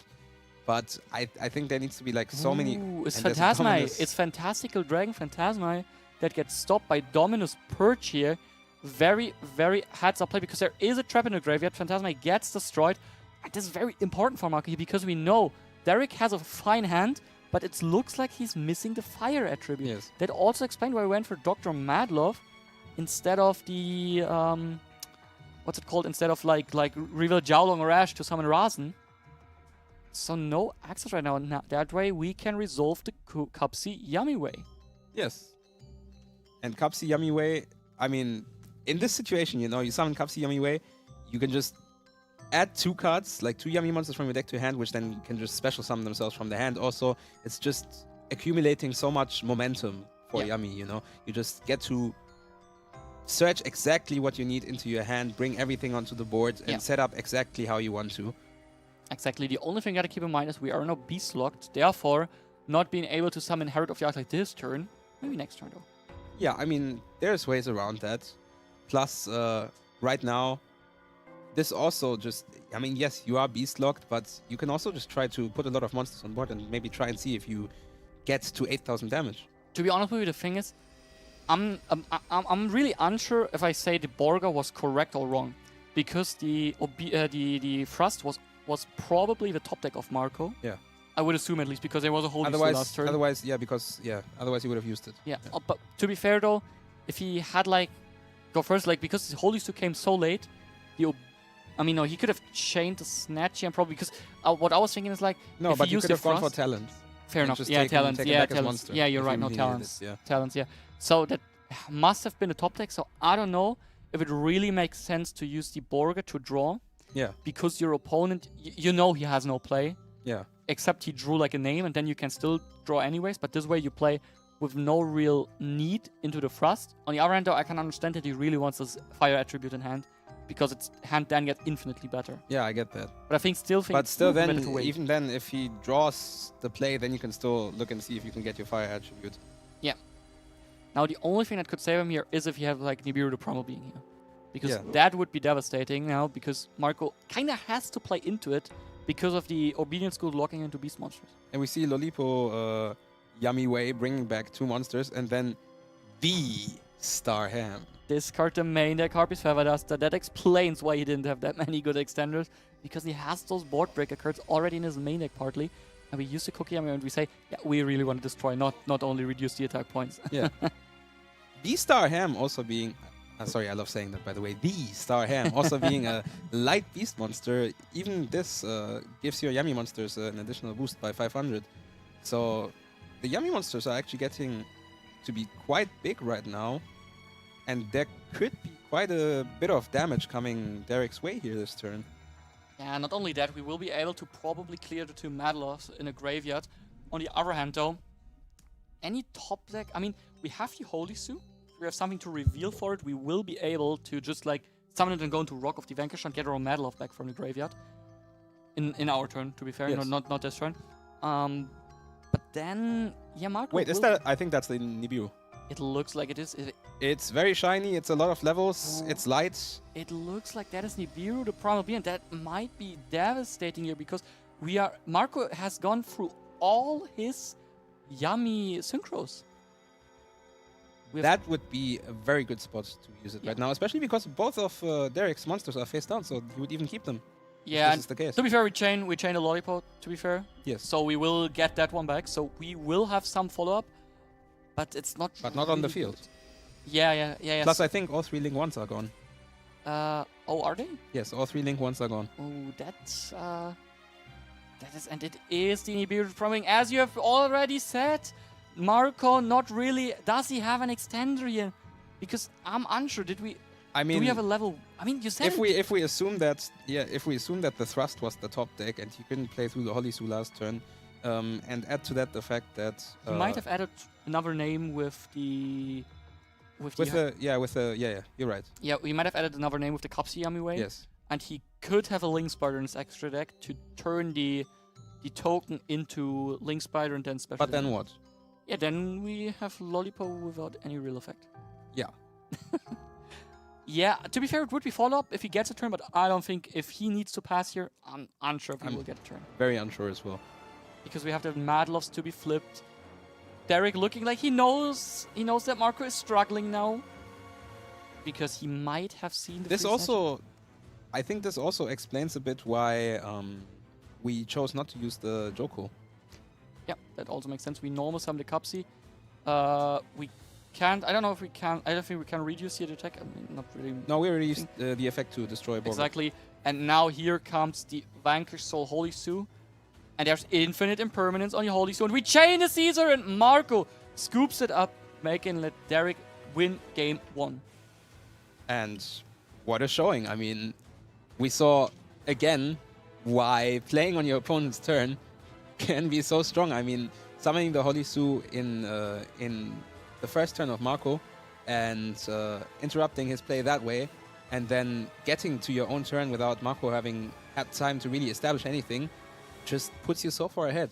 Yeah, it's a great showing of the strength of both decks, and in fact, because we saw like Marco not having the optimal hand, just having like one starter, and then being stopped by Holy Sue, but still Derek, like that's the problem of the Vanquish. So like you need to first of all not brick, which he managed, but then he didn't manage to get the right attributes he wanted to, and so like you really saw that it's very, very tough for him to really like start like generating the advantage simply because he didn't have the fire attribute to get like the monsters out of Holy Sue. Because that's the thing, Holy Sue is like is such a crazy card. It's a crazy interruption and a crazy starter, but you need to have the right attributes to really get things rolling.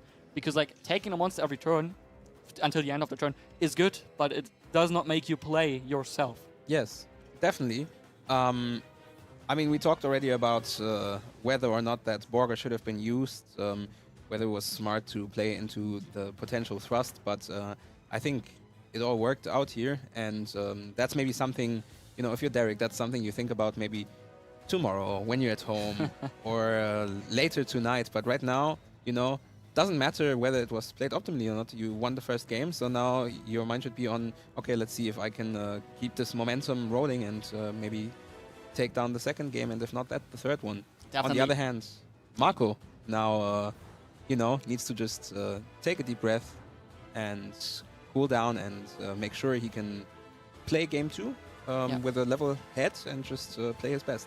Yeah, to be fair, I think like I would call it Breaker Yami deck because we saw the Frost has like a very tough standing against the Vanquish Soul deck sometimes, because if they have a good hand, they can go for the Paradise Smasher, and then you will have a very, very tough time. On the other hand, though, it's also very hard to really break the Vanquish Soul field, because you, against Yami, you can just look, you stuff like Raigeki is quite fine, as long as you can like get rid of their negate. But it's like, here it's very tough, because like, if you go for the monsters, you can just go for like the trap to protect. You can go for the field spell to protect. It's just very, very tough to break the Vanquish Soul board, because it's also very layered. And gotta say, the Snow Devil is also very good against Yami to like get rid of the field once. But I think we will see all that in a moment, because our players are ready for game 2.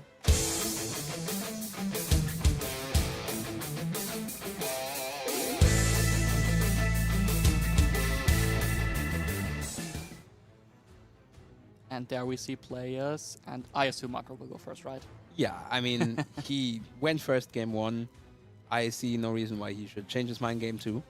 And he starts with Obedience School, which is, as we already saw, quite the card. It is a very good start, yeah. Yes. And there we see Cookie, Cupsy, and Lolipo Yami. Yeah. Would have been very surprised if we had seen any other beast monster here instead. As a small add-on here, there's a reason he doesn't use the effects of all the free monsters when they're summoned, because Obedience School is a very balanced card, because it doesn't negate the effects. Yes. So that's why. Imagine if it didn't. Yeah, that would be even crazier. It's already good this way, and we actually use the Yami Amusement Acro Key. Which, I mean, usually when this happens, it feels like they might just already have Neon, right? I don't know. I think maybe they just don't need it, and therefore decide like, okay, I just want to set up this one first, because in case they go for like Holy Sewer, so I can just pop stuff on Resolve, which makes sense for me. Oh, that does make sense. And now, yeah, we're adding 2 Yami names, probably discarding one, because, yeah, we have all, or just discarding the second Obedience School. That also makes sense. I mean, you never know, you might need the second one, but usually if you're in this situation, you're going to be thinking, no, I don't. And secondly, you're not really going to be wanting to need that second one, right? I mean, it's going well. Why bank on it not going well in Eterno? So. But we already saw Derek playing the Nibiru, the Primal Being, so he might just be waiting here, honestly. Which we gotta check now if he's just waiting for like Nibiru Holisu, or if he doesn't have it this time around. But we go for the Lollipop Yami, which is, I think, the correct play, but of course you open yourself up a bit more to Nibiru now, because you will not have like a play like summon level 1, summon Link Spider to go into the Lollipop anymore. And there comes B Star Hand. Yeah, actually, very, very good card. Very interesting addition from, I think it was Duelist Advance, or was the Lines Inside? I'm not quite sure anymore, but okay, yeah. Either way, I mean, being able to, I mean, it feels like this card was made for the Yami deck. It was Duelist Advance, I think, because it released in the same set as Valon. Yeah. Yeah, so it was in Duelist Advance, and now we see here the full Yami board. Does Derek have the Nibiru, or does it give over? It goes over. It goes over. Yeah, and this board, honestly, for Marco, is very scary, because you can just like go for the Arclight in the opponent's turn again with the Snatchy. Yes. And then maybe even set up a second Arclight, honestly, because that one, like, it's not once per turn. But we see Gravekeeper's Inscription activated. Gravekeeper's Inscription, very, very interesting play, and we will be calling Karasan from Graveyard, I assume. Yes, I assume you're correct there. I mean, okay, that's interesting. It's very good against the Yami cards. On the same hand, though, it also stops the things. I don't know if it's your own. I don't think it's that good, because I think we will call Cannot Reborn from the graveyard, and we don't have really much that does it in Vanquish Soul. Yeah. But the issue is now they just chain the Lollipop. Yeah. Get a second Snatchy and will never miss the rest. Plus, what I was gonna say is it also stops your own Lupus, right? Like if you. Lupus. If you have your K9 cards. Now that's not really happening. Honestly, I don't know if the K9 card is still in the deck. because like you know you're playing against Yami. Yami will not activate cards in hand. So is Izuna that good? I don't think so. I Probably can see him not. fighting out. Because he's also just playing the small package, as you said. I mean, if you play the big package, you kind of have to. But if you're playing the small package, yeah, that's a valid point. Yeah, because the thing is, if you play like the big package, you will need to level 5 for Joku. But this way around, like you can just like play one Joku just for the funsies and don't care about the rest. Yeah, that's fair. You can just say, yeah, if I have it, cool. If I don't, or it's like maybe it's also like 1-1-1 that can also be. Yeah. So I don't know if it's that good, but yeah, now we see the Snatchy effect here, going for Herald of the Arclight. And I just love how we keep seeing new decks bringing in old cards, right? I mean, this card has been around for quite a while now. Yeah. And yeah, it's still just as strong, you know, it still negates anything you want. And while it's on board, also very important to remember, monsters that would go to the graveyard from the hand or deck also get banished. Yeah, which, but if there's one deck that doesn't care, which doesn't come up here, but, you know, for example, right now you can get a Ghost Ogre. Yeah, fair enough, actually. Also not can be crowed, can be rolled, but yeah, like it's mainly the negate we gotta say because it's such a good card in that sense. And we start with normal summon of Dr. Madlov, which if I'm correct, like if it would bounce, we don't have Mignon, so it would probably bounce a Cupsy here. If we used to bounce. Lowest defense, right? Yeah, I think so. I think Cupsy has lower defense than Outlight. I think Cupsy has 600 or something like that. Oh, has. Because like I think Herald has Herald has 1,000, so yeah, Herald has 1,000. So yeah, I always thought it had like 600 to have 1,000 attack. But no, Cupsy has 1,600. Oh, that's interesting. So that means Madlov would actually bounce the Arclight here. Interesting. Because I also don't think we can dodge that with like Snatchy to. I mean, we could synchro into anything with 0 defense actually. Yeah, but what would that be? Any Yami synchro has 0 defense. Oh, they all 0 defense? I don't think they all have 0 defense, no, but there is one they with do 0 not, defense. They do not all, but Cookie Yami Way. Yeah, you are actually right, yes. So let's see, we summon here. We activate to start, and that's like a very good point, I think, to use the first Snatchy to go for like probably Cupsy Yami Way if we still have it, or like Lollipop Yami Way. To just like be like, okay, yeah, I just use a Croaky, pop your field spot, because the thing with Vanquish Souls always they have so many tools to dodge targeting destruction. Yeah. But what they cannot dodge is targeting destruction on spawn traps. That's true. You do have to remember though, I mean, okay, I mean, there is still Yami Surprise, which cannot reborn though, at least. Yeah, fair enough. Because of the Gravekeeper's Inscription. I don't know if we really care about that, because like, what would we even need to reborn? I mean, like bringing back a Cookie and destroying a card. Yeah, but I think we can do that too easily with Snatchy. I think the reborn is mainly important when you have a situation where your field gets broken. As example, if you get Nibiru, the Primal Being, that you have the way to summon back a Synchro just to like go back into your stuff. Yeah. So I think here it's more about the bounce, which doesn't come up here, but it's very, very good to bounce against Jokel as an example. Yeah. Okay, so we use the Snatchy here. Going into... Is it a Lollipop? It is. We cannot use that one here, but we can, of course, Acro Key the Vanquish Soul Stone. Yeah, and denying that surge is just so important.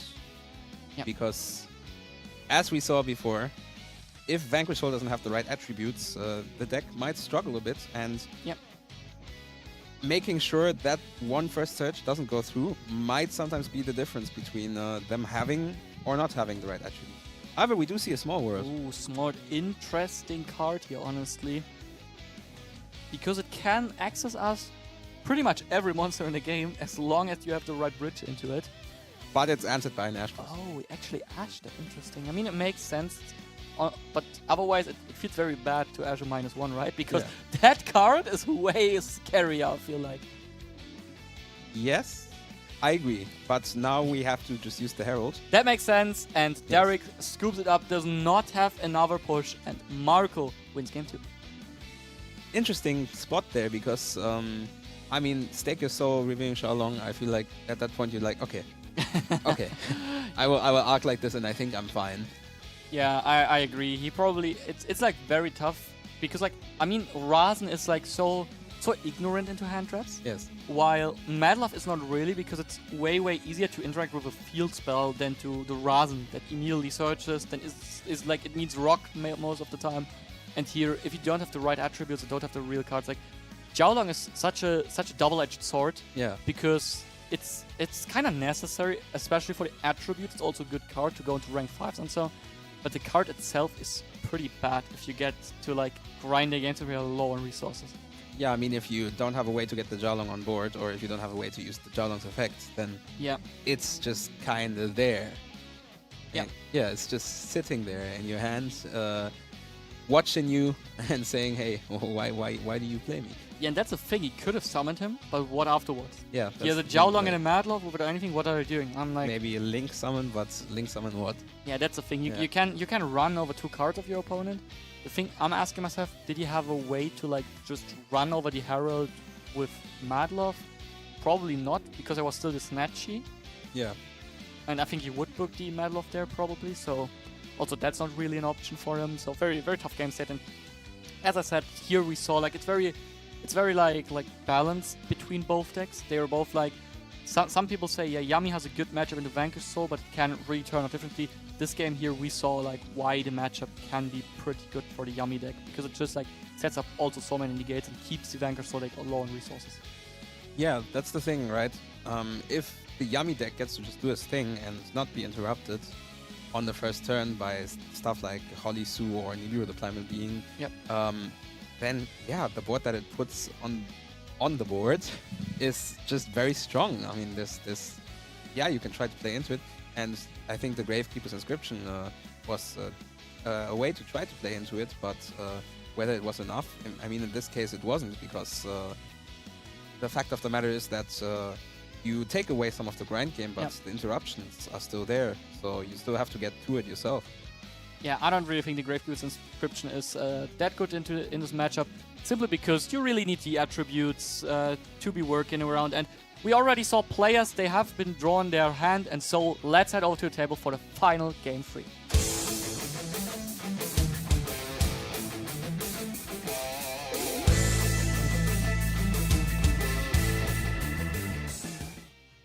All right, game 3, here we go. We see a fist bump.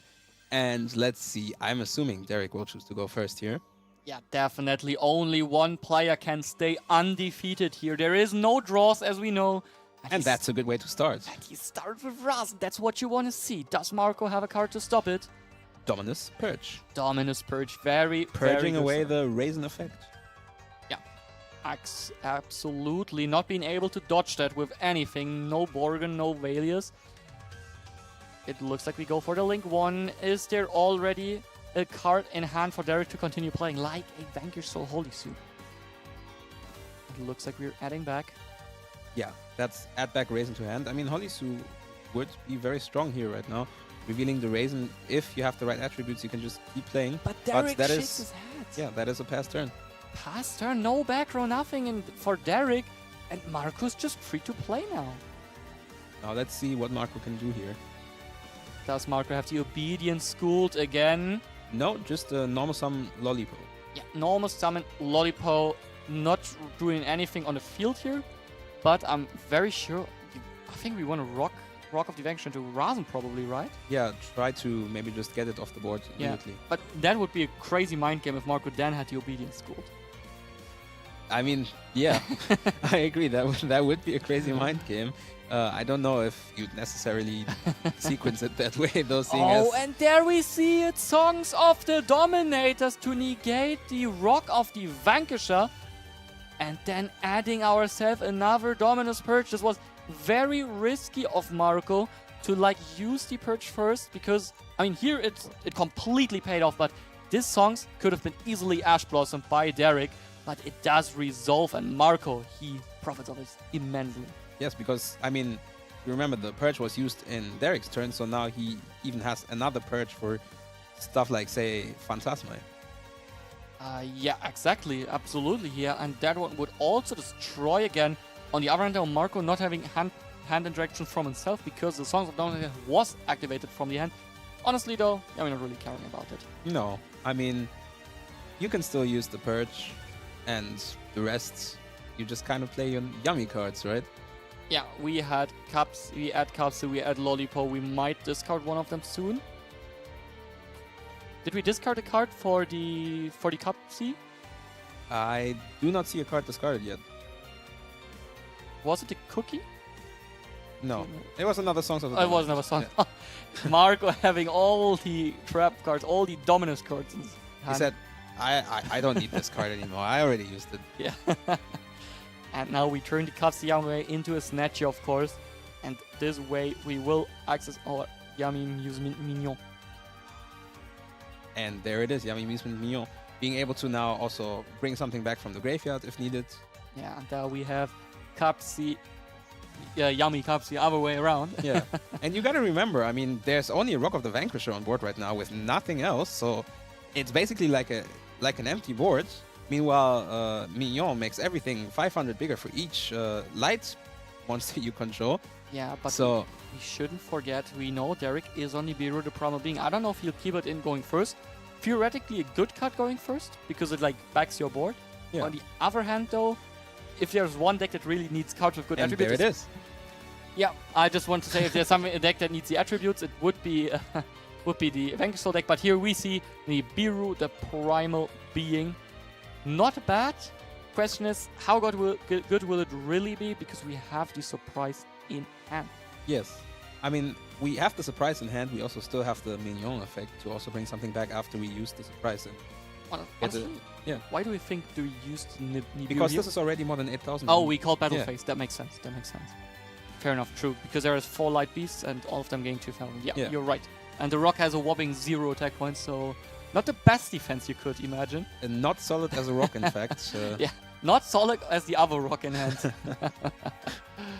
Yeah, and there, I don't even think we have used Mignon yet, right? No, we haven't. So one Link Spider does a trick. Yeah, exactly. Yeah. So Marco can just continue playing here. The question is, can he still do 8,000 or more damage? This will be interesting to see. It looks like he does play the Link Spider, bringing back... I mean, I'd be very surprised if he did. I mean, you never know. And talking about surprises, there's another surprise. Bringing back Cookie. And that Cookie only reduced the attack, so yeah, we caught that. Yes. Very important. And now this, the Lollipop Yummy Way. Not feeling the second nip, I assume. No, I don't think that's very likely to happen. And if it does, then I think someone will stop that. Yeah, I think the Lollipop does sound back negated, so that makes sense that we didn't like use the cups, wait for the Cookie now. Yeah. And we show opponent. Yeah, we have a Dominus Purge. You know about that. Of course, the thing now is the Lollipop is not big enough to run over Nibiru here. Not yet, but I think we still have the Mignon effect also. Do we? But we don't have Link 1 right now. So we would need to link off again. Yeah, but that's doable. That is doable. I don't know if you use it because I was a bit confused. We didn't use it when Link Spider was on field. I think we used Surprise there.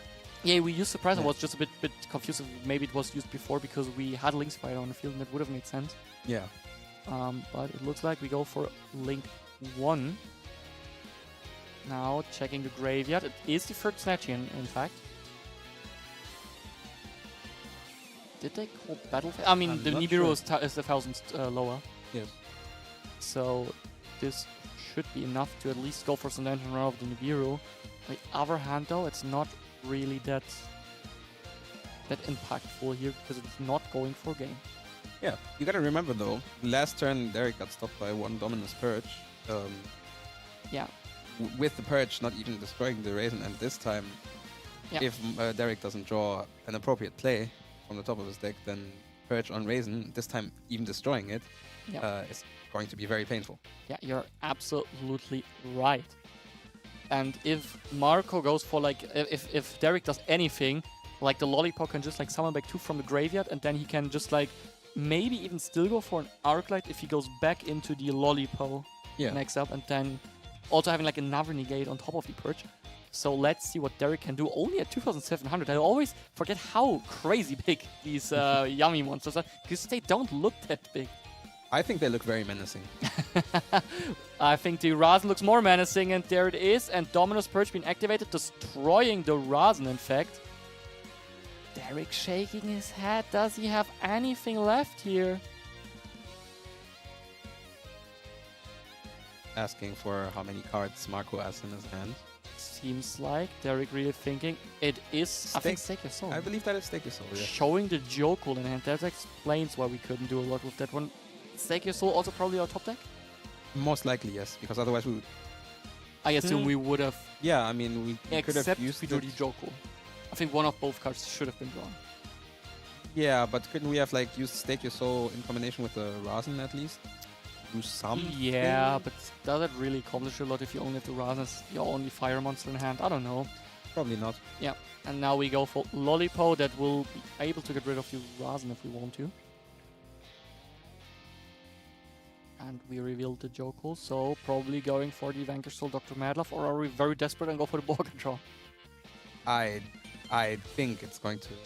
I think it's Madlove, but yeah, but I understand the thought process for why the Borger might make sense. Because the thing is, now if you go Madlove, you can just like go for the Snatchy effect, because it was special summon, it triggers on special summon, so you can put up the amusement, the Acro Key, which does pop the field spell very easily. Yes. So I could see us being very desperate, but it is the Dr. Here's the Madlove. Using its effect to search. Yeah. We trigger Lollipop and the Snatchy. To be fair, the Yummy monsters now get very, very small, but I don't think we really care about that. Yeah, I mean, yes, they get smaller, but at the same time, we put on another interruption. Oh, we don't? Oh, we probably sided out the Acro Key. Oh. And so that's why here, yeah, we couldn't use the Snatchy. Judges will check this, of course, always with warning as always, but then we will continue in a moment. Let's see. It looks like the Madlove will still resolve. Oh yeah, we're waiting. We will banish the Rasen, of course, and then Vanquish Soul Dr. Madlove resolves. That does change things quite a bit, though, doesn't it? It does change them a lot. On the other hand, though, we can still like go for the Book of Moon on the Madlove. But if then there is like anything like a Borg in hand, then yeah, but I think there wouldn't be, right? Otherwise, we would have seen it already.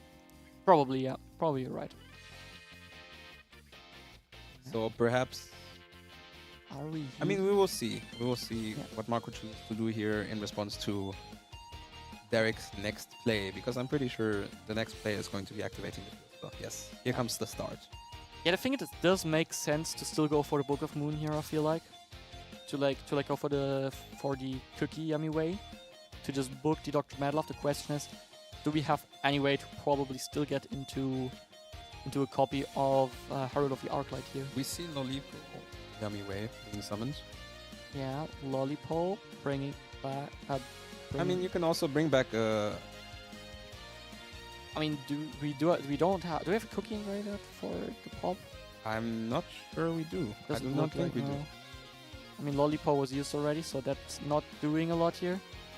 And now we use the Snatchy. Is that the Arclight? That would make a lot of sense here, to be fair. Because then we had Arclight and the book, if we want to, and it looks like we do. Yeah, however... No, it makes sense. We have like we can go for Cookie Yummy Way. Yeah, and we can Arclight anything from hand. No, you're right. So it makes sense. The only thing that's a bit scary is if he has the right attributes that we just negated. Can Herald of the Arclight negate effects, or is it just the spell trap card? I'm pretty sure it cannot negate the effect, right? But I'm going to double check for you. Yeah, let's see. I mean, okay, I think they are like clarifying now if the Herald can. That's why we go back to us for a second, because judges reading the card right now to check if Herald can negate the Vanquish Soul start or and not. I can tell you, I just checked, and in fact, it can not negate the activated effect of a spell or trap card. Oh, because that changes a lot. Because then we shouldn't have waited with our. We should just like Snatchy book the monster, but this way this changes very much, honestly, because now he will get the search, and if he can search the Holy Suya, we know he has Jokul in hand. So then he might be able to do something, and players are back, and that's why we go back to the game here, and Derek will just resolve his Vanquish Soul start now. Small misplay from Marco. Let's see. Let's hope it doesn't cost him the game. Yes. I mean, you can argue that you can still use the Herald of the Arclight to negate whatever is searched here. Yeah, but now he can just go battle phase and try to force it, especially if he gets the attributes for the Madlove. because he can search the Dark, in fact. Yes. And then use the bounce. I mean, the Dark is already in hand. It's already... Yeah, the Earth, true. And now, like, if he gets, like, the Holy Seal as an example, then he can just, like, go battle phase. Force either the... he can force anything, to be honest. Yes. And then just, like, go run over the Arclight. And this will actually be very crucial for Marco here. And still has to bounce also, and then also still has... Yeah, let's see if Derek sees this. Because this could get tough very quickly. Yeah, now getting the attributes. Derek is thinking about it. 8 minutes left on the clock for both players. And you have to keep in mind, if neither player wins this game in the next 8 minutes, then this might be the first time that we see also the new time rules in effect. But it is still a bit of time, to be fair. 8 minutes. There's still a bit of time. So let's see what Derek can do here, because like his life runs are so low. If Marco gets another turn, or at least like gets turned with setup, it's very tough for Derek to survive the turn. So we are now adding here. It must be the Holy Seal, right? It must be the Holy Seal. I assume it is. It can't be anything else. I'm pretty sure. Yeah, no, I assume it is. Okay, so let's see. Derek, can he find a line to clear Marco's board and set up something himself? Because we know no hand effects on Marco's side because he used the Songs of the Dominators. Yeah, I mean, there could be traps coming from the hand, but nothing with... I mean, Purge was already used. Yeah. Maybe a third Songs of the Dominators, though it seems pretty unlikely. And one thing we shouldn't forget is Marco already kind of revealed he doesn't play the second field spell right now. If that field spell does not get in the graveyard, he has no way of recycling his cards in the grave. So that's also quite huge. And we actually go into the battle phase. We use the effect of Snatchy here. And now Derek, he calls the effect to bounce, revealing, I assume it's Holy Seal and Joker. We don't see it here. Yeah, but it makes sense. I mean, an Earth Monster and a Dark Monster. Now, this kind of forces Marco to use the Herald. It does. Just to destroy the card as well. Yes. But it's still not really... It's not really looking... I mean, it's still out the Snatchy here. So I think there's one thing we can do. We can just go for the Synchro 2 and not activate the effector book now, because then we can just, like, when Holy Seal comes, bring something back, and then still get the book. So yes, it might still be fine for Marco, but it got very, very complicated now. The Arclight should destroy there. Yes. Let's see. I mean, they might just like do it quickly, check it, to then look. First of all, Marco looking. Is there another Synchro he has? No, it's always going to be Cookie Yummy Way. However, the Madloff should still be in the graveyard. Yeah, let's see if judges catch it. The Madloff should be destroyed, I think, by the Herald of the Arclight. Oh, okay. It's protected by the field spell. Oh, you're right. We can, of course, reveal that. We did not see the hands. That makes a lot of sense. Yes. Then it also makes sense that we need to go for the Cookie Yummy Way to still book here, probably. Do we, though? We don't need to, but I don't know if it's we could just leave it and... I don't know. Because how much is this doing on board? I mean, we can, but I don't know if the result will be good for us, because also, like, when the Holy Seal hits the field, we also might get the take effect and so I don't know if we want to give, like, the free Madloff for Rock, or rather force our opponent into going into Rock with Holy Seal. Yeah, I guess that makes sense. That's the only thing I'm like thinking about, because like the next thing that can come is in fact the Vanquish, the Rock of the Vanquisher, and therefore we will be able to like then dodge the Book of Moon as well. Yeah, I feel like there's a way to sequence it in a way though that you do not that the Holy Seal does not get to steal in a way that actually stops you from booking 2 cards. Okay. I think, but I'm unsure if we have like a very good way there, but yeah. Let's see, because the thing is, the biggest question of them all is: does Derek have a fire monster here to like summon, to reveal of Holy Seal to summon? I mean, we know for a fact that Derek at least has 4 cards in hand. Whether there's a fire monster there, that is a good question. We know that the Raisin was banished from the graveyard, so adding that back with Rock of the Vanquisher is not an option right now. Yep. So he needs to actually have one. Yeah, is it the add back we are doing? We chain the Cookie Yummy Way here to get back, I assume, a Snatchy and probably a Cupsy if we haven't used that. Maybe Cookie. Was Cookie also Was Cookie also not used? Yeah, that might also be a case. That would change things a bit. But maybe you also keep the Cookie for later. I don't think we have a later now. No, there's probably no later. I think this is the last, because I think the Cookie Yami is the last synchro in the extra deck. Yeah.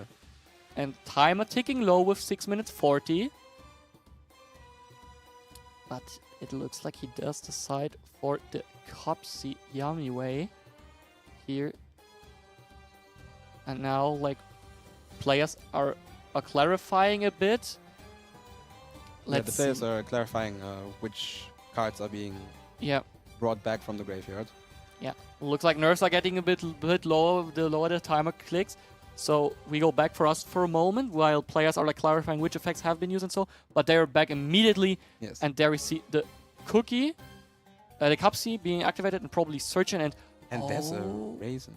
Yeah. It looks like we have the Raisin to summon off the rock now. Yes, there he is, the Raisin. And this one, now we... And let me tell you something, that definitely gives Derek a fire monster. It does, but now it's on the field. Now we don't have it in hand for Holy. You can still search Zhao Long, right? Yeah. Did we activate the Raisin to search? I think we do now, yeah. Oh no, it was used already this turn, remember? It was purged. Oh, it was purged, you're right. At the start of this turn. And now Derek realizes that might have destroyed his plans here. Because now he might be missing the fire monster. Very, very difficult situation here. We are looking for... There's nothing we can really add back. We can add back the Madlov next turn, but that might be too late already. Now Derek must find a way. I mean, there's still also at least Joko. If there's really Holy Suit, then he could summon them, but how good are they really here now? There's a Caesar Valius. We have the Caesar, and if... So maybe that was added instead of the Holy Suit. Maybe that was... Yeah, you're right. The question is there another Earth monster then? I don't know. I mean, we wait definitely for like...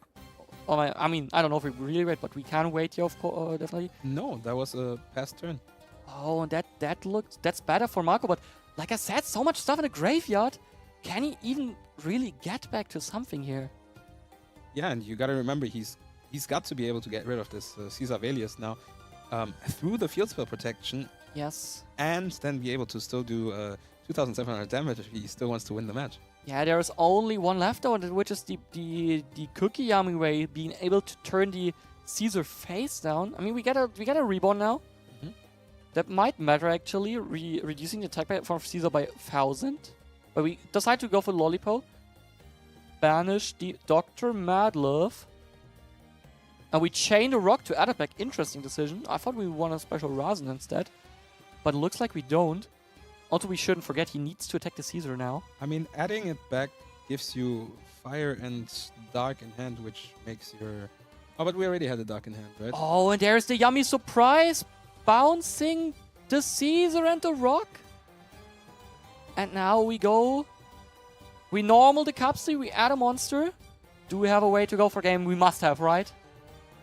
I mean, he's missing like one monster right now. Yeah, we go for that. We summon the Cookie. Do we go battle phase? Is there something Derek can do here? All the monsters getting boosted by 1,500, but there's Nibiru, the primal being. It was the 5th summon. That was that necessary of Marco? Did he need to do like all the reborn stuff and so? I'm not sure how. I mean, the token will be summoned in defense position using the base attack. I mean, the question is, did he already have it before summoning 5 times? Because remember, Derek is at 2,700. I don't know. I think he would have had it, right? Because he just went for the bounce. I think so, yeah. He could have even like... I mean, I don't know if he really wants to chain because he was scared of the pop of Caesar, I assume. Yeah.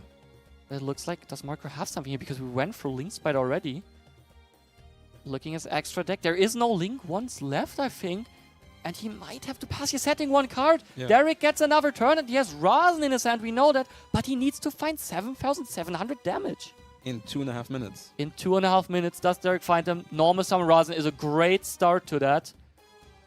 Derek, what are you adding yourself? Is it the Jiaolong we need to the pop? Could also be a Holy Su. Could be a Holy Su, but he might be through both rocks already.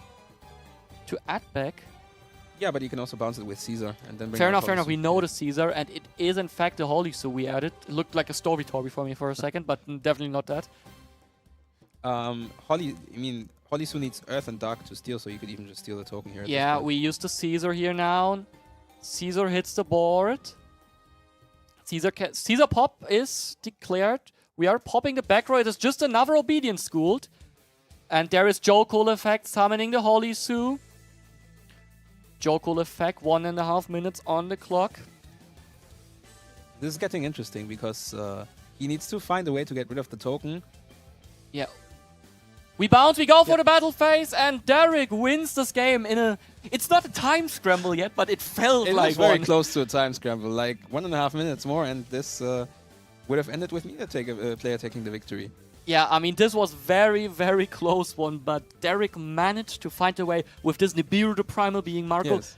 Which not a lot of players actually play in Vanquish Soul, right? Because there was it was even the double Nibiru he had, right? To be fair, I gotta say, you could have predicted this kind of. Because, like, I mean, it sounds very, very crazy. And also, it's, like, very easy to say after the game that you might predict a second Nibiru there. Because the thing is, what I was thinking is, he only had the Rasen first and couldn't, like, do anything. And it always felt like he's missing the attributes. So what does he really have in hand? If he has, like, an Izuna, he has the Earth attribute the whole time. So it makes sense that it's something that's not an attribute. Exactly, exactly. Most likely, I mean, yes. At the same time, you know... It's still difficult. I'm not blaming Marco. I'm just not blaming Marco. I'm just saying... Especially in a time scramble, especially, you know... Yeah, definitely. In a situation like this where you're, like, more or less already like, maybe I should go for this. Maybe I should, like, play it more conservative and not actually try to go for a game. Definitely. But, I mean, again, I'm not sure actually right now. I didn't actually calculate it through whether or not Marco would have already been able to attack for game without committing to the 5th summon. Yeah. No, the thing what I was feeling is like I feel like he didn't want to chain the Snatchy to like not play into the Caesar pop then, but therefore he was like he put 2 monsters back to his hand, which he then need to get back on the field, and therefore there it was like a bit iffy for him to like get under the 5 summons. Yeah. I don't know if he had a way. I mean, I'll be totally honest with you. It's like very, very difficult in those time situations because like you're under a lot of pressure. You're 5-0, so you really want to win that one. And that was very, very difficult. And there we see the country breakdown of players. And not surprisingly, 49% Netherlands. I mean, it is the Dutch Open. It is the Dutch Open. And we heard of many Dutch players who said, like, we want to take the title back to the Netherlands this weekend. And I think some of them are very, very, very good. Yeah, and definitely. So multiple of them being XO. But I think also some that we've already seen. Yeah, definitely. Yeah. Our Malice player. Dave, exactly. Yeah. And yeah, also Germany very much represented in Belgium, France, like all close countries, as you would expect. Yeah. So I mean, it makes sense. You know, it's from all of those countries, it's not too far of a drive. People like coming out to these events, especially to an Open. So it's always, you know, you come to a Dutch Open and you expect to see everyone here really, and it's just fun, you know, because you know, kind of in the heart of Europe. It's the heart of it's in the heart of Europe, you could say. Yeah. So that makes a lot of sense for all the players here to come. Like I said, a lot of players from Netherlands still in contention. I also saw some French players doing very well, honestly.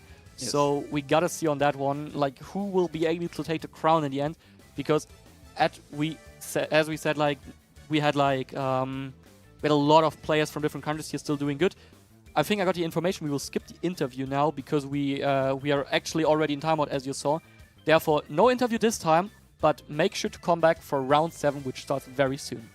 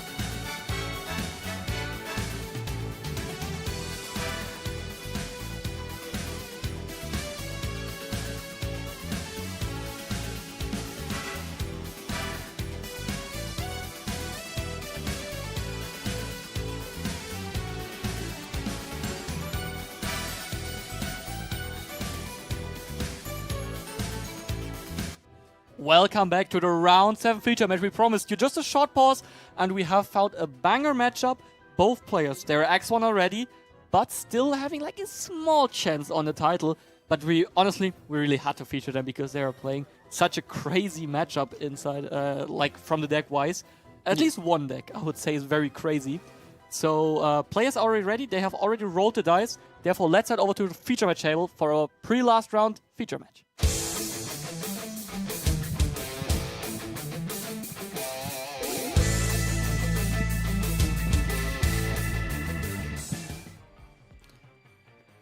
And here we go with game 1. Let's see who won the dice roll. And I can also say, both of these players, I had a small chat with them just before the round started, are apparently friends. So they they were already laughing that they had to play. And then when we told them it was going to be a feature match, they were even happier. And I think Lawrence got to go first, however, had to pass the turn. Yeah, Lawrence just passing the turn. Does Dennis have a starter? And it is the Regenesis code. And here we go. You were very happy with having this deck on the feature match. I know Philip was already asking me every round, can we please feature it now? Can we please feature it now? I dodged all the mermaids, so I'm happy. Yeah. But we see at least, we see a Mochami Fualos from Lawrence's side. Yeah, Mochami Fualos definitely a good card, but it gets like, it still gets more dangerous whenever like you had to pass because he might go for game soon. Yes. And there we see the Regenesis Sage on the field. And now the question is, you know, first of all, Mochami Fualos against Regenesis cards, how much does it do? There comes Not Purulia. as much as Mochami Purulia, but we have both of them. And now there is the Pot of Extravagance, of course, because we use the Regenesis code in draw phase, I assume. It makes a lot of sense. I mean, now you can still use Extravagance as your first action in the main phase, draw 2 cards, and you already have, by the way, a very sparkly Regenesis Sage on your field. Yeah, it's a nice looking Quarter Century Secret Rare. And now it resolves. Dennis may draw 2 cards, but can Lawrence do anything this turn? And I think I saw it. Is it? It is the Regenesis Archfiend showing the Lava Golem to our opponent. Because Lava Golem does, in fact, have 2,500 defense. Absolutely. And Regenesis Archfiend now adding us another Regenesis monster. And we gotta say, it's getting close to 8,000 points of damage already because 5,000 are already on the board. But we see an Infinite Impermanence used on the Regenesis Archfiend. And Lawrence did, of course, draw a card. That makes a lot of sense, but there is Regenesis now. The search spell for the Regenesis archetype, adding any Regenesis monster. Or I think if we control Regenesis, any with 2,500 attack and defense? I believe so, yeah. Yeah, and it is the Regenesis Lord. We can summon it by banishing the Archfiend. That will make Lawrence draw a card. We can add a Regenesis spell or trap, and this Lord, it gets very big in the battle phase, gaining 2,500 attack points. Therefore, already 7,500 attack on the field. Meaning we're only 500 points short right now. Yeah, and we set the Regenesis Birth, probably one of the most talked about cards of the archetype. And there's now also the Nadir Servant. And this is very interesting, because if Nadir Servant resolves, yeah, that's enough damage, and Lawrence knows it. Does Lawrence just scoops it up? We don't even see the cost of Nadir Servant anymore, because Lawrence is just like, yeah, you don't need to pay it, I know. You have the target, you add the Ecclesia, and I'll be Ecclesia, or maybe it's even, you know... Fleur de Lis? No, I was thinking Maximus. Maximus also makes a lot of sense. Fair enough, fair enough. I was just thinking, you know, I'm always like, thinking about the Ecclesia because... Actually, probably Fleur de Lis makes more sense, though, considering it's also at 2,500, right? He can summon it, though, but yes, it's no, like... but it makes sense to be in the deck. In the deck, yeah, Maximus exactly. probably not that much. Yeah, because Maximus only has 1,500 attack points. And 3,000 defense. And 3,000 defense points. Since the new Yu-Gi-Oh! Chronicles anime, I actually even know how Maximus really looks like. I never really saw it on the card artwork, honestly. Oh, I had no idea. What does he look like? I mean, like on the artwork normally, but I never like paid really attention until the Yu-Gi-Oh! Chronicles anime came out. I was like, wait, that guy, that is Dogmatica Maximus? I never really knew. I wish we could show you guys what Dogmatic Maxis looks right now, but maybe that just means you need to watch the Yu-Gi-Oh! Chronicles anime if you want to find out. Yeah, we're doing great advertisement, I feel like. That also wasn't even really intentional. But yeah, like you already said, the Dogmatic cards, they make a lot of sense here because the Regenesis deck, it really wants those monsters with 2,500 attack or defense in their hand to summon them. And Fleur-de-Lis has 2,500 attack points, therefore Ecclesia and also Nadia Servant can search it very easily. Yes, which means Nadia Servant getting your Ecclesia, getting your Fleur-de-Lis, getting all your Regenesis cards to be able to play is just strong. So it makes a lot of sense that this card is being played by Dennis. Yeah, exactly. And I feel like Dennis' deck looks so wild. I would say like Lawrence, I don't know if you even saw half of the stuff that Dennis can do. The only thing he already knows is there is a Lava Golem in the deck, and that is kind of scary sometimes. Yes, but as I already previously mentioned, the two of them are friends. So I think even though he did not see it right here, I believe he might already have an inkling or an idea of what else Dennis might be able to do here. Yeah, that's the thing. If they travel together, maybe they also test it together, and so like they might know every card of their opponent's deck. But I'm still. It's likely. Yeah, the only thing I can tell you that Dennis is playing 43 cards, and I have really no idea how he fit all his stuff in 43 cards. It's crazy. I mean, I guess it's just making concessions, you know, saying, yeah, okay, I mean, this is the best card of this, so I will use it. This is the best card of that, so I will use it. Yeah, he had a plan. Obviously, let's see if he has a plan again going second, because the players are ready, and let's go back to the feature match table.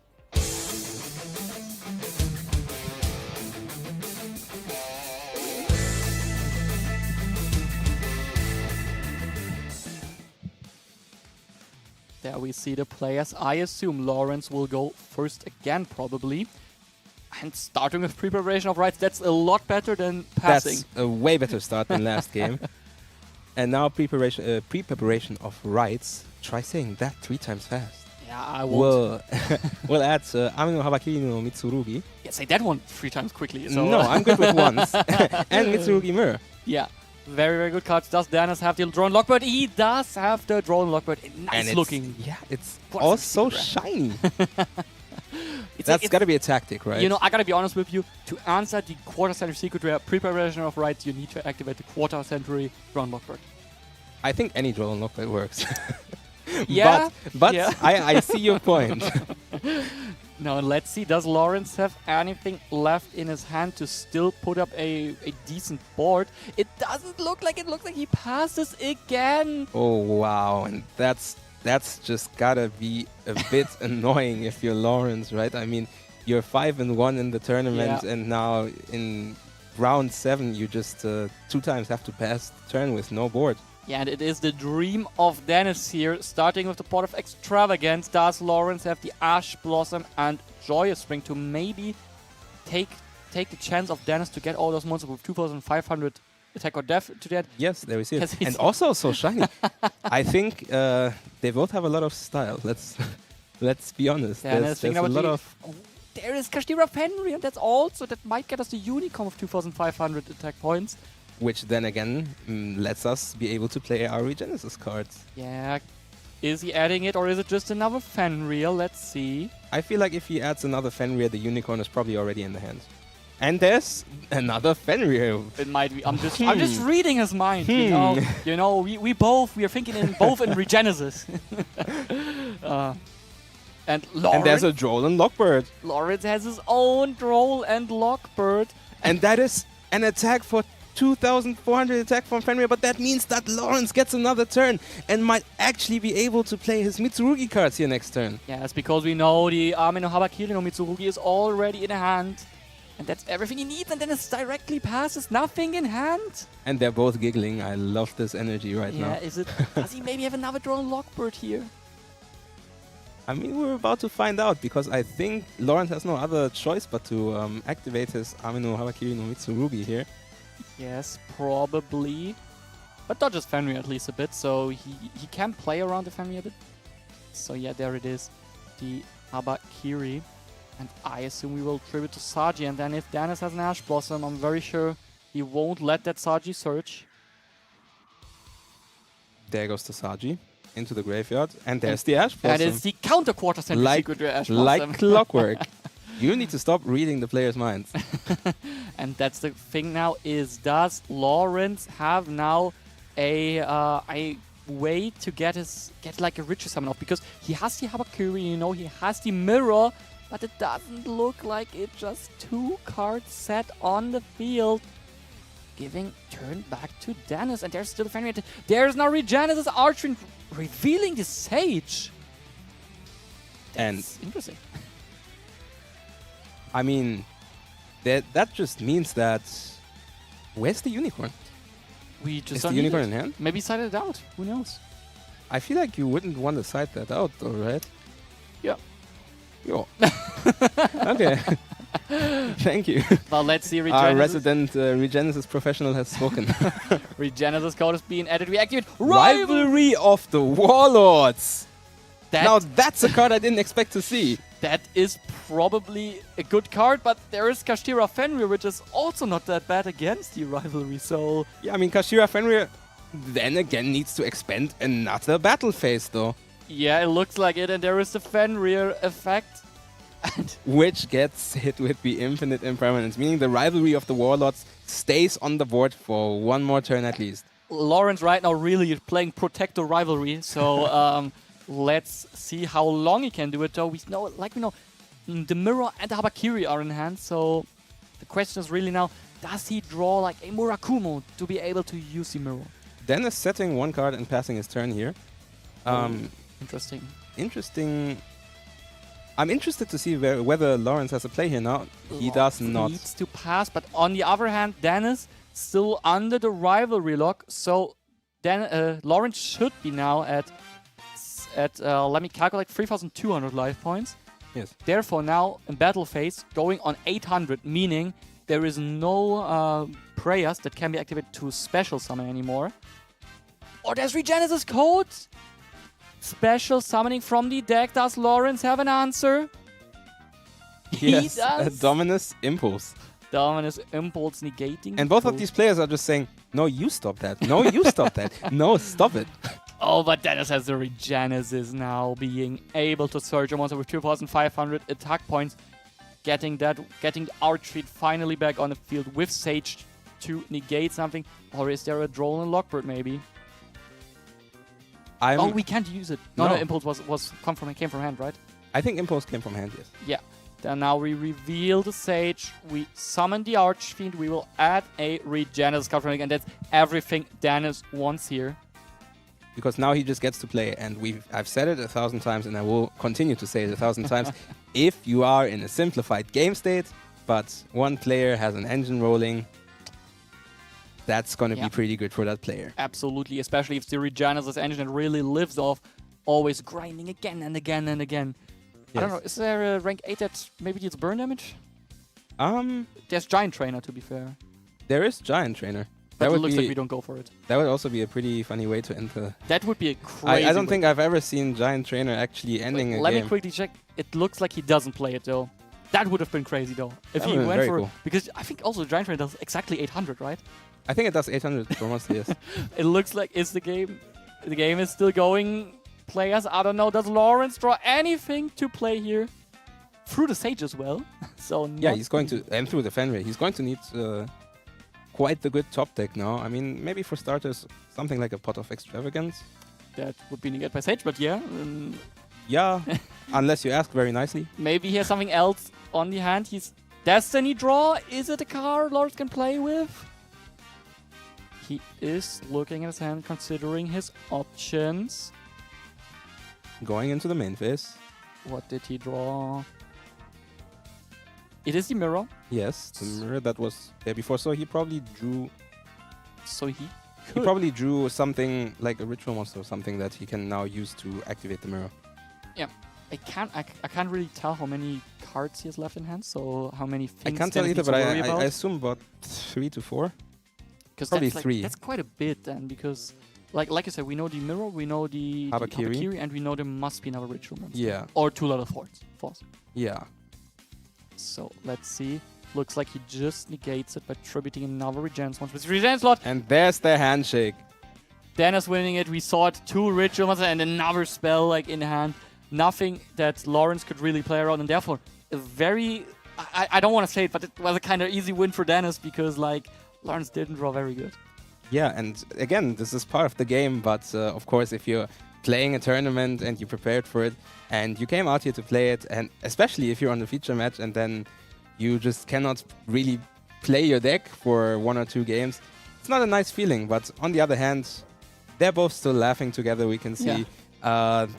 They're both friends, so I'm sure Lawrence is also happy for Dennis. It's always easier to lose against a friend, yes, you gotta exactly. be honest. So that's fine always. Like, you know, like it's like, I mean, you might be hearing more often from your friends, like, yeah, you remember when I clapped you in the feature match of round 7 at the Dutch Open, but it's okay, you know, because you're like, okay, it's my friend, you know, he still has a chance to maybe win the thing or to get, you know, to get maybe 2nd or 3rd place or whatever. Because we shouldn't forget, we featured table 4 now. Yes. So, like, if you win now, you could even get to table 1 if you're lucky, or to table 2 at least. Yeah. And then look a bit like maybe it turns out with tiebreakers being good. Also, your friend, he will continue to play for your tiebreaker, kind of. Yeah, of course. So, that's also, it's nice. I mean, you saw both players having fun, so then I think it's like, it's kind of fine. Even though it's very sad, of course, for Lawrence to, like, break twice on the feature match. Yeah. But at the end of the day, you know, he's had a good tournament so far. I mean, he was 5-1, so, I mean, his deck has been performing. Yeah. And, you know, whether or not he breaks now in the feature match, that's going to happen, but that doesn't mean that he's not having a good tournament otherwise. Oh, definitely. Like I said, it's like a very great round from both of them. Also, like, bringing the Kashtira Regenesis Dogmatica deck to 6-1 at the Dutch Open, very, very incredible. So, yeah, I gotta say, like, it's very, very interesting to see. I really hope that he, like, I don't know, even if he doesn't win, I hope that he wins the last round and sees something. I don't know if we have some data left to look on, because we do have some time now, I think. I mean, Dennis will get ready. And, yeah, that's what we already talked about. It is the Dutch Open deck breakdown from round 1.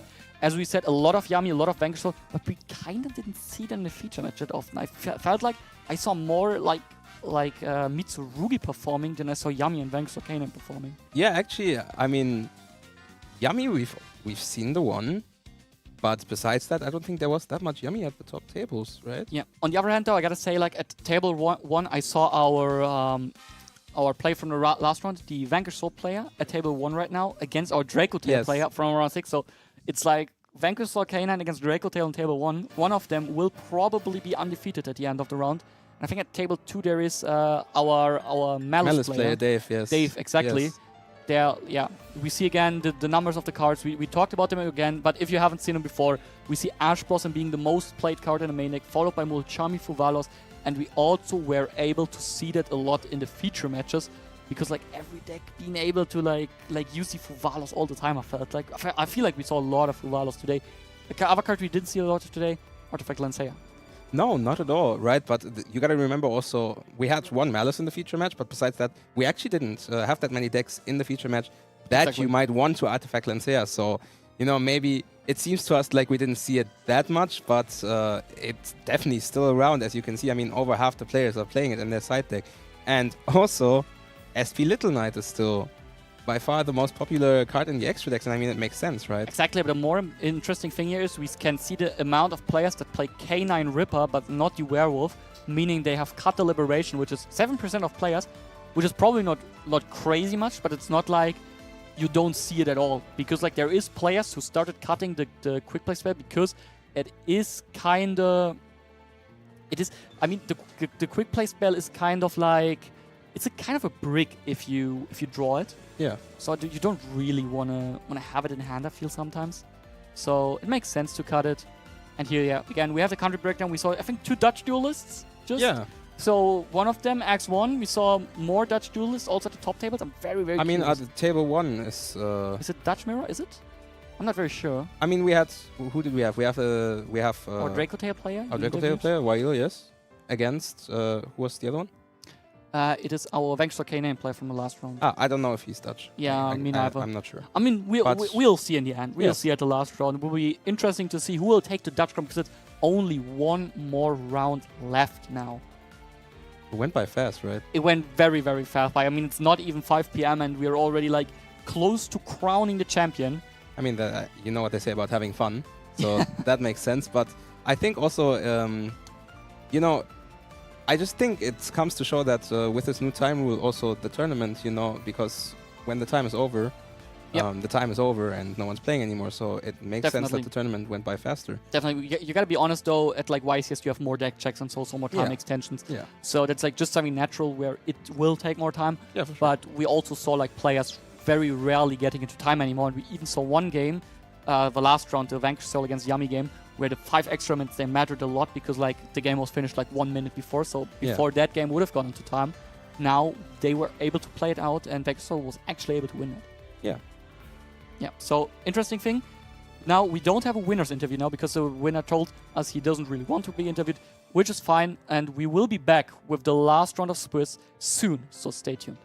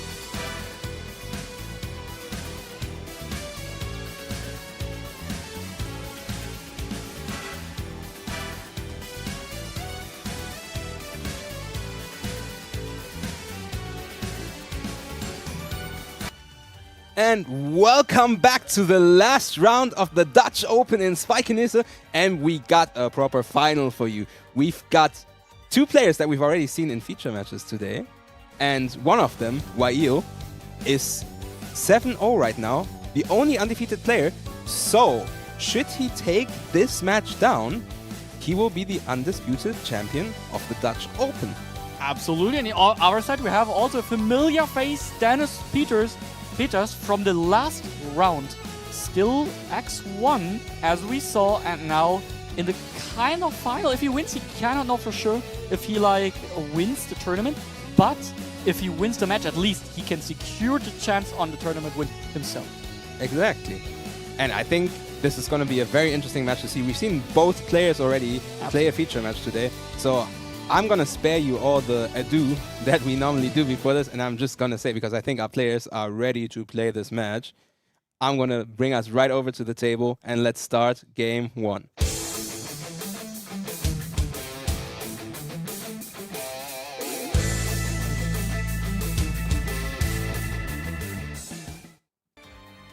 And Wael has won the dice roll, and I'm pretty sure he will choose to go first here. I mean, there's no more surprises here, let's be honest. Absolutely, definitely, and there we see it, the Light and Sublimation Dragon, which can be special summoned from the hand by banishing a level 8 Dragon monster from the extra deck, and that's what we were talking about. Like, Wael, he has some spice in his deck, and now we can finally see it in the final, first card activated. Yes, and he's using its effect to fusion summon by using monsters from his hand or field. And I think it's that a Mululu and a Fuvalos we see. Exactly, it's Mululu and Fuvalos. Our Phalion being summoned now can add back both of them from the graveyard, especially with the Mululu. It's very, very interesting because we will be able to normal summon that next and do another fusion summon. Yes. I mean, I was going to say, it's also always nice to add a hand trap back to your hand, but I mean, Fuvalos is not going to be that much more relevant here. But yes, we saw Ketu being set and now activated, and he gets to search himself. The Lucius. The Lucius. Actually also makes sense to normal the Lucius to get safely to your Dracotail 5 mana for the opponent's turn. And yeah, that's probably what we are searching right now, but we can also use it again if we want to, because if Lucius is also used as fusion material, then we will get the Rahu also into rotation. Yeah, and there goes Famena effect, using Lucius and Mululu to fusion summon once more. Yeah, very, very interesting here. We keep the Light and Sublimation Dragon on the field. I'm very curious if we will be able to do anything with that still, because it looks like we tried to keep it on the field. I don't know if I don't think we are locked already yet. I did have a small talk with Wael earlier, and I do believe he has a plan for that card. So let's stay excited and see what he does with it. Absolutely, let's see it. And now, first of all, we are setting the Rahu Dracotail onto the field. And I'm very sure we will use that next. Yes, and now we see Mululu being summoned back and Lucius being put back under the deck. Yeah, we are the Secretarian Dragon just with that nice bonus effect. And as we know, we are not locked it because Rahu has not been activated yet. And that's got to be a Hieratic Seal of Heavenly Sphere, right? Yeah, I mean, Arthalion is a dragon, Mululu is a dragon, and here comes the other monster that he told me about. Hope Harbinger Titanic Galaxy. Oh, that's very, very interesting. The number 38, like, we haven't seen it that often in the last time, honestly, because the card, it kind of fell off a bit, to be honest, because, like, other cards were just better. It's still a great card. I mean, the only reason it wasn't played that much is because there was not really any deck that could use it properly, but, you know, the last time I think we saw it was in Snake Eyes.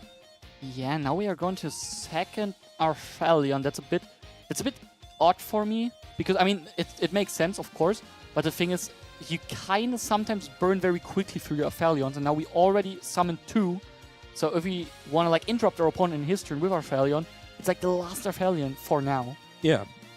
And we also get the Flame, I think it was, and activating Urgula, getting back the 5 mana into the hand. And that's his turn. Wael passes the turn. Yeah, not a bad end field. The only thing is no Nibiru here. He had no way to negate it, but if Dennis had the Nibiru, the Hieratic Seal of Heavenly Spheres would have, of course, triggered. Now Dennis draws a card and studies his hand, as you do. And again, we see Pot of Extravagance from Dennis. Pot of Extravagance. I think this is the third game of his we see on stream, and the third time we see him activate Pot of Extravagance. Yeah, and now while just banishing 6 from the top of the deck face down to draw 2 cards, and can he find something to break this field? No. No, because Wael respawns with an Ash Blossom. But maybe he has it already. Does Dennis have some way in his hand to get rid of the seals or the Hope Harbinger? We will see. He is thinking now. And there's Regenesis. Yeah. Which Wael needs to read. That's, yeah, I that's mean, very fair. It's not every day that you play against Regenesis cards. Yeah, he's probably not the first person who reads a Regenesis card today, I assume. And this will be able to take a Regenesis monster from deck and add it, and we activate the Hope Harbinger here to attach it to ours and negate it. Yeah. Which is also, by the way, so good because, I mean... But this way we get the Nadir Servant. Is it cost to send? That's the only thing. I don't know if that one is cost. I believe it isn't. Okay, it is probably. But we see... Yeah, you're right. We see Dennis just scooping up the cards Dennis and saying, you know what, let's go into game 2. I've seen what your deck does. Now let me prepare for it and see if I can take down game 2 and 3. Absolutely, Wael just like doing his stuff, which he probably did the whole tournament. He didn't show it on stream, but won regardless. Yeah. And now finally be able to show how he approached the Draco Tail deck differently than other players with the Light and Sublimation Drain. And again, very solid performance from Wael here. Yeah. Taking down game 1 very swiftly and also very decidedly. Yeah, absolutely. Very, very clean win. He didn't see a lot of Dennis' deck, to be fair. Yes. He only knows it's like some Dogmatica, Dogmatica Regenesis pile brew? I don't know. Not really a pile, because it's not 60 cards or so. Yeah, I'd call it a brew. A brew, yeah. Yeah. And so very curious here to see what Dennis can now do when he probably goes first. I mean, I would assume as much, but again, you know, the thing is, we've seen what Dennis' deck does, and I'm very interested to see how Wael can adapt and if he can deal with the strategy, because, I mean, we just saw Dennis take down a very swift 2-0 in our last feature match here on stream. Won't be a swift 2-0 now, but can still be a swift 2-1, to be fair. The thing now is, Wael probably having a lot of hand interactions in his deck. Not that good against Regenesis cards, I feel like. Yeah, I mean, that's the thing, you know, you use them and the cards still stick around.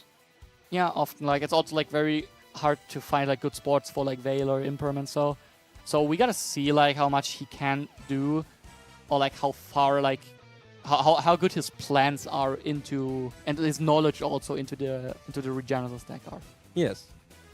Also, now is, like, the point where you don't know how much do the players know of the opponent's deck, because it's, like, they have sat next to each other a long, long time, like multiple rounds probably, but the question is how often do you have the chance to like look over your shoulder and see what is he playing? Here's my theory, right? Yeah.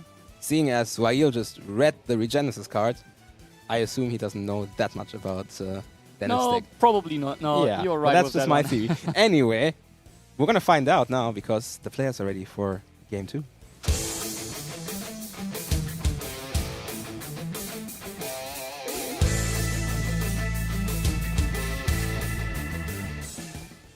The players are ready. It could already be the final game for Wael to crown himself the new Dutch Open champion. But first of all, it's Dennis starting with Race Off. Yeah. And Wael says, none of that. I'm just going to use my Ash Blossom. I don't even want to see no Kashtira cards in my game. Yeah, Ash Blossom very early. That makes a lot of sense. But there is Ame no Habakiri no Mitsurugi. Special summoning the Saji probably from deck. And this would have been a great spot to use the Ash Blossom because we all know what happens when Saji gets to search that Mitsurugi ritual and that gets to play. Yeah. So while you're right now thinking, maybe I should have been a bit more patient. On the other hand, though, this Race Off could have added a Kashtira Unicorn, which could have been on the field before the Ash. So, like, checking the kind of the extra deck and ripping something apart.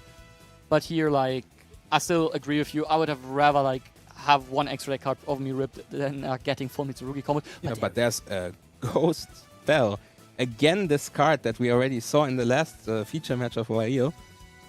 Oh, and discarding the second Ash Blossom for the Murakumo effect. Yeah, and here we see why it's sometimes so bad to use hand interactions against Mitsurugi, because the Amino Murakumo just makes Wail discard another Ash Blossom. Yeah, now Wail is already down to 2 cards in hand right now, 3 after he draws for turn, but Dennis is just playing Regenesis now. Yeah, Regenesis code, especially on the Archfiend, adding the Regenesis, getting us probably the Sage here, and then it's like 1 negate and a Murakumo, which is a pseudo-negate, you could say, against 3 cards in hand, and there are worse situations I could imagine than Dennis' position is in. No, I agree. And I think Dennis knows it. He looks quite happy right now. Yeah, but the question is, does Wail maybe have something? No, we pass on this, and now Wail 3 cards against Dennis 3 monsters. Yeah. And as you already mentioned, it's a negate, and Murakumo. Heat and there's the Ash Blossom. And Wail knows it. This is never going to be enough now, because Dennis can negate 1 card, and then there's 1 card left, and 1 card sadly never beats Murakumo. Absolutely, that's like, I love those situations as a player. If you just know, like, okay, you can count, like, I have 3 answers from opponent's 3 cards, okay, I'm very safe, and Wail, of course, an experienced player, there's a reason he's 7-0, knowing, like, okay, I can also count 3 interrupts against 3 cards. That's not going to go good for me. And this is why it's so important to pay attention in math class when you're young, because then you just save yourself some time and don't even get into any dicey situations with the timer. Exactly, and both players now like having a lot of time to play out this game free, and we gotta say this matchup, it can become super grindy. Yes. Because like both engines, they grind quite well. The Regenesis engine probably even grinds better, but the Dracotail engine, it can like earlier in the course of the match, generate the advantage it needs, that it's like not as bad if it runs out of gas turn 5 or so. Yes, the question is, of course, how much does that Regenesis engine depend on actually being able to get into the game to grind? Yeah, that's a big issue. The thing is now, like, because that's kind of what we saw game 1, right? The thing is, like, Dennis, like we said, he has like a lot of engine in his deck. Like, I assume he doesn't like have super much space for non-engine.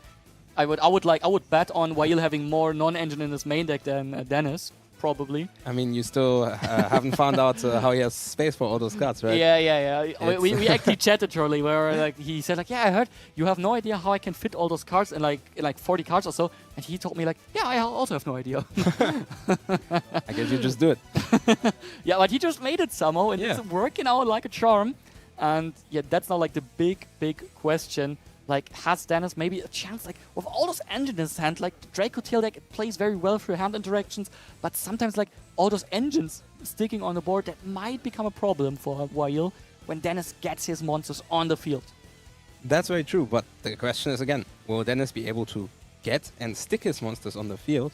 And that is for Wail to basically try and stop now, and whichever of those two succeeds in what they... this, either Wail in stopping this or Dennis in making it, I think that's going to be very important for deciding how this Game 3 ends. Absolutely, I'm very, very curious to see how this match will shape out, and both our players, they are ready. So let's head over to the final game of the Dutch Open.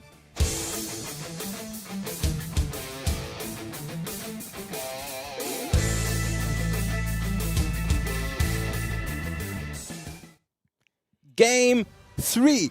The last game, the one to decide it all. If Wail takes this down, he is the undisputed champion of the Dutch Open here in Spijkenisse. If Dennis takes this down, he still has a chance at winning this tournament himself. So for both players, a lot is on the line, and Wail goes first, activating Rahu Dracotail. Exactly, and if it is the final game of the tournament where you want to win to be the new Dutch Open champion, opening with Rahu Dracotail without being answered is a great feeling. That's definitely a good start. Yeah, we're using the Lucias, we're adding it back off our Phalion and getting us the key to Dracotail as well. And that's just so much value right away, right? I mean, you get to set a spell that searches, you get to add back a monster that searches even more. All while putting a monster on board already, and you don't even get hit with Droll and Lockbird, apparently. Yeah, and we saw Wail getting rid of this Nibiru, maybe having a second one, we don't know. It's possible. Maybe he also just thinks it's not going to do that much work for him in this matchup. That could also be, but he didn't set it out. Maybe he didn't have something better to set in, to be fair, but could also be the case that he was like, okay, yeah, I don't know, couldn't set out much more, so I'll just use a fusion material and don't care.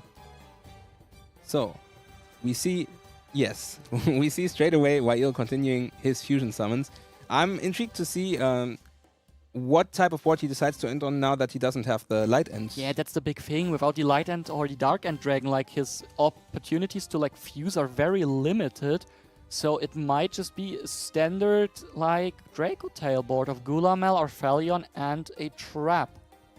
Which in and of itself still is very good. It is still very good.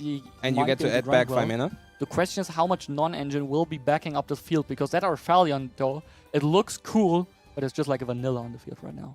Yeah, but a very cool one. It's a very cool vanilla. And it has 3000 attacks, so it's basically almost like Blue Eyes White Dragon. Not quite as cool. It has the same stats, though. Not quite as cool, let's be honest. But Fair pretty enough. cool. Fair enough. Is it Dennis' turn already? I think he drew for I think so too. Yeah, Yes. so nothing else in the back row. So only a 5 mana we know in hand. Let's see. And there comes Mitsurugi Prayers. can he tribute something for it? It doesn't look like. It looks like it's just the draw phase Mitsurugi Prayers to add. And Wail lets it go. Yes. I mean, pretty understandable, right? It makes sense. I mean, just like using the flame would be a bit greedy, I feel like, so it makes a lot of sense. Let's see. I mean, it gotta be like, if you don't have the ritual in hand, it gotta be the Harakiri, right? Yeah. So let's see what Dennis is choosing. I mean, I think with the flame, we will... He chooses Saji. Oh, Saji's interesting. That is very Because interesting. we cannot special summon this one now. So maybe he wants the body on board, so he's planning to normal summon it, but I'm not sure. it's interesting. I mean, there's one case if he has to rich... Oh, Pot of Extravagance. Also, interesting start here. I think... What is he now? 4 for 5 with Extravagance? Kind of, yeah. That's Yeah. a very, very good card, I gotta say. And there is maybe one thing that's interesting for him with adding the Saji now. If he has, like, the ritual in hand, and Saji Kusanagi would be, like, very, very crazy to have this coming because it's not optimal. You could use the ritual to summon from deck. Your opponent kinda needs to answer with a flame, and then you can normal Kusanagi add back ritual and still ritual summon from hand then, if you have the card. Yeah, but then you would need... Then you need like a 3-card combo. Yeah, no, no, 4-card combo. Yeah, that's not probably Whoa. not happening. Yeah, okay, that's probably not happening. But we see a Droll and Lockbird Ooh. drop to the graveyard from Wail, and that is such a good card. Yeah, very good. Yeah, there's evenly matched. It's the end of the battle phase. And now Wail decides to keep the flame, Which makes sense. Makes sense, It but makes sense. he might be on only one Gulamel. I don't know yet. So that might be his only Gulamel, which he will be missing in a grind game. Evenly matched, not the best card against a Draco Tail deck. Yeah, but you gotta also keep in mind, right? How grindy you think the game is going to get if he got to play his whole first turn without any interruptions? No, you're right on that. There is Kashtira, Fenrir, and Wail. He will be thinking about answering this. Because I think now Dennis really has to make sure that he puts a lot of interruptions on the board. Yes. Because otherwise, this might very well be one of his last turns. And this Fenrir not being able to search. Is there anything? And there is the Regenesis Archfiend. Which also can't search. Yeah, it also can't Showing search another here, yeah. Archfiend.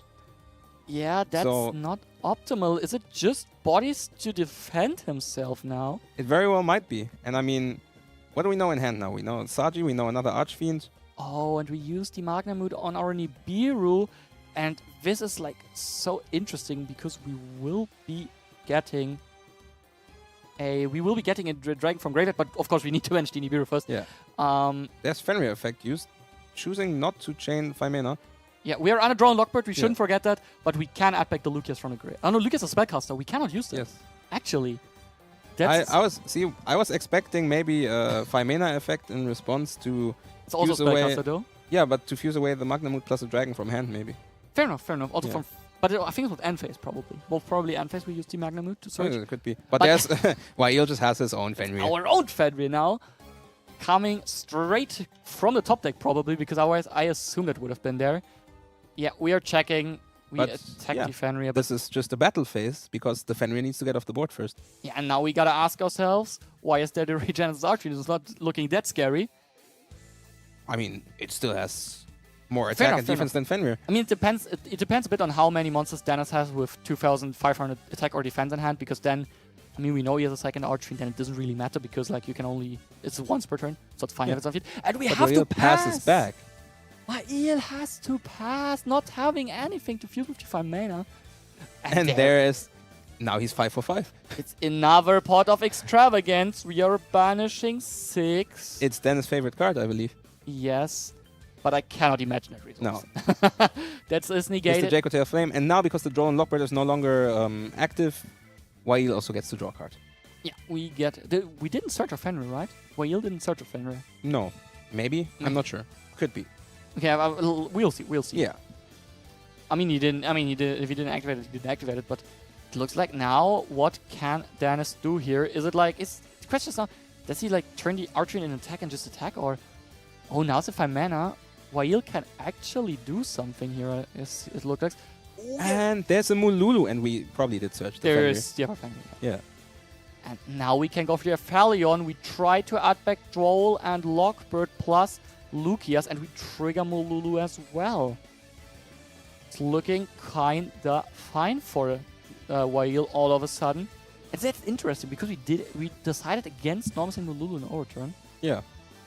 Which is... I mean, perhaps that was the draw of the... You are right, yeah. Of the flame. You're right, we drew. We drew a flame, you're right, absolutely. And now, Wail is kind of back in the game out of nowhere. I mean, we still know Dennis has an Archfiend in hand. And a Saji. Yeah. So there's still quite a few things that Dennis can do here, but the question is it enough? Yes. Yeah, and I'm still a bit like confused that he like with prayers he like added the Saji. Yeah, I'm not sure either. It still seems a bit odd, especially because in case he already has the Habakiri in hand. Yeah. Then you would just activate the Habakiri, right? Yeah, but it looks like we will be specialing the archery by revealing Kashtira Unicorn.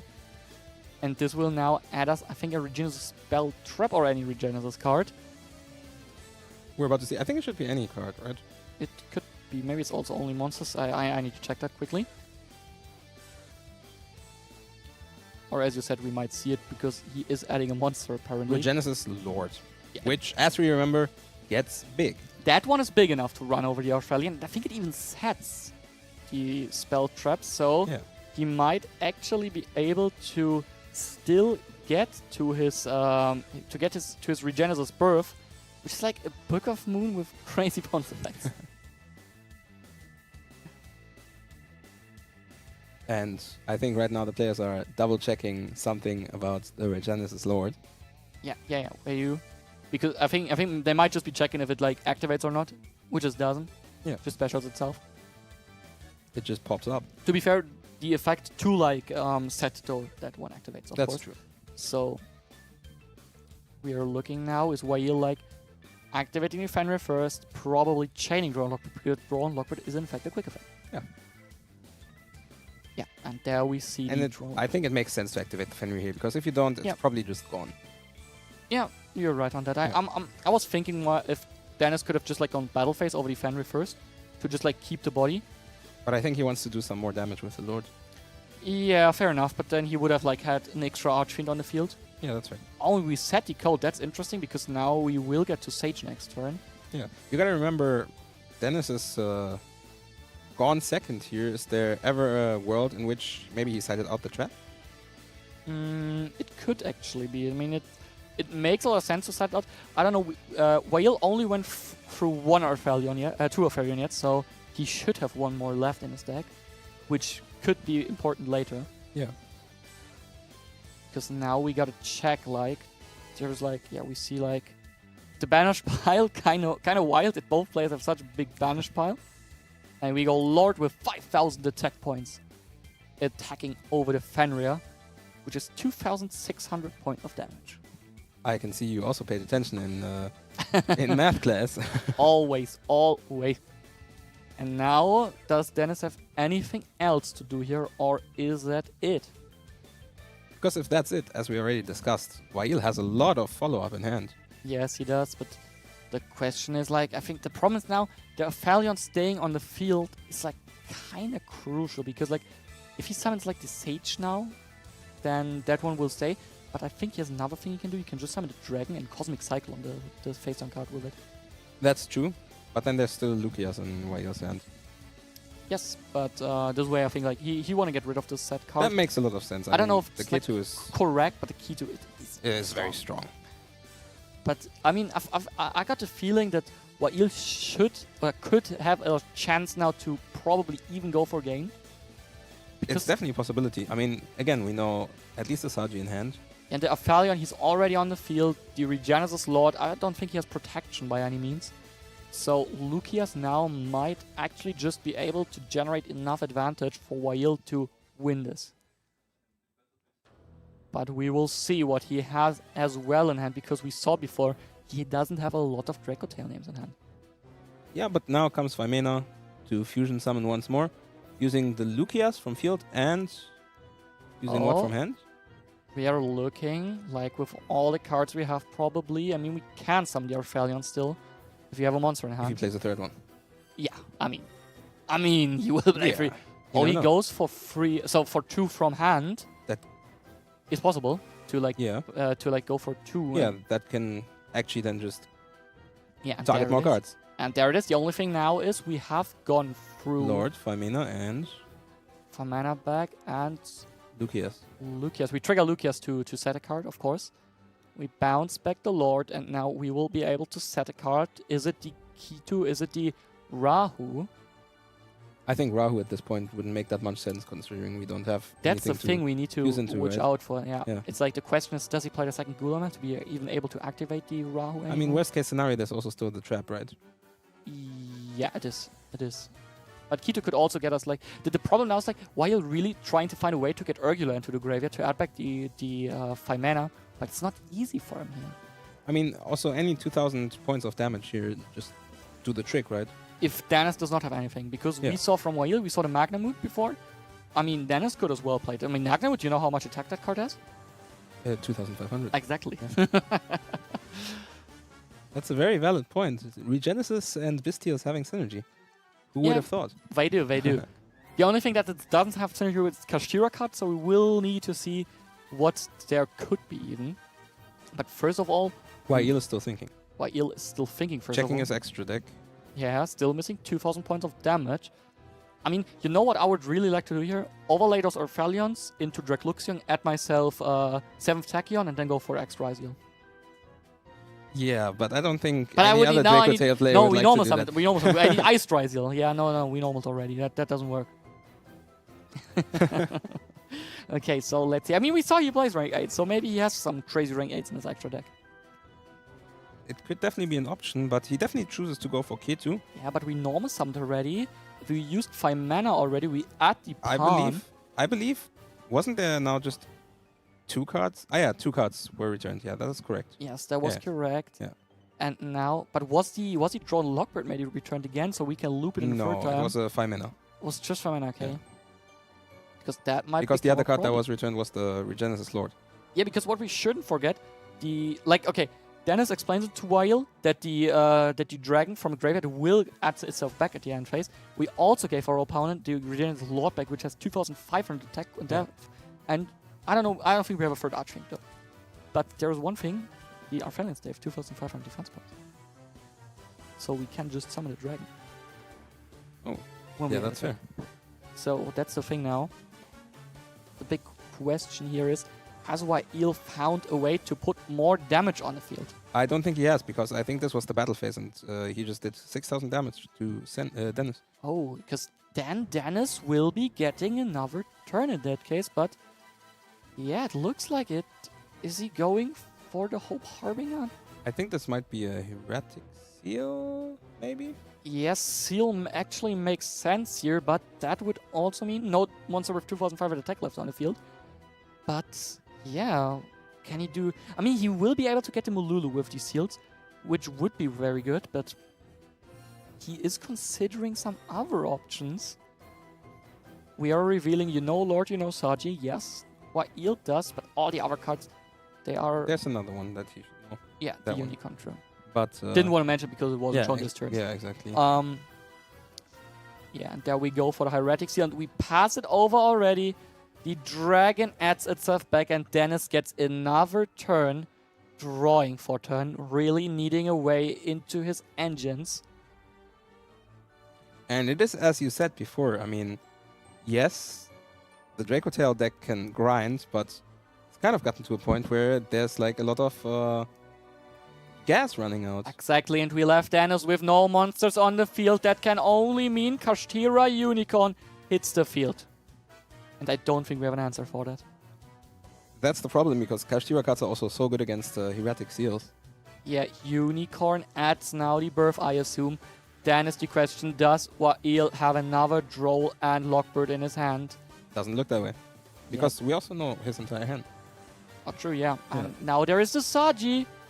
Saji adding any Mitsurugi spell trap from deck to hand, and it's the Mitsurugi Ritual. And to be honest with you, now I would really like to be in Dennis' position, because this kind of looks to me like there's not that much more cards to play through. Dennis' position looking kind of fine right now. Also Kashtira Unicorn on the field with 2,500 attack points. Now is the question, what can Wail do with his 5 mana? And the Pan, we have Pan to be fair. We have Pan, we have 5 mana. But when is a good time to use that? I'm not sure if now is. I mean, okay, let's put it this way. Due to having searched Saji, actually the ritual doesn't do that much right now. Right? Unless we have a ritual monster already in the hand. Yeah, or in deck. Because if we have another level 4 reptile, or we have it from hand, it is the Ameno Murakumo no Mitsurugi, which will now be able sending the Habakiri. And now Wail responds with using the effect of Hieratic Seals. Yeah, Seals here, definitely a good way to use, and we chain the Murakumo now. And Wail has to think, do I want this to happen? Because if I do, then my 5 mana just doesn't play anymore. Yeah, that's a big issue now, because he's out of those Arphelions in extra deck. It's not that easy for him, because he'll need to think about what he wants to discard. He actually discards 5 mana to resolve the Seals. We are bouncing the Unicorn. I didn't expect it. I thought we will want to get rid of this Murakumo, because now with prayers being added, this Murakumo, he will stick for an eternity. Yeah. I mean, he will not just stick for an eternity. I mean, this might even already get close to being game. It's definitely a dangerous because situation. You have to remember, Wail is already down some life points. Yeah, definitely Wail. Is it the Mululu? Yes, it is. But what can he go into from his hand? It would have to be something with Mululu and Pan, which is 2 dragons, if I'm not wrong. I'm honestly, I'm feeling like he should have probably bounced the Murakumo, but now, and there is the kind of hidden effect of Regenesis Code, being able to add back the Regenesis Archfiend from the banished pile. And I mean, that's just so much special back even. Yeah, and that's just so much, meat getting onto the field now. Like, there's so much damage there already, and it's just one Mululu with Pan against the world, so to speak. Exactly, and now with Regenesis Archfiend on the field, we add the code, we have a monster with 2,500 attack on the field. Therefore, Valkyria being like, and there's also the Regenesis we had in hand, which we couldn't activate like for the last turns because of Droll and Lockbird, and in one turn, Wail does not have the Droll and Lockbird, Dennis can finally do all his searching. Adding Regenesis Sage, and if that hits the board, now we also have a negate. Special Summoning Sage as an out to the Mululu. Checking the graveyard. Does he get another body on the field now? I think this is probably... He does banish the Regenesis Archfiend for the Lord. This one will go up to 5,000 attack points. And the trap card was in the deck. It actually was, yeah. He still sets it. However, also summoning the Regenesis Dragon, Wail extends the fist, and Dennis takes it down, and still has a shot now at becoming the champion of the Dutch Open. here in Spikenissa. And isn't that crazy? You were asking for this deck on the feature match, and now he wins the finals here. Yeah, you heard me. Like, Dan is like really being able to like keep his chances alive. It's like he had it in his own hands to keep his chances alive, and he just made it. He pushed through those back-to-back Droll and Lockbird, one of the best cards against his deck. But all of a sudden, like one turn, no Droll and Lockbird, and he just went like, okay, I summon this, add this, and just go for a game. And what an interesting deck he brought here. I mean, let's just talk about that for a second. There's Mitsurugi cards, there's Regenesis cards, there's Nadir's Servant with Dogmatica cards, there's Kashtira cards. There's Lava Golem. We saw Lava Golem. We saw Lava Golem. Yeah, it looks like he doesn't have a lot of non-engine per se, but all of his engine are kind of non-engine. I was going to say, what do you need non-engine for if all of your engines just kind of say, hey, I'm going to summon this into a board and get rid of your stuff? All of the Regenesis except Archfiend, they are like doing something against your opponent. Then also like the Mitsurugi cards, the Murakumo is like Raigeki, also a non-engine. Then Nadir's Servant sending like, as an example, the Ivory Borcephalus to add, or like Enters to just like get another pop, and therefore also being kind of a board breaker. So like every card, every engine in his deck had a purpose of being engine and board breaker. But we still will need to see if his tiebreakers kinda turn out well for him and make him the winner. I don't know if we can like really like see that soon. Just gotta wait. It just remains to be seen. Of course, the rest of the players need to finish the round, and then we will find out. Yeah, absolutely. So we will soon be back with an interview of the winner of the match. I bet you can't wait. I can't wait. No, I really want to talk with him about his deck. So stay tuned.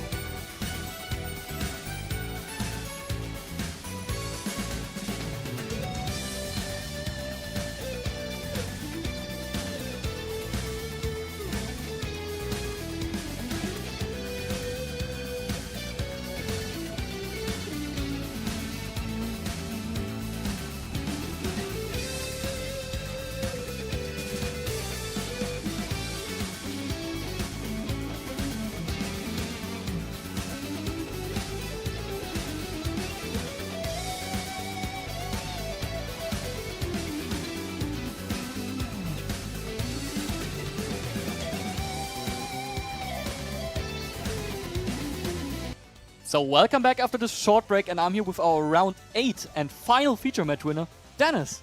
Dennis, how are you feeling? Pretty good. Not expected.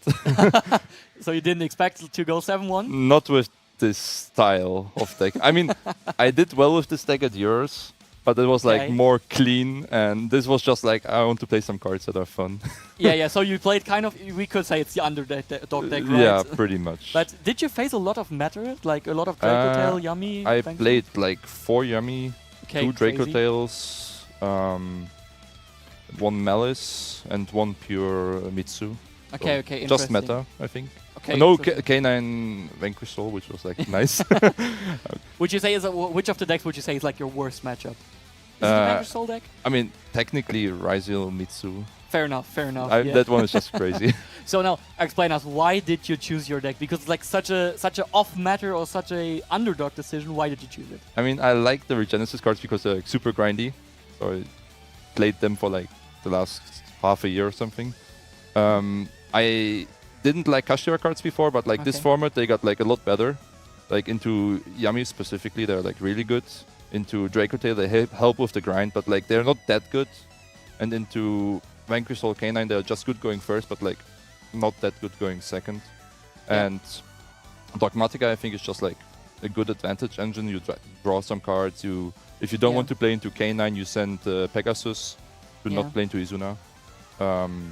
Yeah, those cards just like add some advantage, give you 2500, so you don't brick as often. The Mitsu cards are like, they're kind of random, right? They're random because okay. I was thinking at the start when I was like trying to add them, I was like, I can add them with Nadir Servant, I can bridge, but then I had to play Maximus. Yeah. Because like Nadir Servant can only send Arclight if you have like a monster with lower attack, and I didn't want to play any of the ritual bricks, so. True. Then I just they stayed. They stayed because I was like, before I was playing more hand traps, and I just kept losing because I didn't have enough strong engine. And now I was like, okay, this format you can really just afford to like play just engine and like go second. I mean, who needs non-engine if all your engine is non-engine, right? And the only non-engine I play is like Droll and Lava Golem, and Droll is like good enough to like delay or like stop some boards from completely going crazy, and Lava Golem is just like people don't really expect it, and it's really hard to play around if even if you know it's there. Like with Yummy, are you not going to make Arclight and like you have to make like multiple snatchies? It's just like. How many people did you see shocked when you were like, Archfiend reveal Lava Golem?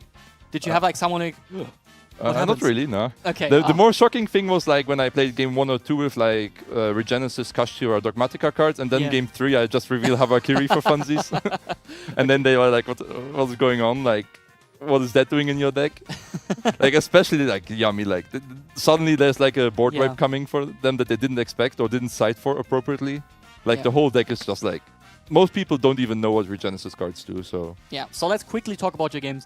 Game 1, kind of unspectacular. You had like really hard time playing into the board. I had like and the thing is with he ended up like on 2 spell negates, which is like very tough against you, because my deck is like most of the going second power is like extra draw into go +1. Yeah. Like Nadir Servant is like really good going second if you send Entis or Malong. Exactly. But like not being able to play with spells also shuts off the Mitsurugi cards, which is like really tough. Yeah. So I was like kind of surprised that he ended on like a really good Draco Tail board, because normally it's just like 2 traps and 2 fusions or like. Which you would be breaking. That's more reasonable, but against like 2 spell negates, as you said. The Hope Harbinger was just, I think, a bit too much, and I opened like a bit too much engine. Yeah, exactly. Game 2, we saw you race off, getting ashed, and then all of a sudden you were like, okay.